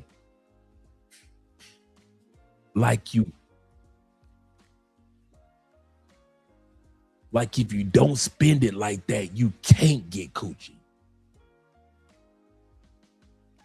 Y'all be trying to lie to the world like, I'm so busy as a white man. Here's 50,000. I just need an hour of your time. Nah, we used to fall for that. We used to think that you were so busy as a white man that you need to use your money, just go ahead and buy for convenience. Nah, ain't nobody falling for that no more. We starting to realize without the money, a lot of y'all simps just as much as you are with the money. You buy because you feel like within your heart, you could be the most muscular, best looking, Brad Pitt looking white dude. Y'all all walk around feeling like y'all built like Bill Gates. How y'all gonna be in the gym all these hours and still subconsciously feel like you built like Bill Gates?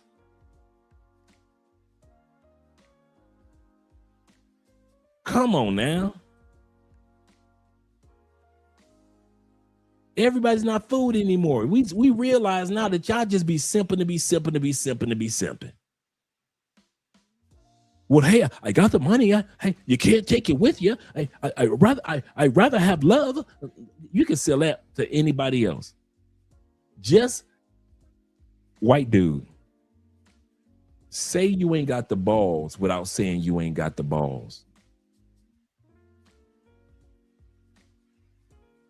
With a pen and a checkbook back in the day. Now, all y'all got to do is cash app her.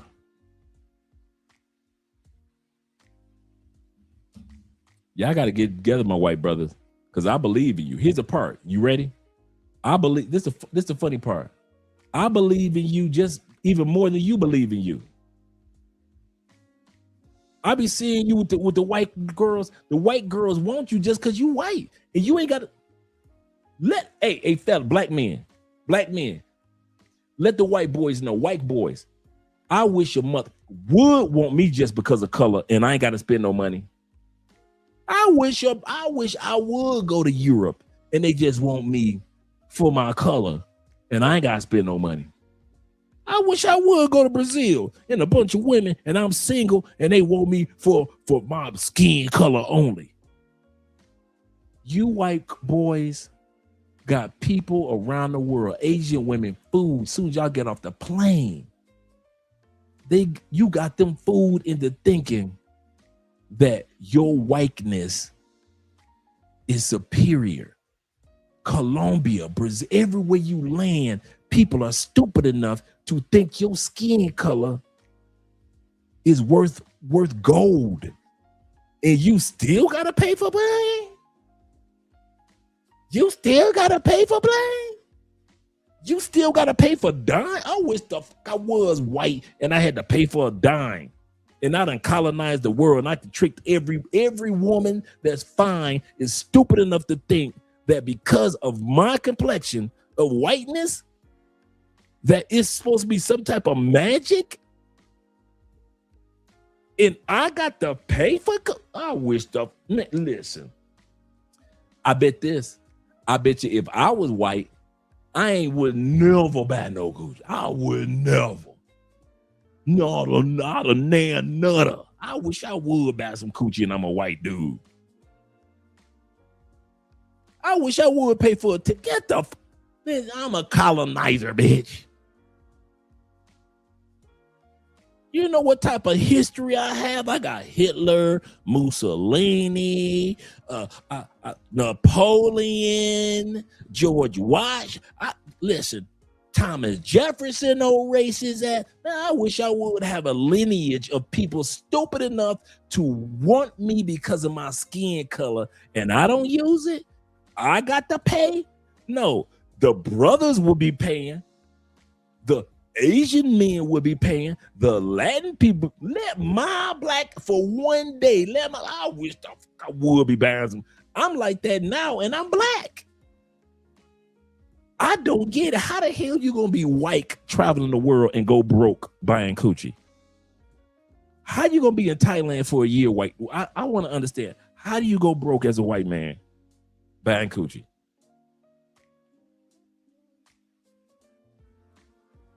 In a planet where you've convinced people for over 500 years that your skin color is worth more than money.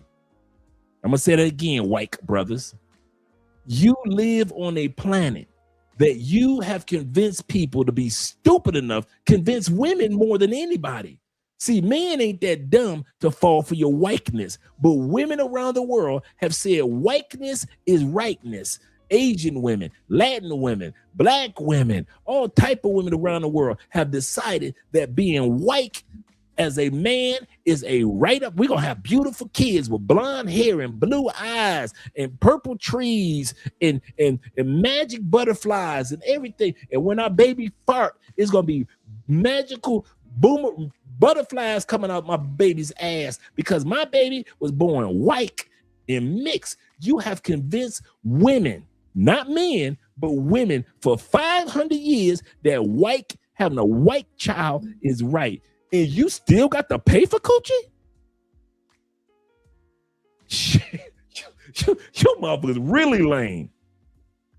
And you wonder why the rest of us call y'all the simps of all simps?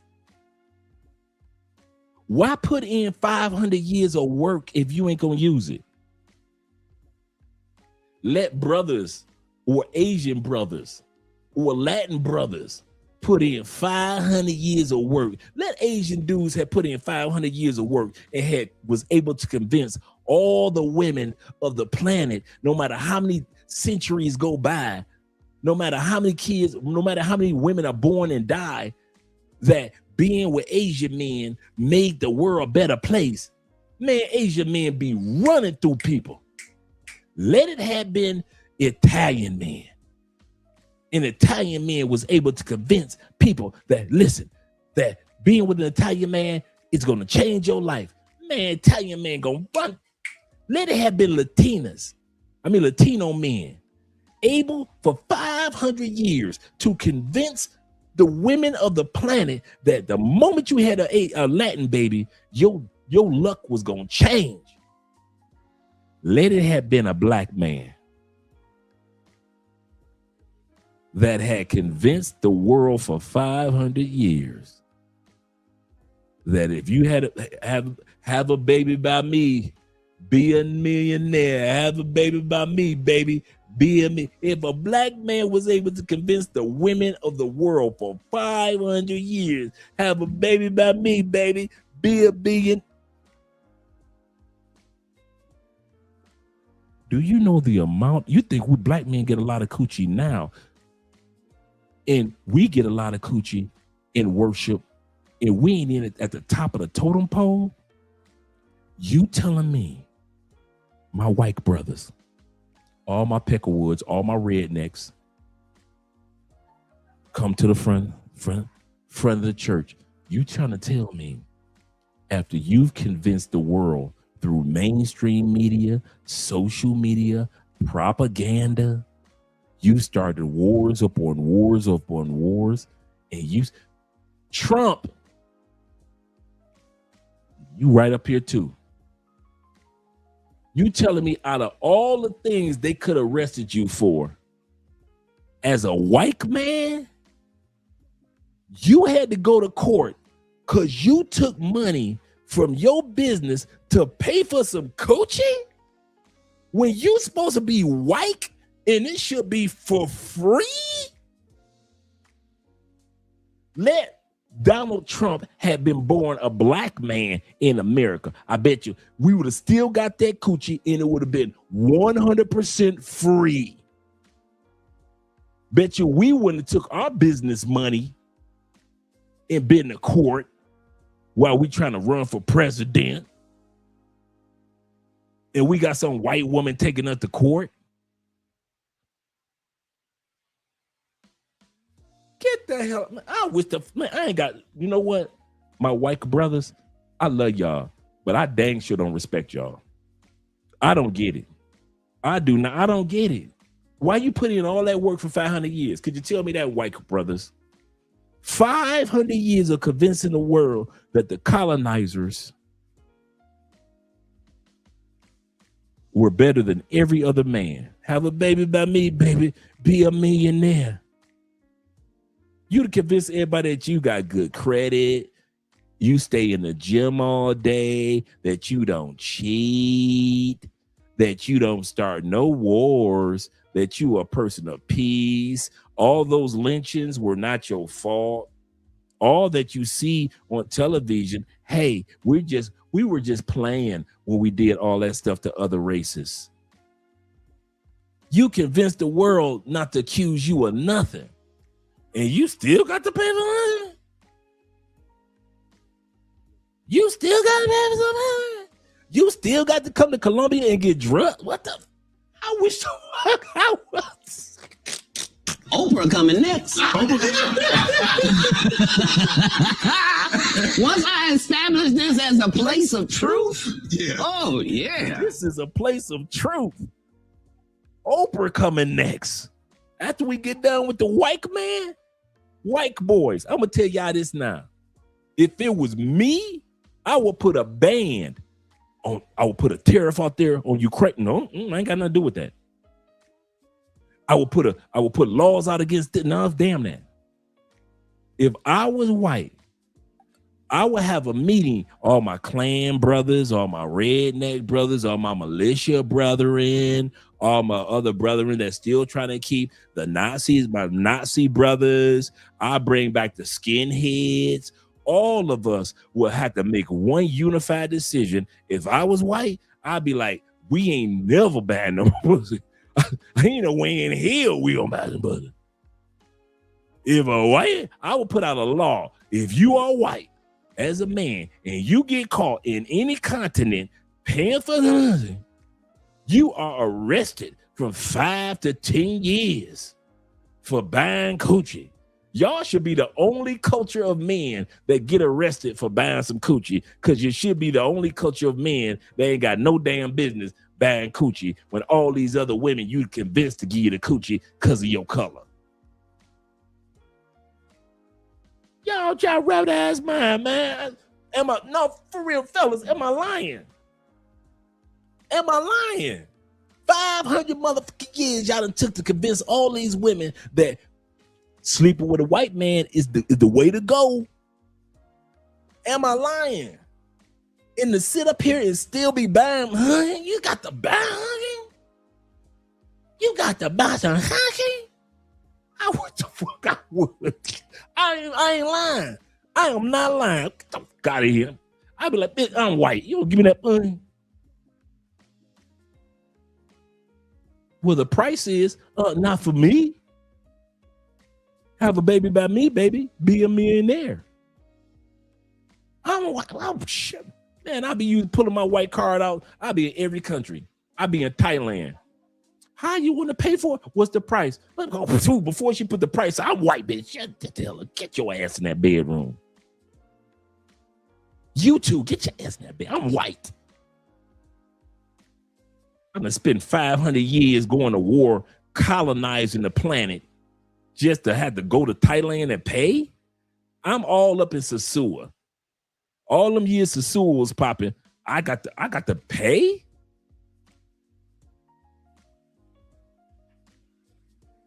Why you think I don't feel sorry for white dudes when they go to other countries and get scammed? They go to the Philippines, get with a Filipino scammer chick, which is not most Filipino women, of course. And then when they lose everything, you think I'd be feeling sorry for white dudes? Man, I be in the Philippines. I got scammed for what? 25 cents. She got me for 25 cents. She almost got me for 35 cents, but I kept a dime. Ain't no way in hell. You spent 500. Stupid. That's why we call y'all simps, white man. That's why we call y'all simps. Because you don't know how to use your whiteness to get some free coochie.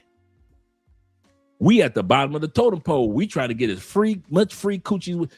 The Latin brother at the bottom of the totem pole, he trying to get all the free coochie he can. The Asian brother, he at the bottom of the totem pole. He trying to get all the free coochie he can. The brother, he at the bottom of the totem pole. We get all the free coochie we can. And here your dumb ass go, you at the top of the totem pole, and you still paying for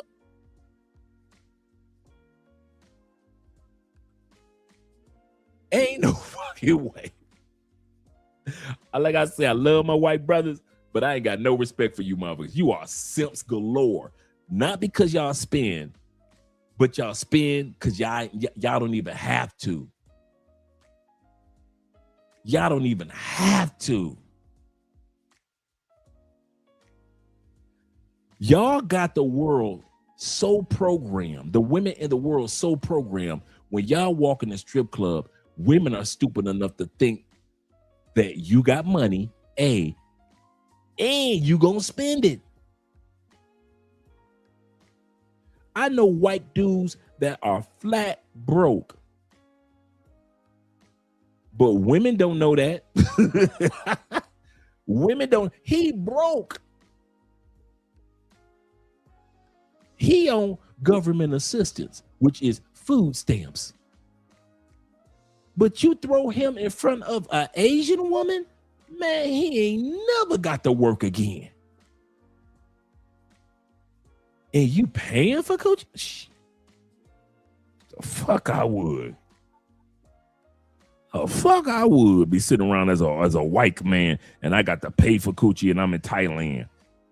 I ain't paying for a goddamn thing. How much was she, Dre? If my name was, instead of being Andre, it was Andy, let my name have been Andy instead of Andre. How much was the coochie, Dre? You get it? Hell yeah, her and a girl. You ain't pay for it? Why? I'm white. I spent 500 years trying to convince these dumb females that they own men ain't no good and they better off with me.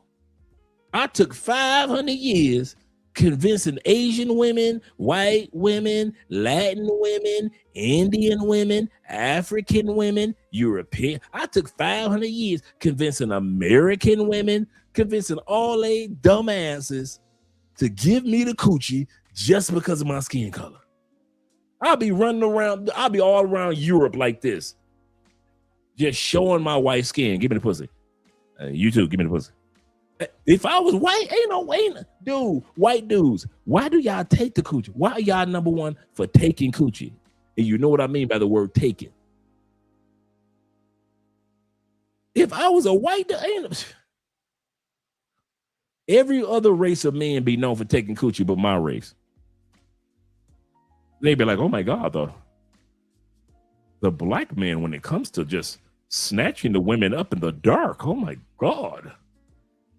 Oh my, look at those Asian men. They're just taking the coochie from the ladies. Me? Shh. Ain't no way in hell I'll be known as the number one culprit for putting women in the bottom of my basement. It's 5 women in the bottom of my basement locked up, and I'm white. How the hell I'm white and I got 5 women locked in my basement? What the fuck though? I done spent 500 years trying to convince women to give me the coochie for free just because of my skin, and I got women in the basement. Man, please. The fuck I would. Hell yeah, my name would be Andy Spencer. You're damn right, my name would be Andy Spencer. Good call, brother. There wouldn't be nobody locked up in my basement except for some freaky stuff. That would be, I would not be known for that crime. I would not be known. I'll be known for a lot of crimes as a white man, but locking women in the bottom of my basement would be the last of them.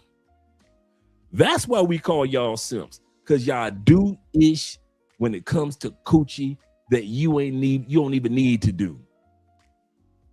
You don't even need to do it.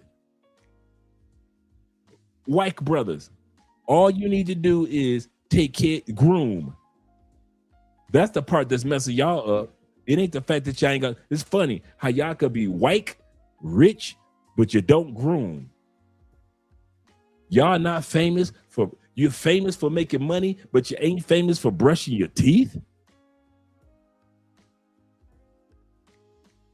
You're rich, but ain't no face towels in your house. I can walk through your 12-bedroom mansion and I'd be like, hey, where's the small face towels? Put some soap on there. Where's a loofah? So I could scrub my back and my skin. Yeah, wait a minute, y'all rich? $15 billion deep? Ain't one face towel in the house? How you gonna be worth $15 billion and take a shower every 15 days? You worth $1 billion, but smell like $1 billion bums.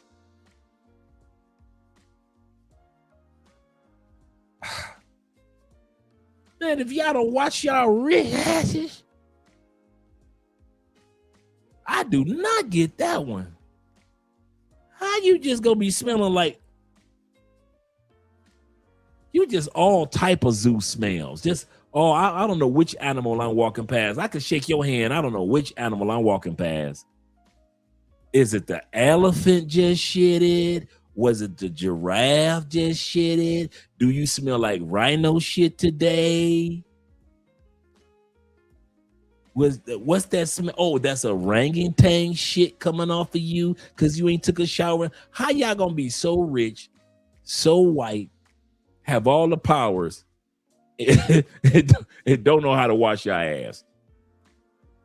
Don't know how to wash your legs, don't know how to wash your feet. That's the part to get me. Like y'all was born on a planet with half a body. And white people, I'm being serious. I love you, my white brothers, even though I don't respect you. I got a question for you. At what stage of life did you stop washing your legs? Because when you a baby, your mama wash your legs, your little toes and everything, wash your arms. Then, when you're a little shorty, you in the tub, your mama wash your legs. You 2 years old, 3 years old, 5 years old, your mama wash your arms, your legs, and everything, your toes and everything. At what age did white people say, fuck that? At what? I'm serious. I'm trying to find out. I'm black. I'm trying to find out at what age did y'all say, fuck a face towel, mama. Fuck washing my legs and my feet and my toes. I'm going commando for the rest of my life. Dirt is what dirt is. Where did that shit? Where did they come up with that one? I mean, 17, 13 years old, puberty. You just all of a sudden just woke up one morning, 12 years old, and just said, I ain't washing my legs no more, mom. It all runs down anyway.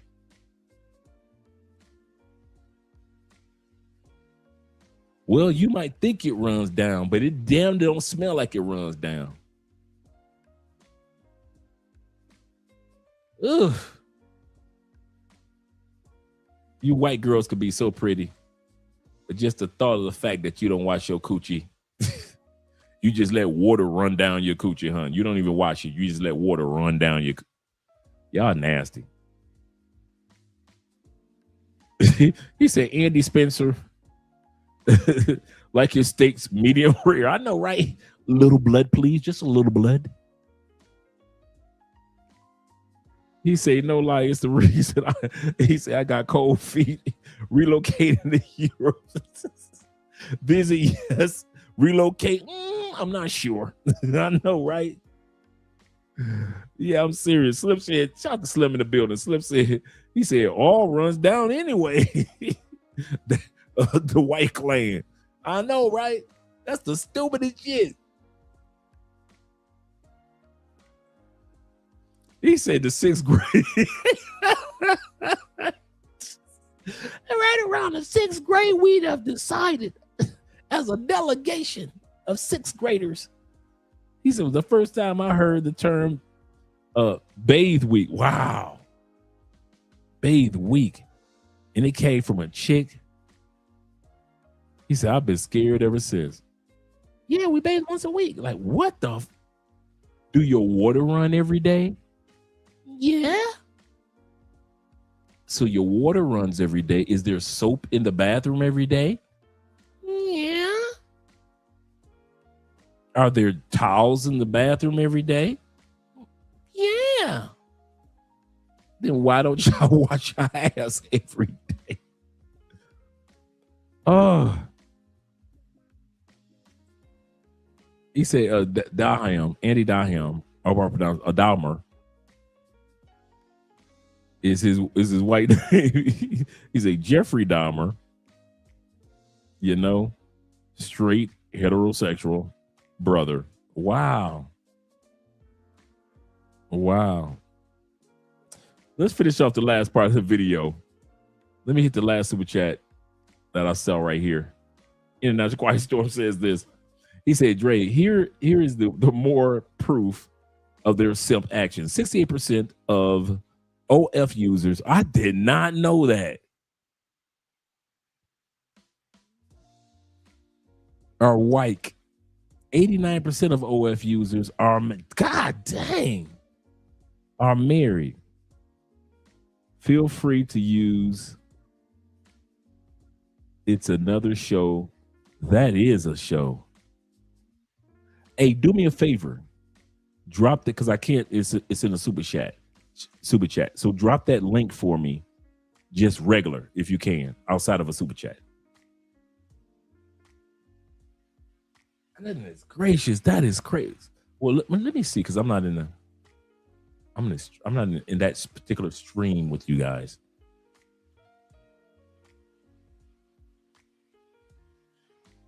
I might be able to hit it. Let me see.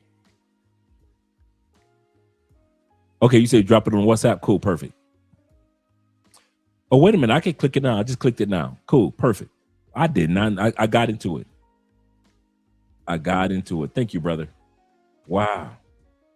I did not know that. The marriage part or the white man part. Let's finish off the last few seconds of this video. It's getting late.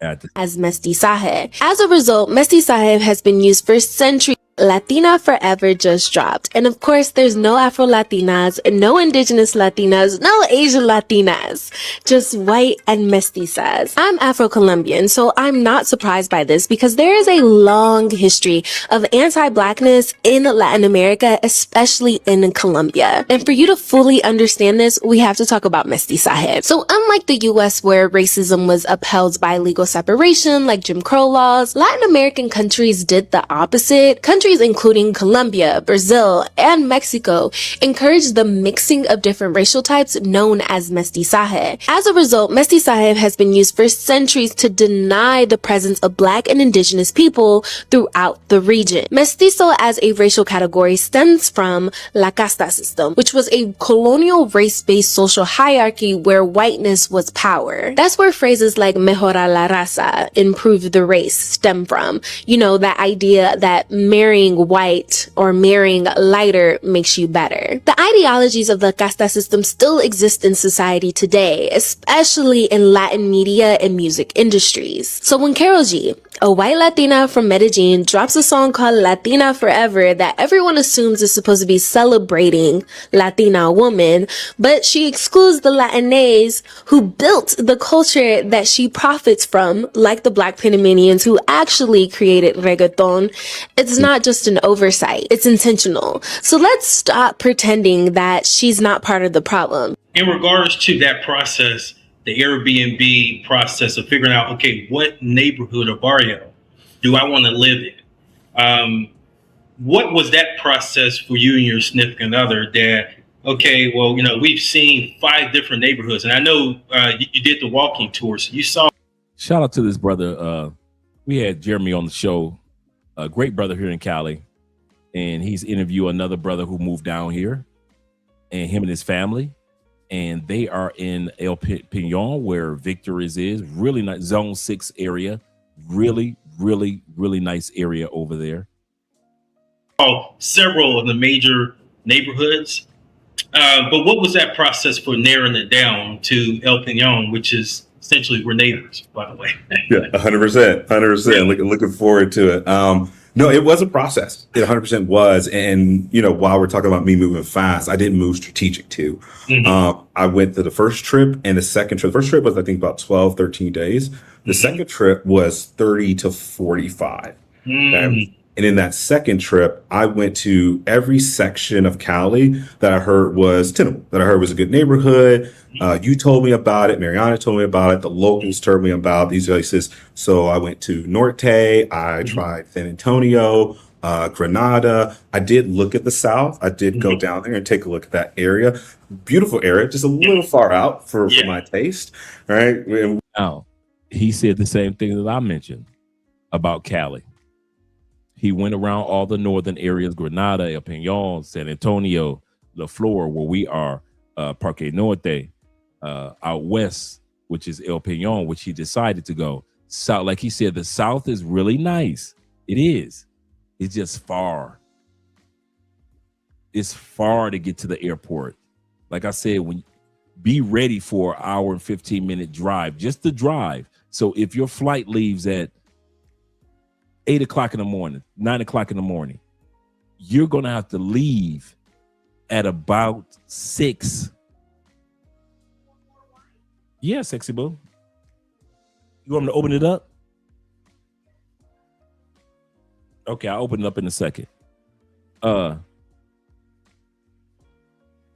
yeah, so you're going to, but yeah, for Granada, it's only 30 minutes. From where we are, it's 20, 25 minutes. We're like right to the exit to go to the airport. So a lot of people who are living here love the bang for your buck. Like Terrell, my brother Terrell, he's out south, loving it. A couple of dudes I know that lives out south, really nice. But that airport ride and that congested traffic out south, ugh. And you do have to take an Uber everywhere because the South is so spread out. You can't just, like right now, I can walk outside and I could be at the grocery store in a 7-minute walk, 10-minute walk. I can say, hey, guys, meet me at Chippy Choppy, and I could be there in a 5-minute drive. Meet me at the mall. But when it comes to out south, everything is there, but it's spread out. It's like out south is made like you've got all these beautiful apartments and everything, bang for your buck. Kid you not, you got great deals out south. It's really nice. But as soon as you step out your apartment, dude, you need an Uber ride to go to the store. Thanks, babe. You need an Uber ride to go to the store. Sexy boo. It's things like that. You need an Uber ride to go to the store. About to open up this bottle of wine. So you have situations like that makes out south where you're like, it's nice. To where you say, okay, I'd rather be in Granada, or I'd rather be in El Pinon, or I'd rather be in Chippy Choppy area, because you realize, man, I ain't trying to go through all these headaches of driving this far to get to this, or driving this far to get to that. And like I always, you do need a car. And like I always say, I ain't gonna lie to you, I ain't driving out there to pick you up. If all the fellas like T-Mac coming to town, Will coming to town, all of us are in town, we're hanging out, right? I am not driving out south to pick you up so you can hang out with us. Hell no. No. So you might, if you live out south, you might see me once every 2 or 3 months, to where T-Mac or Will or any of the fellas out, my boy George, who just opened up a deli out here, they'll see us once a month, 2, 3, 4 times a month. We all right in the same area, so we kind of like hanging out. That's the difference. Who is she? What do you mean, who is she? First question, Trey, is who is she? Who, Andrea? Andrea just walked past with the wine bottle? I don't know.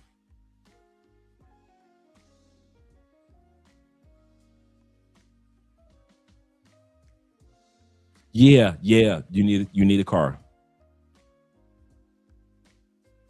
When you hear the brother, when you hear a brother that lives outside, yeah, boom.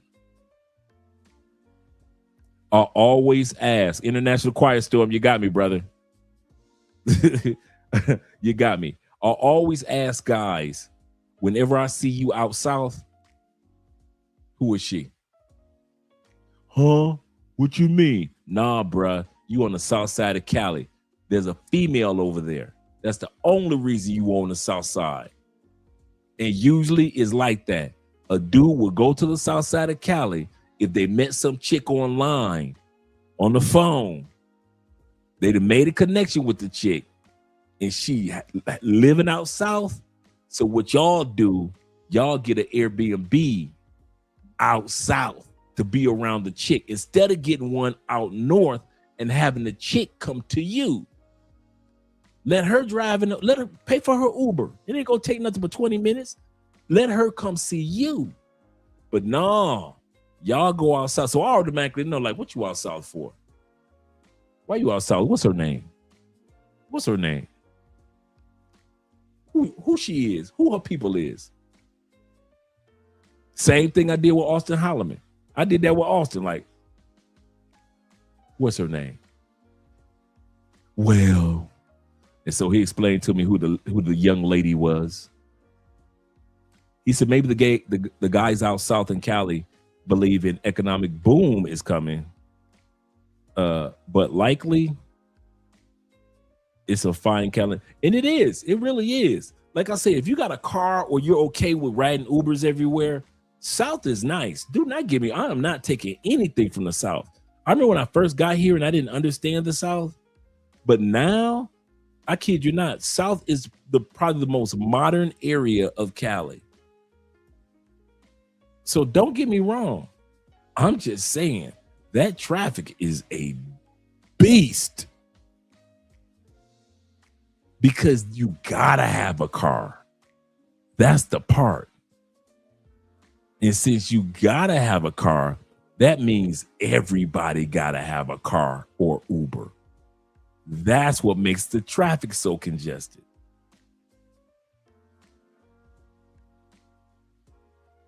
Yeah, now the South is really nice for medical. Do not get it twisted. Absolutely correct. Yeah.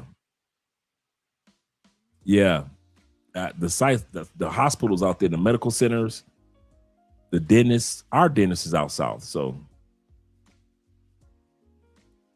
sounds like traffic similar to Thailand. That type of yes, that type of traffic.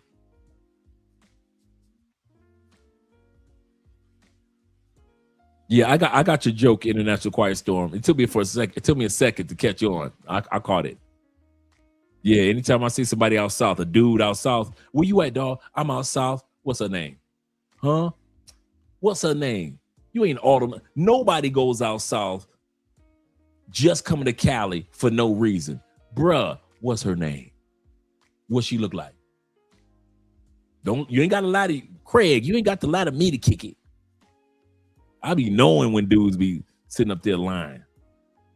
Okay, let's finish off this. We're at the end of this video, so let's finish off this last bit. But this is some good information. So the brother is down here with his wife and his family, and he decided to be out northwest in El Peñon. We can come back to that because the South is gorgeous. They definitely have the thing going on there. Did El Peñon, and every time I came to El Peñon, it felt like the place. Yeah. Every time I came here, I did, I think, about 3 Airbnbs in El Peñon. Love the neighborhood, love the people who live there. It's I would equate it to living in like a historic district in a metro area. Yeah. Right? Like a brownstone in Brooklyn or something like that. Yeah. Right, that makes sense. So all the different areas were still great. I never thought about that. El Peñon does give that historic type of Brooklyn brownstone. Even though the buildings are made differently, it's almost like built like that type of era where every building is kind of has that type of brownstone appeal. That's true. That's true. And our first Airbnbs were in El Peñon. San Antonio, there's tons of people who love San Antonio. Lots of expats to San Antonio. Granada, fantastic too. A little bit more lively, a little bit more going on in Granada. They like to party and have a good time down there. So not necessarily where I want to live, but you can go have fun. We mentioned the South. And the North is nice too. It's just not as walkable and close to everything as El Peñon is, which is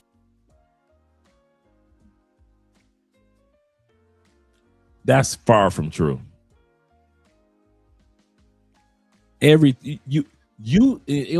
Out north, you do not have to walk 10 minutes to get to a grocery store, no matter where you are out north. You will not be walking 10 minutes to get to a grocery. You will not walk 10 minutes to get to a gym. You got 2 major malls out here. You got Price Mart, which is their equivalent to Sam's Club or Costco's, right behind, literally behind us.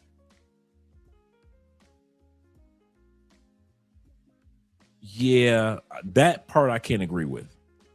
Everything out here is in walking distance. I don't care if you got a whole family of kids. All the restaurants, all the bars, all the clubs, everything is in walking distance. That one I can agree with. I would love to hear his perspective in regards to what does he mean not in walking distance? That's one of the number one reasons why Andre and the other thing that he is not telling, which is not a bad thing, but it's an important thing. El Peñon is made like Parque Aries. It is very like San Francisco or Atlanta, very hilly. So to get up to your Airbnb, you're going to walk up that hill. To get down to their restaurant, you're going to walk down that hill, then back up that hill. It is, and I'm talking about on the back of your heels walking. I'm not talking that, it's a little hill. Now I'm talking about like you in El Peñon and you are hiking up that hill. It's just like you being in Parque Aries and you know that you hiking up that hill. That's how El Peñon made. It is very. Now, the rest of Cali, for the most part, flat land. That's the other thing I love about Cali. Cali is straight flat land. There is very little in Cali from the south side all the way to the north side. Unless you're going up into the mountain regions, to the restaurants way up in the mountains. But other than that, kid you not, flat land.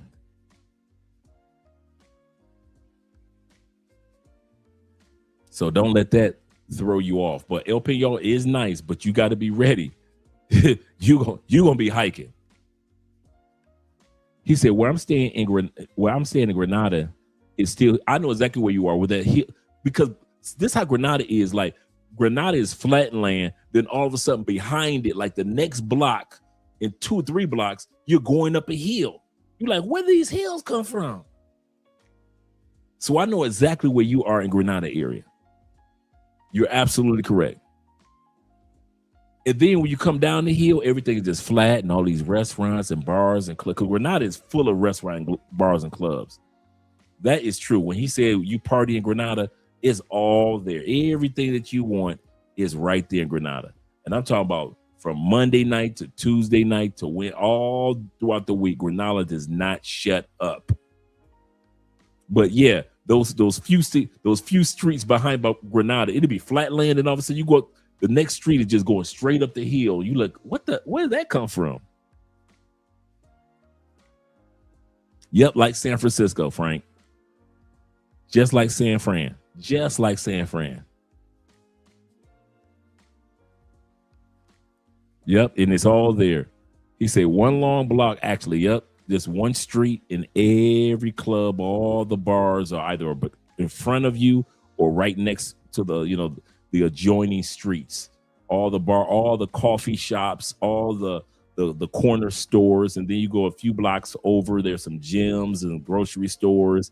At the end of it, you got the Marriott Hotel. They do brunch breakfasts during the weekends and all of it down there. So yeah, Granada is full of a lot of stuff. Really nice Airbnbs in that area. And it's all out north. So if you guys are wondering, are we still talking about north? Yes. And what he's talking about and what we're talking about is north, and he's talking about northwest. So where he is in El Peñon is northwest. Where I am is north. And where Slim is talking, Granada area is north, like a bit of the west. It's like you're heading into the west of El Peñon and San Antonio area. But he's still close to the like Slim. If we had a choice between him being close to El Peñon or closer to Chipichape, it's the same amount of space. So he's close to. I'm 5 minutes from Chipichape. 5-minute drive from there is Granada. 5-minute drive from there is El Peñon. 5-minute drive from there is San Antonio. But we're all northwest. And then you've got the deep south. And then you ain't got no business out east. You ain't got no business out east. Tell her to come see you. No, I don't want to meet your mama out east. I tend to favor more. Where would you recommend as far as barrio? Your top 3 or 4 barrios in Cali, and then the top 3 or 4 you would stay away from. So he's going to tell you guys the top 3 areas or barrios, neighborhoods that he would recommend. Let's see. Here on a shorter term basis and you're looking for a party and excitement and entertainment, I would say in Granada. Right. We just talked about Granada, where Slim's going to be in that area. Slim's going to be in the Granada area. Now, up north, if you look what that blue dot is on the top of the screen of this video, there's a blue dot. That is getting close to Chipichape to where we are. But that Granada area is only a 5-10 minute area. So where you see where it says assist card Cali, that is like close to where Slim is going to be. Okay, you see where that A is in Granada? You see where they spell out Granada and that A has got that little river? Yeah, that's out east. Yeah, you don't. That's zone 1 and 2, bruh. You do not want to F around out there. Like I said, Frank, have her come see you. You don't come see her. Hell no, I'm not taking a taxi. And I know dudes, dudes that be, hey, like I said, I got partners that can hang out east and be with some baddies. I'm too bougie. People can see the bouginess. Girl, he don't look like he even need to be out here. I'm funny style, man. He said, Andre, is it best to stay in the mirror? No.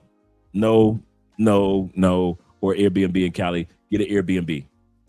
Get your Airbnb in Chippy Chopper area. Get your Airbnb in Granada area. Get your Airbnb in El Peñon. Get your Airbnb. Do not see. Okay, here we go. The Marriott is do not get a spot in an Intercontinental or the Marriott. You will be mad. The Marriott is surrounded by the club areas. It's great for brunches. I remember when Philly Dom, the YouTuber, came down, stayed at the Marriott for 2 days. He was bored out of his mind. Even though, here's the kicker. The Marriott is 1 block from Granada. All the parties, all the clubs, all the restaurants is literally across the street. And once you cross the street, you just walk. Just nothing but straight 1 block, 1 long neighborhood. You ain't got to make no turns or nothing of all that. But if you don't know, like I said, in Cali, if don't nobody tell you, you could be around the corner from all the parties. That's Cali. This is not Medellin. We do not have a parquilleras. We don't have a red light district. This is not Cartagena. There is no clock tower with pay for players. We don't have. So you can stay in the Marriott. I wouldn't recommend it because Cali is set up like you want to get an Airbnb. I'll tell you why I say this. First of all, this is not Medellin. I'm going to say this again. Cali's not Medellin. You do not have to be like, man, and make sure you get you a spot with a security guard and 3 pit bulls, and make sure you get you a parakeet that can talk English and translate what you said, and make sure that you get 5 cameras, and make sure that if you having sex with her, that you got the Ray-Ban glasses on with the cap. See, that's Medellin. Y'all caught that? Make sure that you give the Airbnb host or the security host 100,000 pesos to look out for you. Let them know now. Take her ID now. See, that's that Medellin. That's why we don't want y'all dudes from Medellin down here, because we never want to have to go through that. All the hell that y'all go through to get some coochie in Medellin, men in Cali don't want to have to go through that hell. So y'all keep y'all in Medellin. Y'all go through there where y'all need to. I gotta have a security guard this and the security guard. You need that in Medellin. This is Cali, so you can get your regular Airbnb, and for the most part, if you just act like you got some sense and not have 2 or 3 chicks in your spot. Oh, I'm good. Thank you, babe. Sexy boo. I love you. You still sipping on your drink? Okay. Yeah.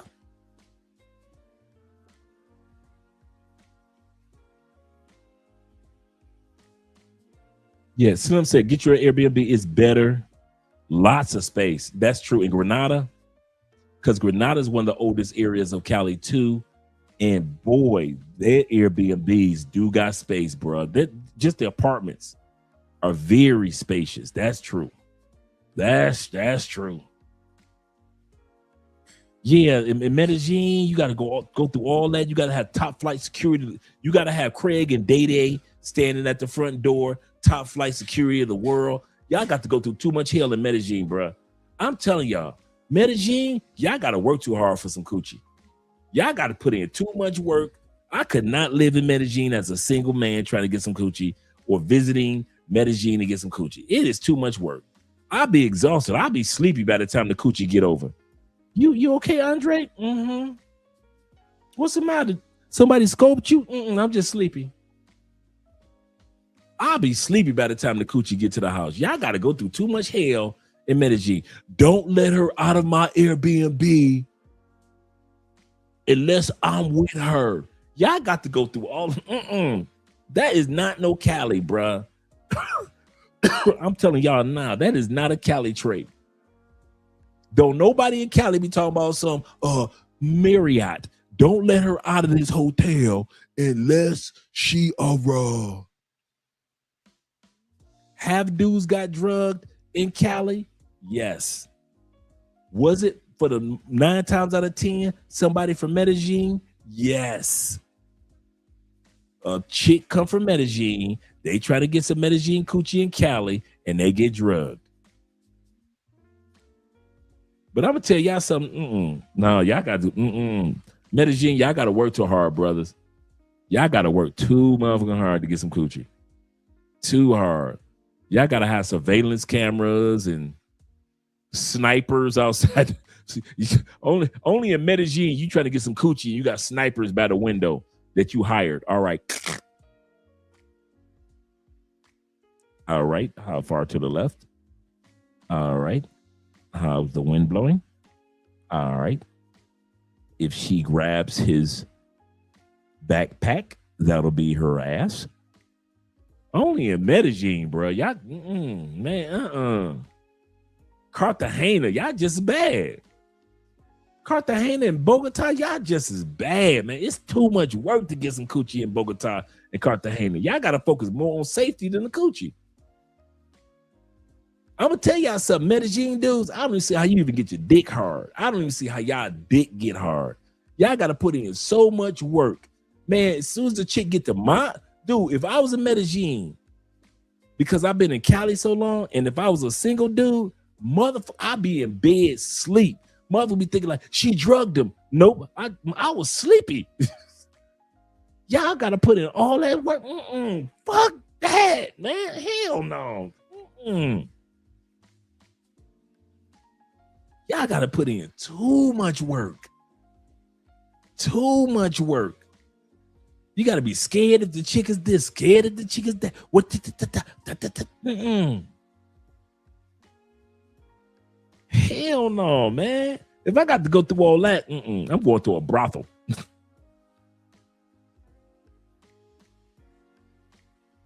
You say brothers be running recon missions to score in Medellin. Hey, man. Hey, it's 12:17, man. I got a chick coming over to the house, to my Airbnb. Hey, bruh, if I don't call you at 12, if I don't call you by, nigga, listen. If I don't call you by 12, bruh, call me or had a security check on me, bruh.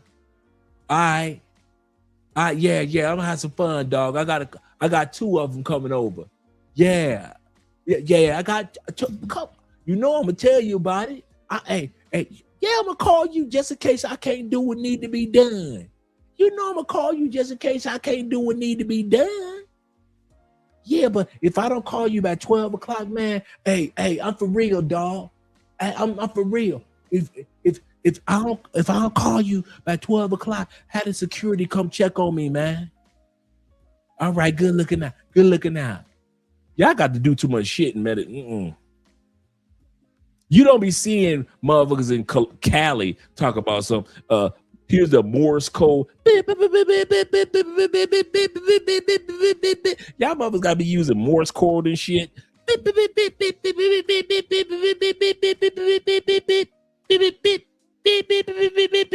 Hell no. Y'all crazy as hell. Y'all crazy. Y'all gonna be using Morse code to get some coochie?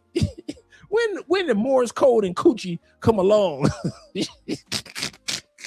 Like y'all Russian spies and shit. Like y'all spies are doing World War II. Beep, beep, beep, beep, beep. Beep, beep, beep, beep, beep, beep, beep, beep. Beep, beep, beep, beep, beep, beep, beep, beep, beep, beep, beep, beep, beep.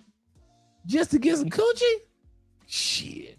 If y'all don't keep y'all asses in Medellin, stop trying to come to Cali. He say, no lie, Bogota looks scared for real. Unless you in a nice area like the zone T of Bogota, which me and Andre always go and we just stay in our little area. Unless you in zone T, bruh, I don't know what it is about Bogota when the sun goes down. You swear you are in the middle of I Am Legend with Will Smith. Am I lying? You swear you like that. It's too dark around here. Something ain't right. You just, no matter what street in Bogota that you in at night, you swear something ain't right. You just swearing ain't nothing happened. You ain't see no sirens. You ain't see no ambulance. You ain't see no crime. It just feel like, It just feel like 3,000 zombies about to come out around the corner in a minute. As soon as I get that corner, it's always a zombie. You just feel like that in Bogota at night.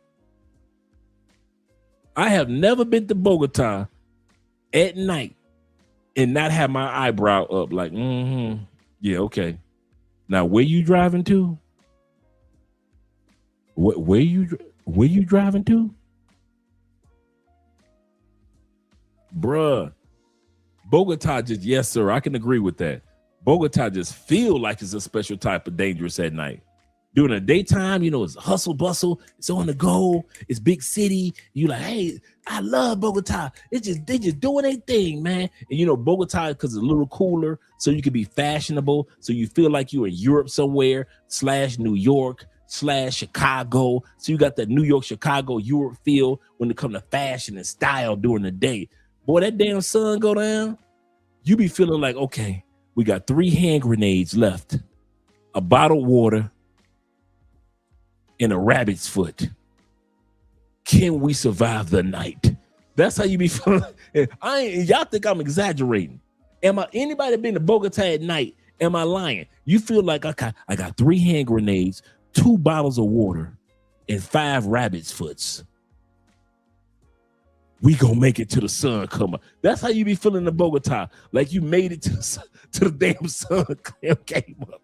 I don't know what it is about that city. You could be in a nice area, you could be in a trash area, and when the sun go down, you just feel like you ain't got no business in that motherfucker. Yeah, bruh. And I like Bogota. I am not hating. I really like Bogota, but them sun, you feel like Will Smith in that mother. I Am Legend all day long. You be waiting for them zombies to come out. And this the funny part. We have never seen any type of crime or anything happen in Bogota at night. But it still feel like 9,000 crimes are going on right now. You just ain't seen them yet. That's how Bogota feel at night. It feel like crime is going on. You just ain't seen one yet. Bruh, you ain't lying. You ain't lying. You feel like, you know what? I need me a steak. I need me some garlic. I need blade out here. I don't need no new blade. I need Wesley Snipes blade out here. That's how Bogota feel. It feel like something ain't right, something ain't right, something ain't right. And we've been out at night and had a great time, and you still feel like something ain't right.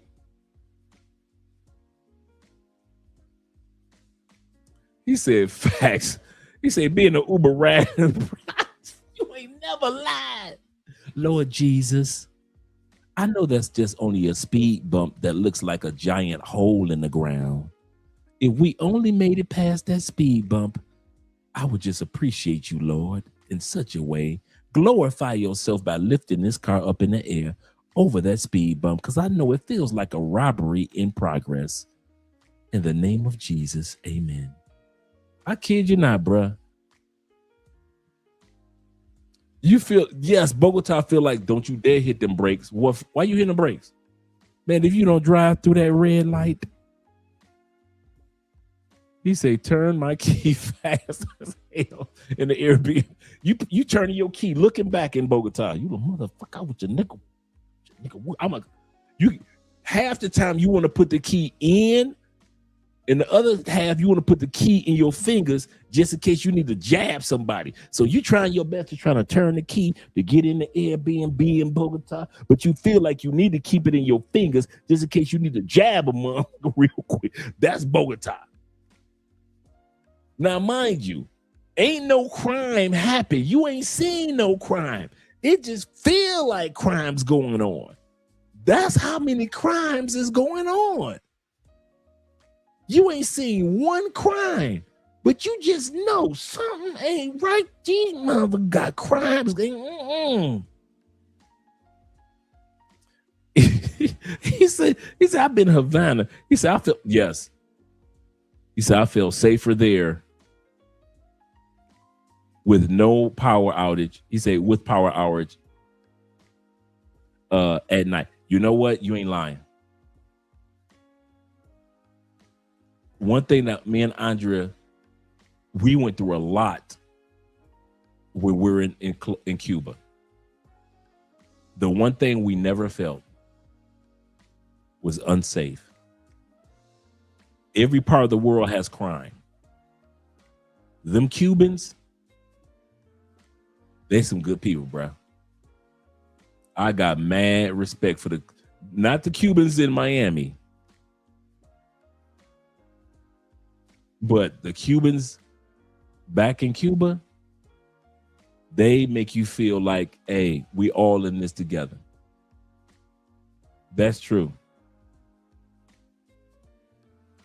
He said, wait, Dre, didn't you say Bogota is the land of flatback? Yeah.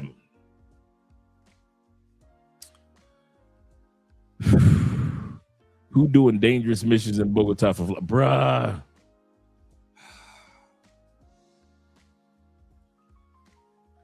For those that don't know, the only city that I deleted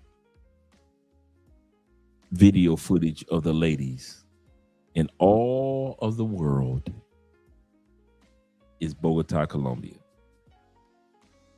I sat back and it was 5 o'clock, everybody getting off work, everybody walking through. I know I'm about to get y'all some eye candy footage of the ladies in Bogota. After about 30 minutes, I took my phone and I deleted that shit. Delete. What number? Flatbacks, regular. These chicks, the face wise, they could have been born in any city in the States. I was so disappointed with Bogota. Now, every city got some baddies here and there, but I'm telling y'all, Bogota, okay. Have y'all ever noticed? Don't nobody brag about the women in Bogota. They will brag about Barranquilla. They will brag about Santa Marta. They will brag about the women in Cali, Medellin, Cartagena, of the Big Five. Have y'all ever seen anybody go to Bogota and come out some video footage talking about something? Y'all need to get to Bogota. They got dimes in Bogota. Nobody. Do they have dimes? Yes. I'll give Bogota this. Now, and I mean this. If you want to go to a city in Colombia where women will spend money on you like it's nothing, go to Bogota. They pay for the dates. They will pay for the clubs. They will spoil you. Yes, they will. Now that I can't say that's 1%. I've talked to plenty of dudes. I have seen the ladies do it. Bogota women, yes, they will spoil you. Now I will give you that. I'll say that. Baddies, not Bogota. Bogota is not famous for educated. Yes. Fashionable? Yes. Smoke 3 packs a day? Yes. They smoke in Bogota. You think it was Europe. They were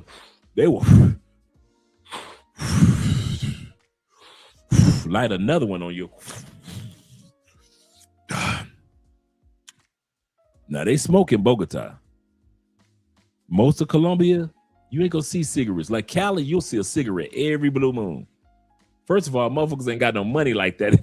I've noticed about Colombians. Colombians be like, ain't nobody got no damn money to be spending on cigarettes. That's crazy. But in Bogota,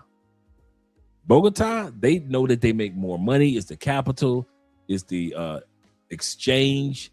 You know, the stock exchange capital. So they making money. So they. So you gonna see some cigarettes in Bogota. Other than Bogota, maybe Medellin a little bit, but the rest of Colombia really don't smoke like that. Like when you see somebody walking down the street in Cali to smoke, you like, what? You damn near want to take a picture with them. Because you rarely see somebody smoking in Cali. Rarely.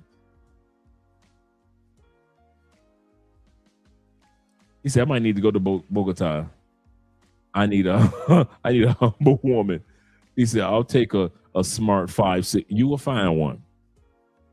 And they are nice. I'll give you that. Bogota women are nice. But,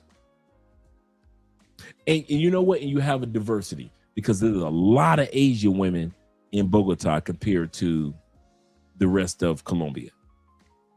A lot of Middle Eastern women compared to the rest of Colombia other than Barranquilla. Like I said, educated, careers, got nice cars.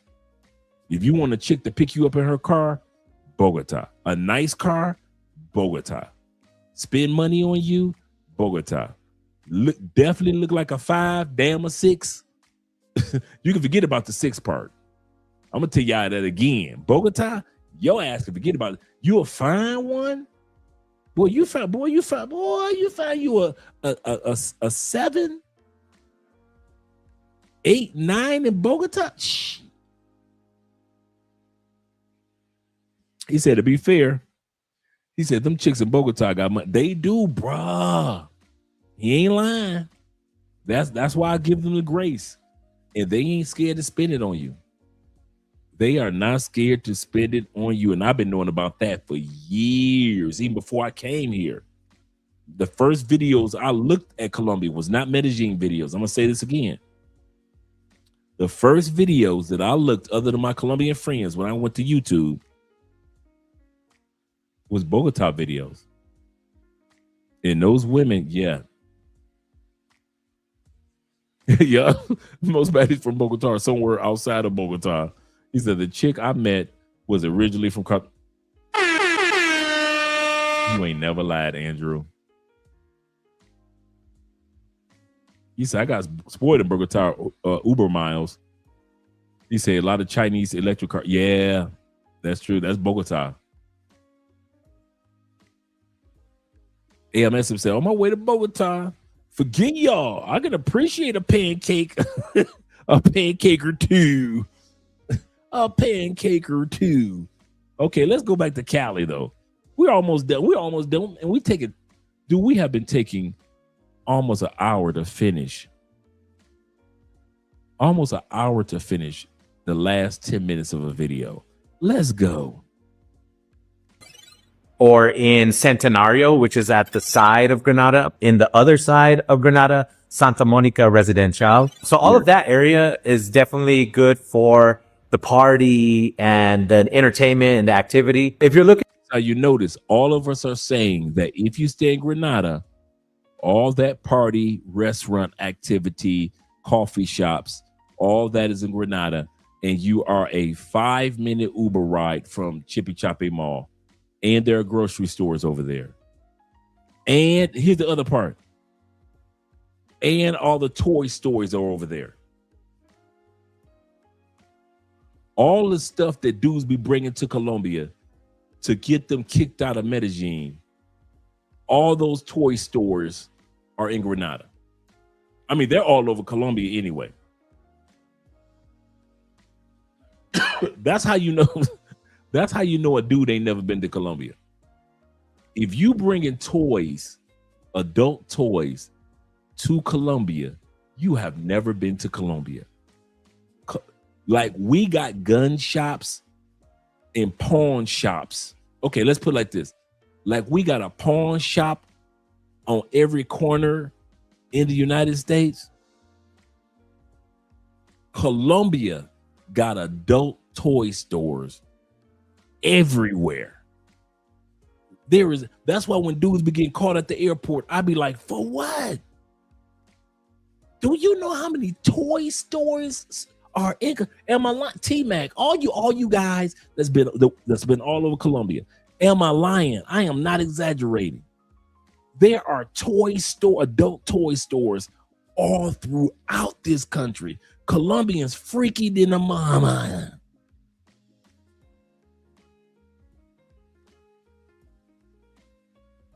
Bruh. Facts. Yes, sir. Yes, sir. Everything's over there. Everything's in Grenada. He said, I walked past 2 sex shops at Grenada. I know exactly which ones you're talking about. He said, they actually easy to find. I know exactly which ones you're talking about. He said, you said toys. He said, I thought about Transformers and Ninja Turtles. Totally missed that. Yeah, man. I'm talking about adults. Yep. Right there, man. Right there in Grenada. So, right. So why is dudes bringing stuff here when they can live their scoring hub life and don't bring? That's why I say that's why dudes don't know nothing about Colombia. Soon as you get caught with toys, I'd be looking like, what for? This is the last country where you need to be bringing toys to. They got more toys here than Milton Bradley, bruh. They got more toys than Parker Brothers. When I say they got toys, they got toys. They got toys. Yep. Toys, adult motel hotels, which are very fancy, and also the gentlemen's clubs and the brothels everywhere.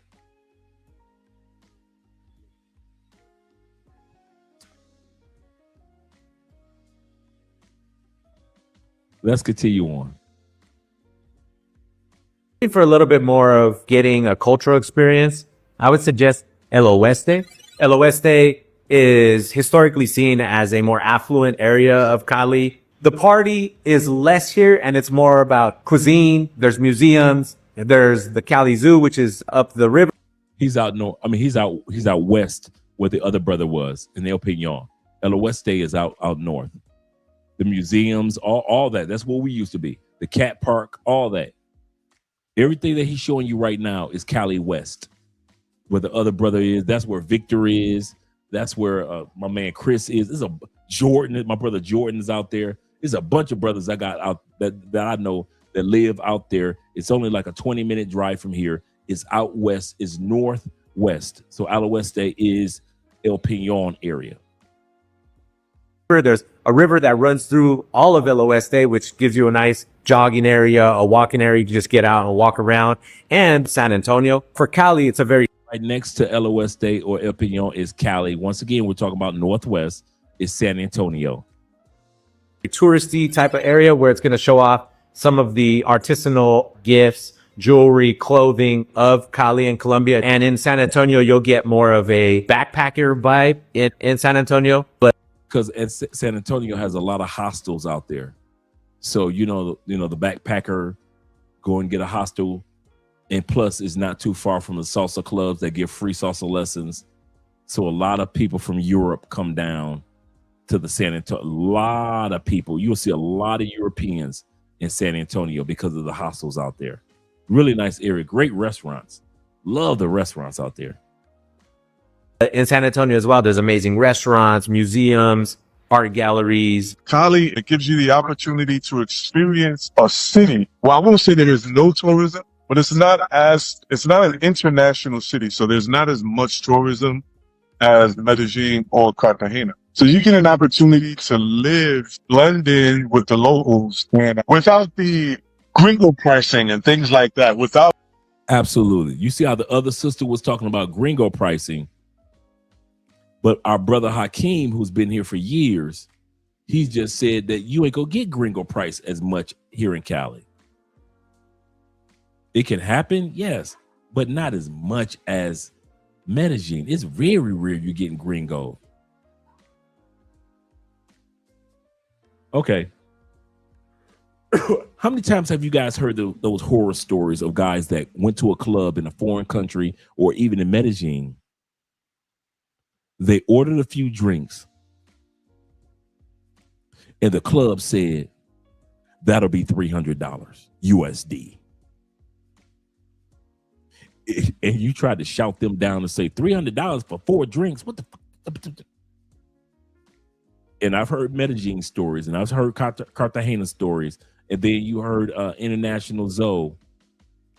When he was in Thailand, he said it happened to him. Guess where that doesn't happen?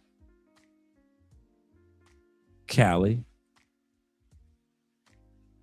There is no club in Cali that's trying to scam you out of, let's gringo him. Cali, when you go to the major clubs, they are bringing you a menu. And you want to buy a bottle, you see it on there. And you can take a picture of with the phone. Now, I'm going to tell you something. Anybody that's been to Cali can tell you this. Let's say it's a bunch of your boys and you got a bunch of ladies with you. Soon as it's time to get the bill, if you with the real Californians, when that receipt comes, those Cali women going through that receipt. Soon as you go to reach for that receipt, the women go snatch it and be like, okay, how much? Okay. All right. It was okay. Then it was okay. All right. And then take the 3, divide into 3, because we got the okay. Okay. Plus the ice. Okay. All right. Okay. No. Cali women, if you were the real Colombian women anyway, I would just say Cali.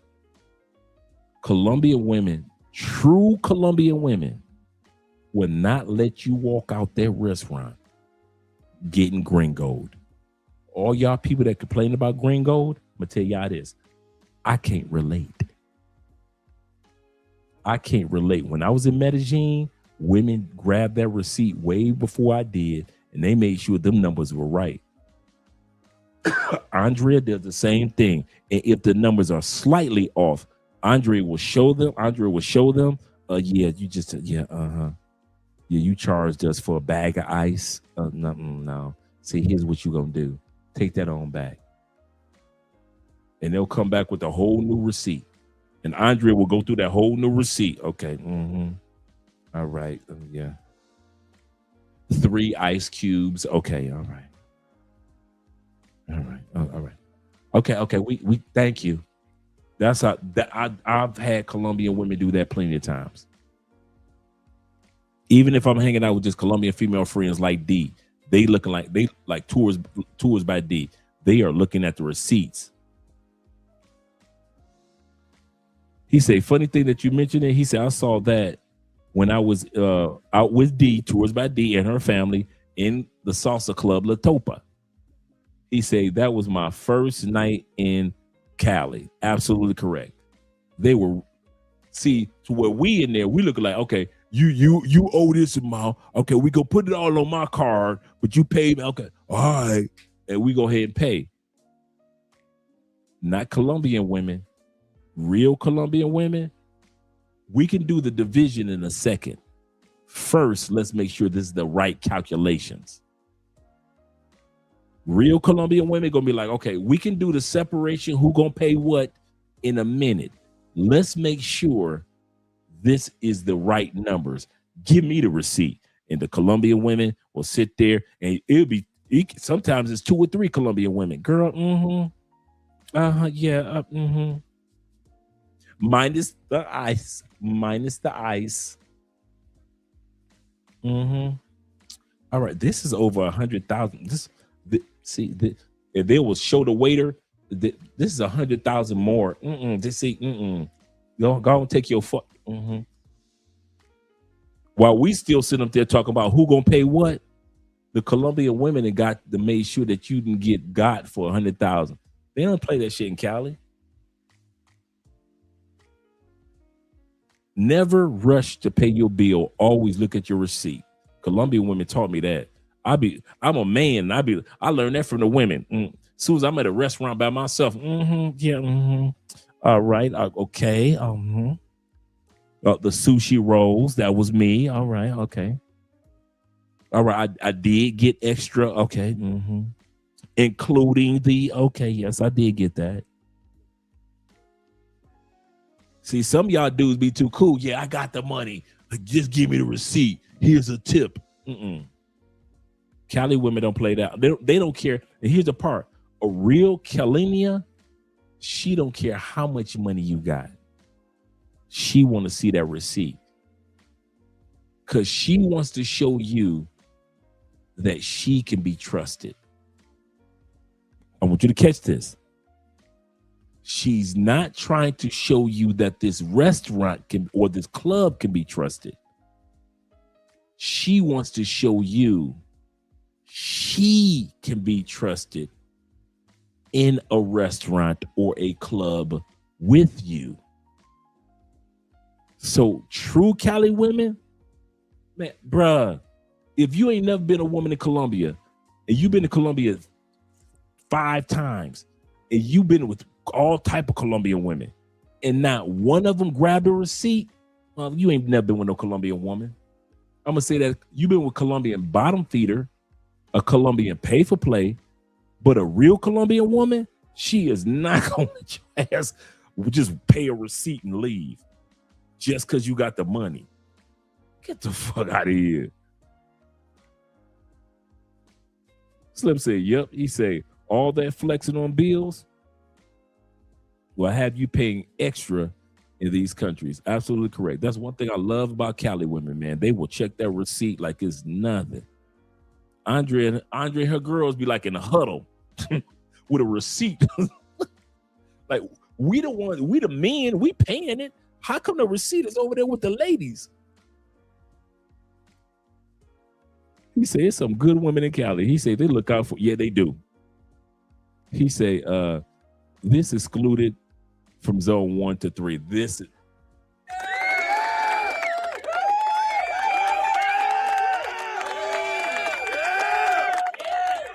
as long as you stay away from broke zone 1, zone 2, and zone 3 women, and be with the working class women of zone 4 all the way to 6, you good.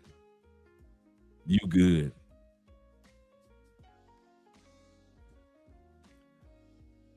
I'm going to say something. There are many women in Medellin that are looking for solidified relationships, boyfriend, husband, whatever, right?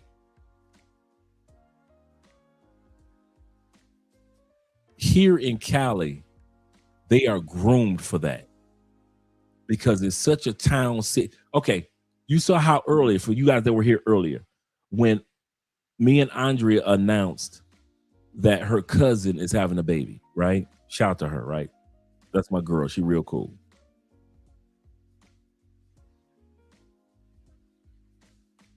And then the rest of the family looked at me and Andrea like, okay, y'all turn. You know why? Because Cali really is a family city. I saw a dude, it was me and Tim. Shout out to my brother Tim. We were just sitting around at the sports bar a couple of days ago, just having a couple of beers. And we saw a very attractive younger woman with a dude that's around my age, right? And that's Cali. To see, we saw a very curvaceous woman in her yoga pants walking with her elderly grandmother and taking her time. That's Cali. Because Cali they train women to know one day you're going to be the elderly grandmother. Don't you ever think because you are the young hotness today that you won't be the elderly grandmother tomorrow. That's Cali. I kid you not. I think that's one of the reasons I really like this city is because I said this like 6 years ago, and I still mean it. Cali is the last frontier of real Colombianas in a big city. Medellin is done. There are good women in Medellin, but you are at the stage of the needle in a haystack. There are good women in Bogota, but once again, you are in the middle of a needle in a haystack. Cartagena, the same dance. Cali and Barranquilla, to get you a real Colombiana where you can sit your butt down somewhere, whether you get married or not, that's on you. Outside of the coffee regions and small towns, but big city,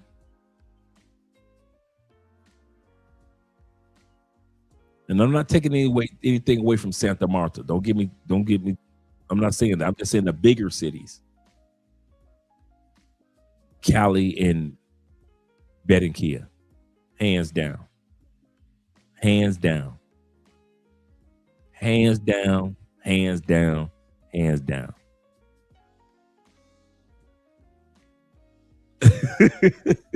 I know, right?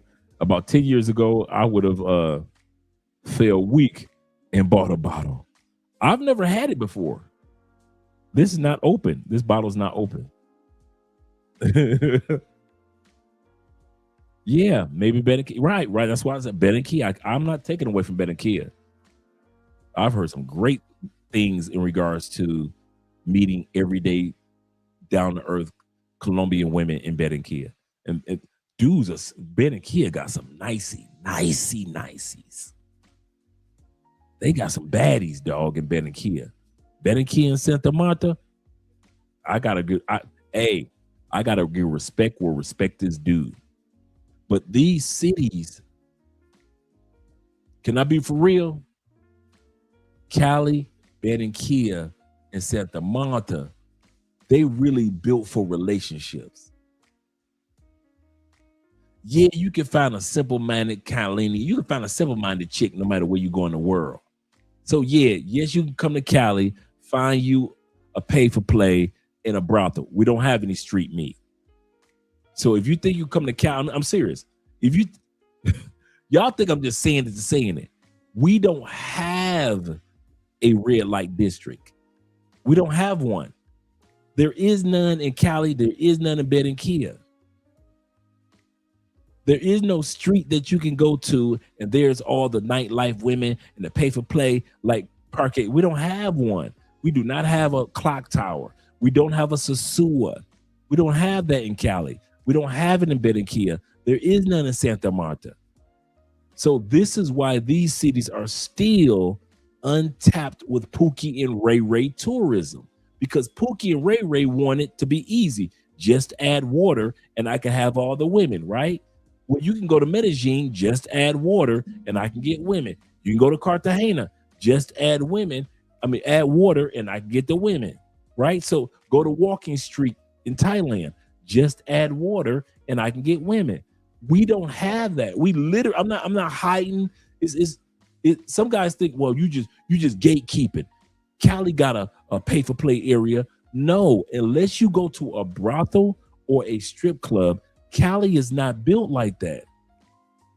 That's why when dudes come down here, they usually meet a girlfriend or they meet somebody that they want to be serious with, or somebody they're having a situationship with. That if I'm in town, hey, you know what's up. That's Cali. So don't think that Andre is gatekeeping and trying to keep you. I'm married. I'm not trying to keep the pay for play away from you. I'm telling you, we do not. Okay. I'm going to tell you the pay for play district in Cali. It's like out east, and they look like zombies from the Michael Jackson Thriller video. It's like when you're driving past the east side and you're looking and you see a woman out there that's looking like doom doom doom doom doom doom doom doom doom. That's Cali pay for play. It's some chick that's out there just broke down, that's hoping for anybody to stop and help her with her drug habit.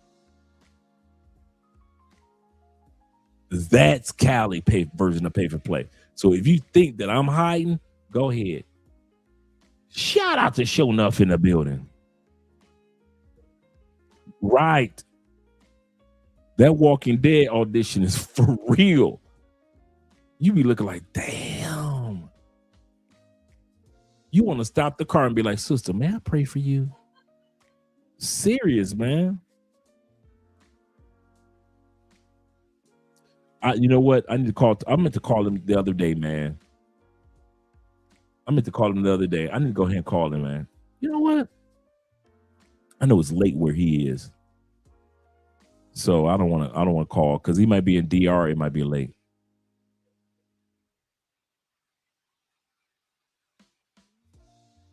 But nothing beats a failure but a try.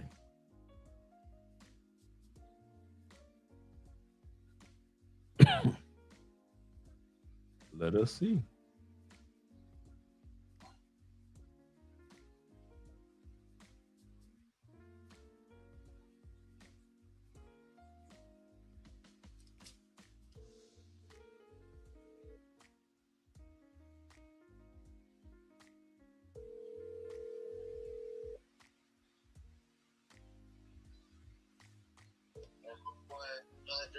Man,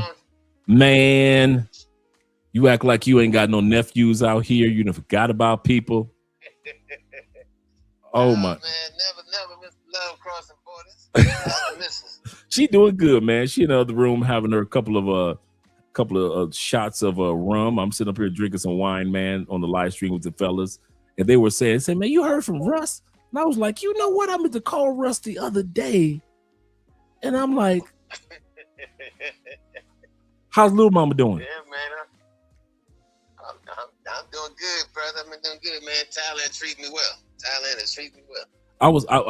I called. I was gambling. I was like, okay, is he in Thailand or is he in DR? How's the little one doing? What or the mama doing? Because I know she ain't little no more. Yeah, man. She's 4 now. She's doing good. Matter of fact, I'm heading back to DR on the 19th. I'll be back on the 20th, so I'll be there for a few months.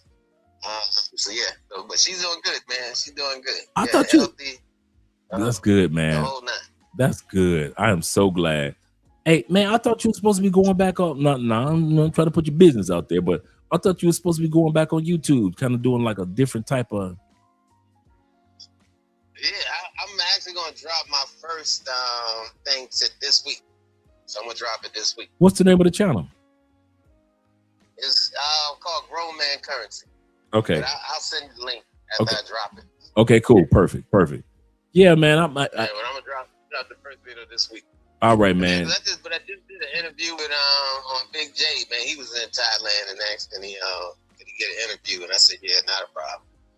Okay, cool. I did something with him. Because I saw you on Richie Mac. You came on right before I came on because I was finishing the show. So I was watching you as I was doing our show. But I'm with you, man. How's everything going for you out there in Cali, man? Oh man, going great, man. We are going on 8 years on YouTube, and it is plus me and Andre next year. We're really going to be buckling down on focus on having a shorty, and then I'm eligible for my citizenship as well. I've been eligible since February, so I'm looking to work on that. And then we got the Afro-Colombian Festival that's coming up next week with over 600,000 people coming down here. Oh, damn. Oh, yeah, it's that big. Yeah. That's my boy Dre. Yeah, that many black people. I'm in the cab with my boy Walt. Oh, well, let me let you go ahead and go. You recognize your voice. Tell him I say what's up. Yes, sir. Yeah, Dre got that undistinctable voice. Hey, that's a good thing, man. I know, right? Yeah, but people recognize me by my voice. I was in the airport. Oh, yeah, man. Come on. Stop it. And I was talking to the reservation girl, and the guy was standing on the side waiting. So I'm thinking he waiting to talk to her. He waiting to talk to me. He said, man, when I heard that voice, I couldn't help it when I heard your voice. Yes, sir. Yes. That voice is without a doubt, one of a kind. One of a kind. Yeah. But I was calling to check in, man. And definitely when you get everything, oh man, been missing you, man. Really have. And I'm glad everything going good with you in Thailand and you know your little one back in DR, back home in DR. And man, just keep you in prayer, brother. Just want to let you know. Man, I appreciate you, man. I love you, brother. I love you too. That. Well, congratulations, y'all decided to go ahead and expand the fam. Yes, sir. Yes, sir. So we focusing heavily on that. Okay. All right. Did Andrea need some like inverter or anything? Inverter visualization? No. She was fine, doing great. Body's doing great. Her health is doing great. Mine is great. So we're looking good. Yep. Yeah, because I know y'all some exercise nuts. yeah, we are, both of us. Yeah. You called it. Well, it's good to have the husband and wife both gym rats. You know what I'm saying? Yes, sir. Yes, sir. All right. Yeah. All right, brother. But I like I said, I've been checking. You know, I still check people out, man. I just keep quiet and I watch and that's it. I just consume nowadays, man. I just consume. All right. Whenever you're back out there, man, just let us know, man. Will do, brother. I appreciate it, man. Thank you. Okay, I'll talk to you later. Love you. All right. Tell the missus I said hello. You know I will. All right, bro. Yes, sir. All right. Now we got a chance to.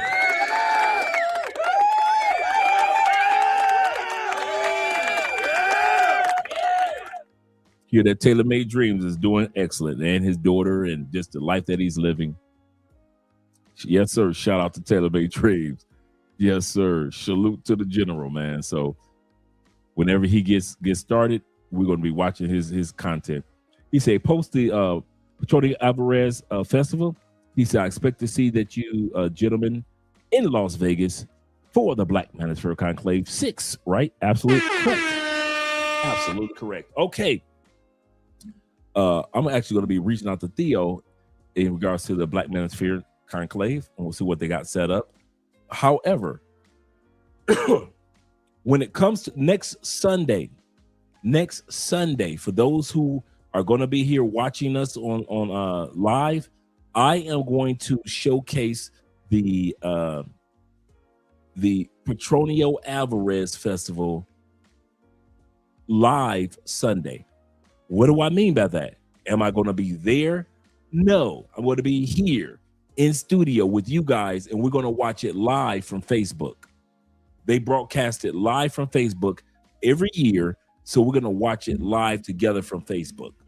So we'll get a chance to enjoy the music, the concerts, the festival, the whole pageantry, because it's for 7 days.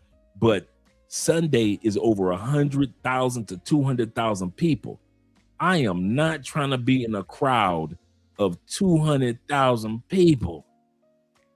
So I'll be here in studio chilling with you guys next Sunday. So all you guys that didn't get a chance to make it to Petronio here in Colombia, don't feel bad because we all gonna be sitting around chilling, drinks in hand, just enjoying the Petronio Alvarez Festival next Sunday. But for those that are going to be coming down, I'll be hanging out with you guys throughout the week. Shout out to Theo. Just cropped up and popped up. You know how you speak somebody up? Yes, sir. He said, hello, I'm healing well. I'm glad that you're doing well, man.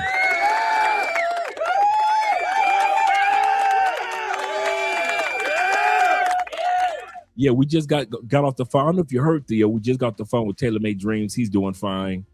So it's great to hear that he's doing good. You're getting better. And next week we have the Petronio Alvarez Festival here in Cali, Colombia next week. Yes, sir. Shout out to Theo being in the building. Glad that you're getting better. I'm still battling my last bit of it's kind of funny.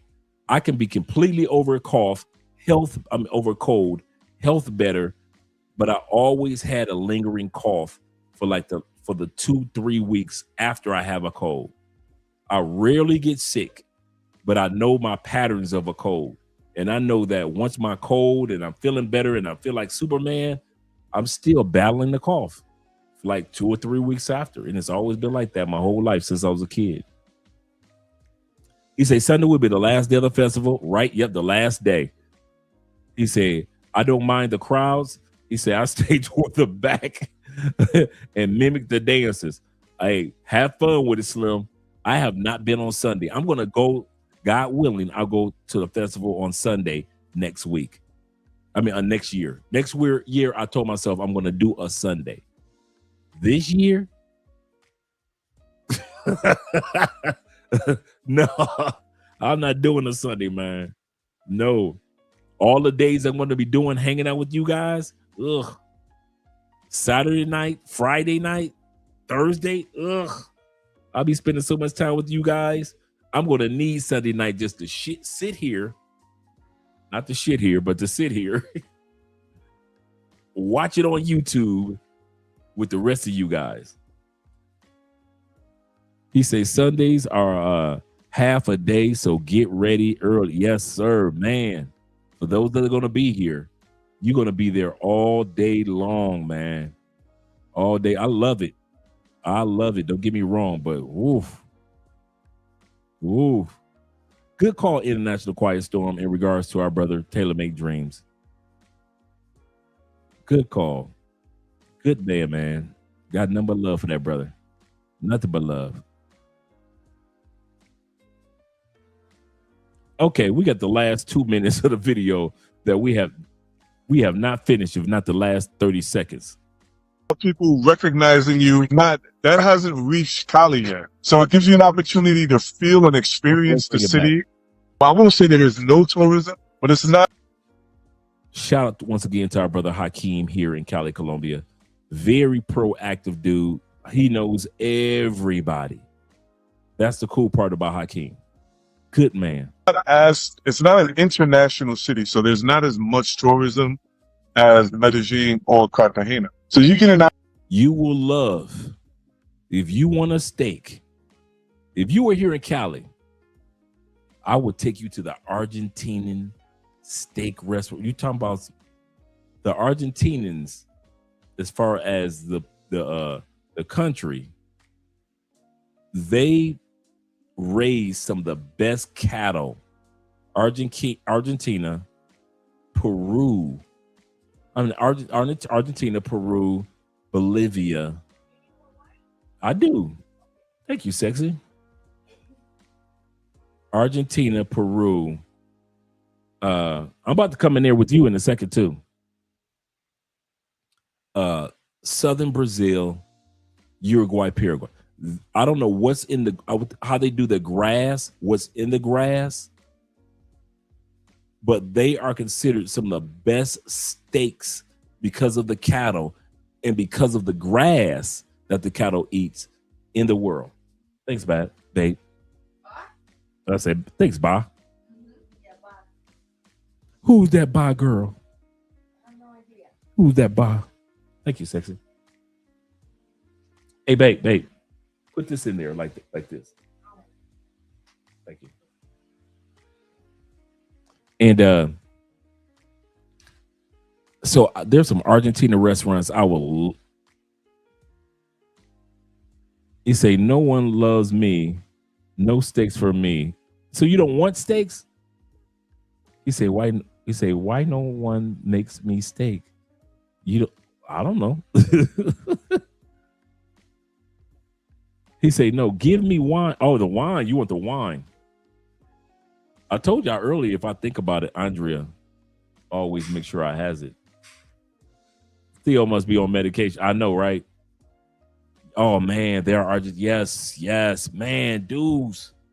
If you ever get a chance to, and I'm a pescatarian, I don't eat steak, but the way that they make it in the Argentinian steaks, I'm gonna tell y'all something for real, and I mean this.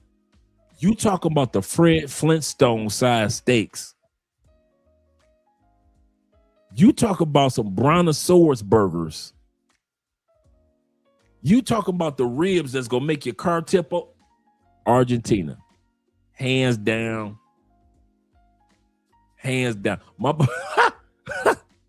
My man Victor and Tommy. I think I got Tommy too. Man, they took him to an Argentina restaurant. They ordered steaks. Man, they came out with them steaks. Victor was like, and Tommy. Shout out to Tommy. Both dudes. Notice. Not at the same time. I don't think Vic and Tommy ever met each other. Man, them steaks looking like this, dog. They look like, when I say you could take it back to your Airbnb and eat for days. These dudes, I think, I don't know what was Vic. I forget which one between Vic and Tommy tried to eat as much as they could of the steaks. Them and I'm talking about like thick, bruh, thick. And if y'all think I'm exaggerating, okay. Come to Cali, Colombia, go to any Argentinian restaurant and order a steak and think I'm playing. Man, they sell their steaks by the half pounds, quarter pound. I mean, huge. Them steaks was coming out. I was like, ain't no way in hell they gonna eat all this. Ain't no way in hell they about to sit up here and eat all this. Yeah, man. Them Argentina restaurants. I mean, Argentina restaurants and steaks, and they have like your student from Brazil, Theo. Me and him went to the Argentina restaurant, and he spoiled me. And he ordered, man, and I forgot the drink he ordered. It was like a soda. It was an Argentina soda that they had. And I forgot what it was mixed. It was good, bro. It was really good. I was like, dang, that's good. So the Argentinian restaurants here are like all Argentinian cuisines that you can enjoy. Yep, he said the restaurants are nice. The decor is excellent. The food is phenomenal. I just realized I actually asked Andrea to marry me in an Argentinian restaurant. He said next time my friend from Brazil goes to dinner with you, sell him a cartel for a steak. Bro, I'm telling you, they are huge. They are huge. You like, man, they are huge enough to where you think, okay, I can eat this for a couple of days, or can I? Type of thing if you eat steaks. He said Dre was looking at them steaks and said to himself, I'm glad you ain't never lied. You ain't never lied. I sat up there and had my shrimp Alfredo, and you can tell me nothing. I'm enjoying my shrimp Alfredo with a little bit of olive oil, with a little bit of Parmesan. I'm good with my shrimp Alfredo. I'm looking at them with them steaks. I'm like, and they be steaming. them steaks be steaming straight out of the grill. I'm like, man, listen. I don't see how they eat them. IMF said they only got the Comtia grade F beef. He said, gotta leave the plantation using the cloud money. I've met so many Theo Cloud graduates out here, bruh. And I have taken many of them to get Argentinian steaks. I think the best thing for me was I met Theo's graduates in several of them before I knew about cloud engineering. And so it helped me see what you could become if you focus and buckle down on your cloud engineering. I think because I met Theo's graduates way before I got in, before I knew that you guys were in, that to this day encouraged me to know everything that Theo was telling you. Once I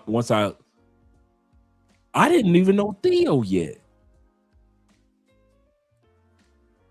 And so it really encouraged me to be like, okay, because I didn't know what they did. And then to find out that these were some of the original graduates and see these guys flying everywhere and see these guys in my neighborhood as my neighbors. And I'm taking these guys here and taking these guys there and picking up from the airport and to realize, you fast forward, you meet Theo and the conclave and everything. And you realize these guys are some of the original conclave graduates, and everything that Theo told them, after I got involved, was 100% correct.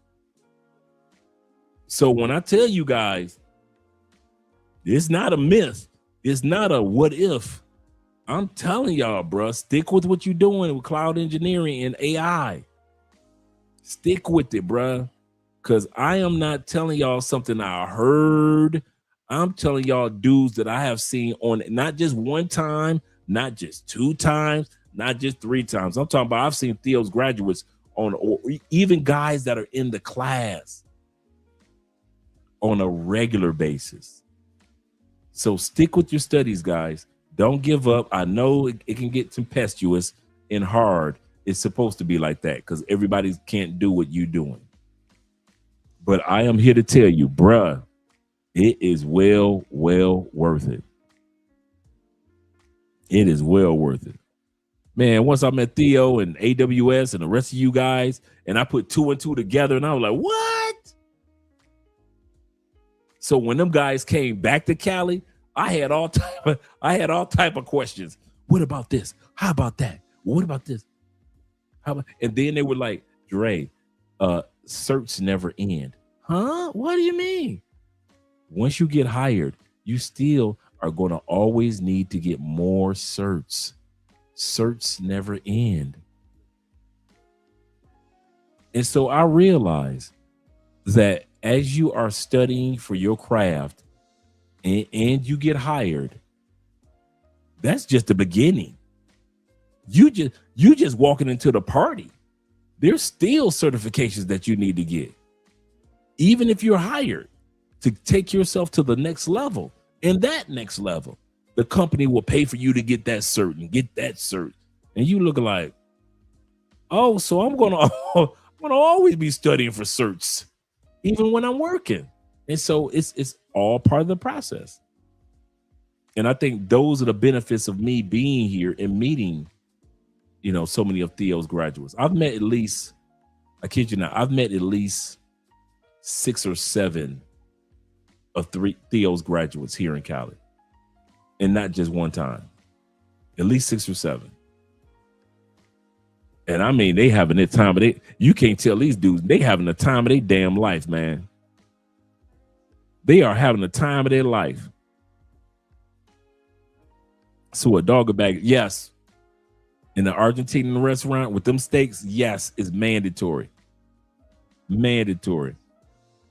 Theo said, I can't afford a steak. I can't afford a steak. So let me say, he said black people getting to the bag. Yes, black being getting to the bag. AWS, GCP, Terraform, etc. Absolutely correct. He said, I love it for us. He said, shout out to the Emperor Theo, Wolf, Wolf, Wolf, Wolf, Wolf. Yes, sir. And That's the Quiet Storm says this. He said, it becomes a way of life. Now, if I can get these damn Indians out of the way, I would be okay. I feel you on that one. Theo says, a man supporting men. Oh, he's talking to Theo. Let me get out of that conversation. Yeah, man. Yeah, like I said, I met a few of these. I didn't know these guys were part of Theo. I didn't know nothing about none of this. I just knew that guys were coming down here and they were doing cloud engineering. I didn't know what it was and didn't ask. And as time went on, life put two and two together, meeting Theo, then a conclave and so forth. And all of a sudden then realized, I'm talking about at least a year after I met Theo, it took me to put two and two together that these were his graduates of some of his Atlanta classes, some of his Philadelphia classes. And I'm like, what?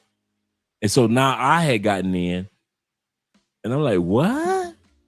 So y'all, how you think we got here? Why you think we travel? Why you think we? And so I could put two and two together and like, got it. Got it.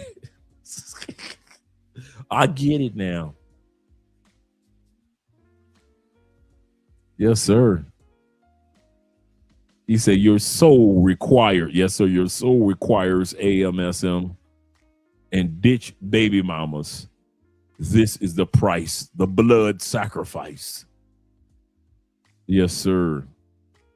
Yes, sir. That's the correct price. Sacrifices must be made. All right, gentlemen. I think we're done. Let me make sure we're done. Oh, we got a few seconds left. Go ahead.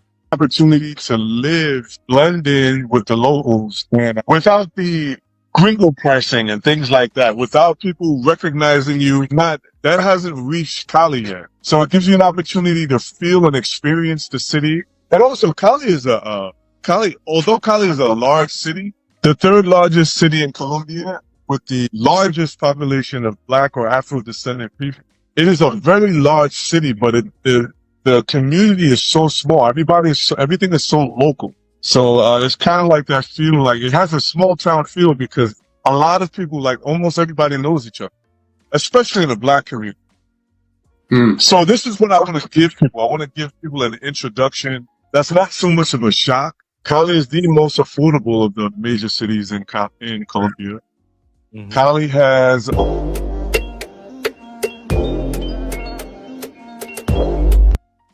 All right, that's the end of the videos. That's it. So we talked about Cali, the good, the bad, and the ugly. And we want you guys to embrace the ugly. Yes, we don't want you to be here in Cali. Yes, we want you to look at Cali like, what? Yeah, that's how we want you to see Cali. That just in case you want wondering, no, we don't want y'all to look at Cali like, no, yeah, we want y'all to look at Cali like Spanish is we want y'all to look at Cali food like y'all look at Medellin food. It's bland. Yep, it's bland. Mm-hmm. Ain't no fun in Cali. Go to Medellin. Yes, that's how we want you to think. Yes, we do not want y'all here. No. Me? You mean me? Yes, I mean you too. We don't want no. I kid you not. Don't bring your kids, your families. Go to Cartagena. Go enjoy the beach life. Yep. People come up to me speaking Spanish without hesitation. He say, then they figure out I'm a gringo, and we just laugh together. Yep. He say the food is flavorful and bussin' in Cali. That's true, bro. That's one thing I could say. They don't keep the seasoning on the shelf. They will use the seasoning in Cali. He said, I'm not into cloud. He said, I want info with me on the hard drive. Oh, well, okay. To each his own, the hard drives. But let me get our people conversation. All right, gentlemen, we will be here together again for a short video mañana. I want to keep the video short this week because, we got the Petronio Alvarez Festival, so I'll keep them short. But for guys that are going to be down here for Petronio, shout out to all you guys. And shout out to all my truck driver friends. I'm going to finish off this drink, hanging out with the girl, Andrea. I don't know why she's still awake.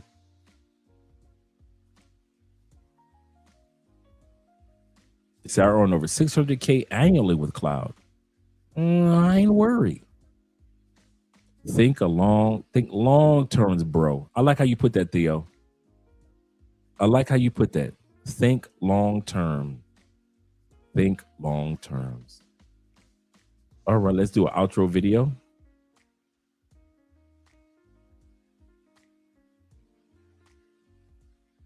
Here's a video to keep you guys motivated throughout the night.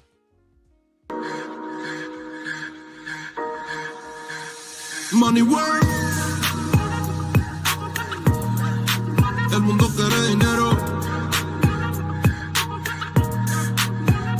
Money work. Se arregla con dinero. Money work. Si me quiero.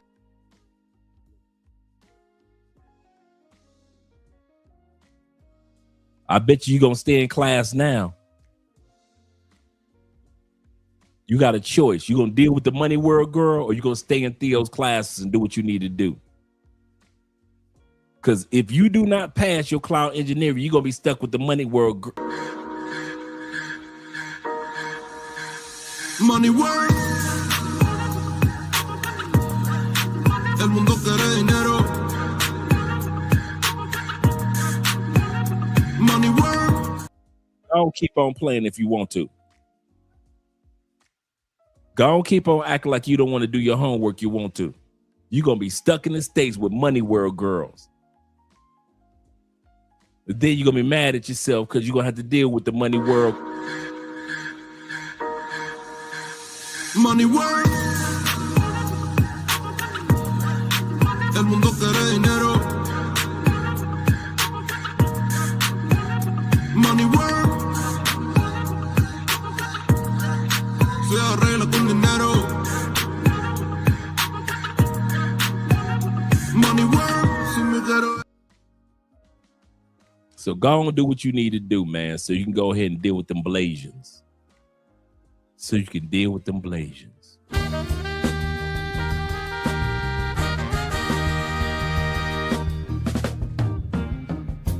We can do better. We could be chasing dreams. We know what's right, and we know how it feels. Yeah, we can do better. We can make a change for real.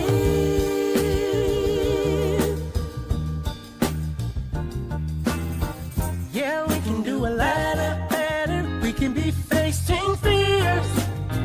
We know what's up, and we know how to get there.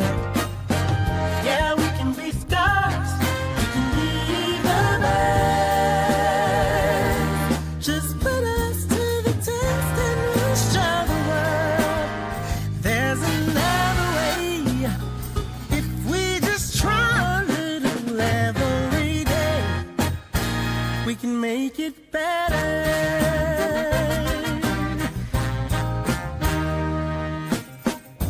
We can do better. We can be setting goals. Voice is up to you. Okay, I was interrupted. Just a little bit of trivia. The guys that are singing are all Asian dudes. So as you listen to this, you're watching the Blasian women and hearing the voices of the soulful Asian dudes. Let's bring this beat back.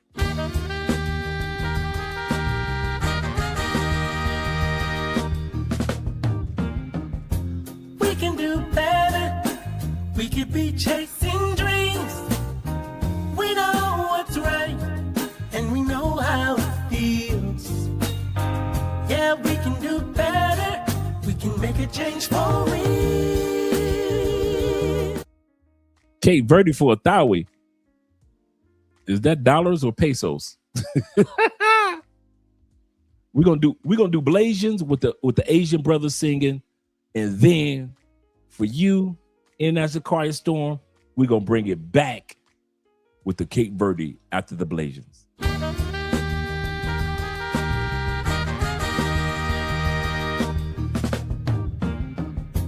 We can do better.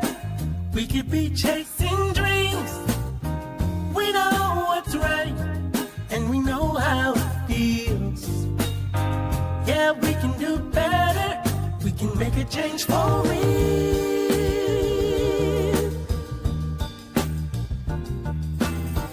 Yeah, we can do a lot better. We can be facing fears.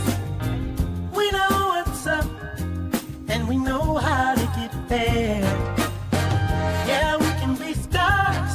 We can be the best. Just put us to the test and we'll show the world there's another way. If we just try a little every day, we can make it better.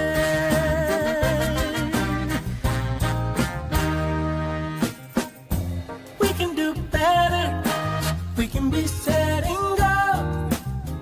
We understand right down to the soul that we can do better. We can have a heart of gold. So let's step it up. We could be making moves. We know what time it is, and we know just what to do. Yeah, we could be on top, and we know it's true. If we just give ourselves a chance, we can show the world everything's gonna be okay. We just got to try a little every day, and we can make it better. Yeah, yeah, yeah, yeah.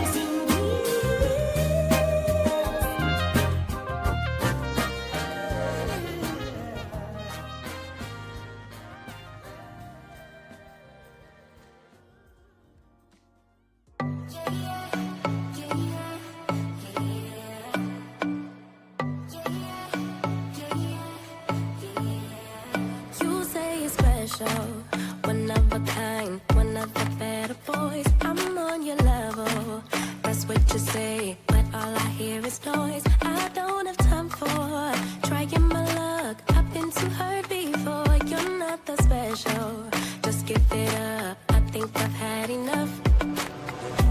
I'm too busy loving my friends. I ain't got no love to spare for you. I'ma be that girl to the end. It don't really matter what you do. Guess I have to tell you again, 'cause you haven't got the news. Oh, you really need to understand that I don't wanna be your girlfriend, girlfriend. No, I don't wanna be your girlfriend, girlfriend. All I wanna spend with my girlfriend's girlfriend. So I don't wanna be your girlfriend, girlfriend. I know you want me, boy, I can tell. So deep under my spell. Sorry, not sorry that I'm no help, 'cause I'm full of myself. Boy, don't you worry, you'll find someone who wants you back, but that is not me. So give it up, haven't you had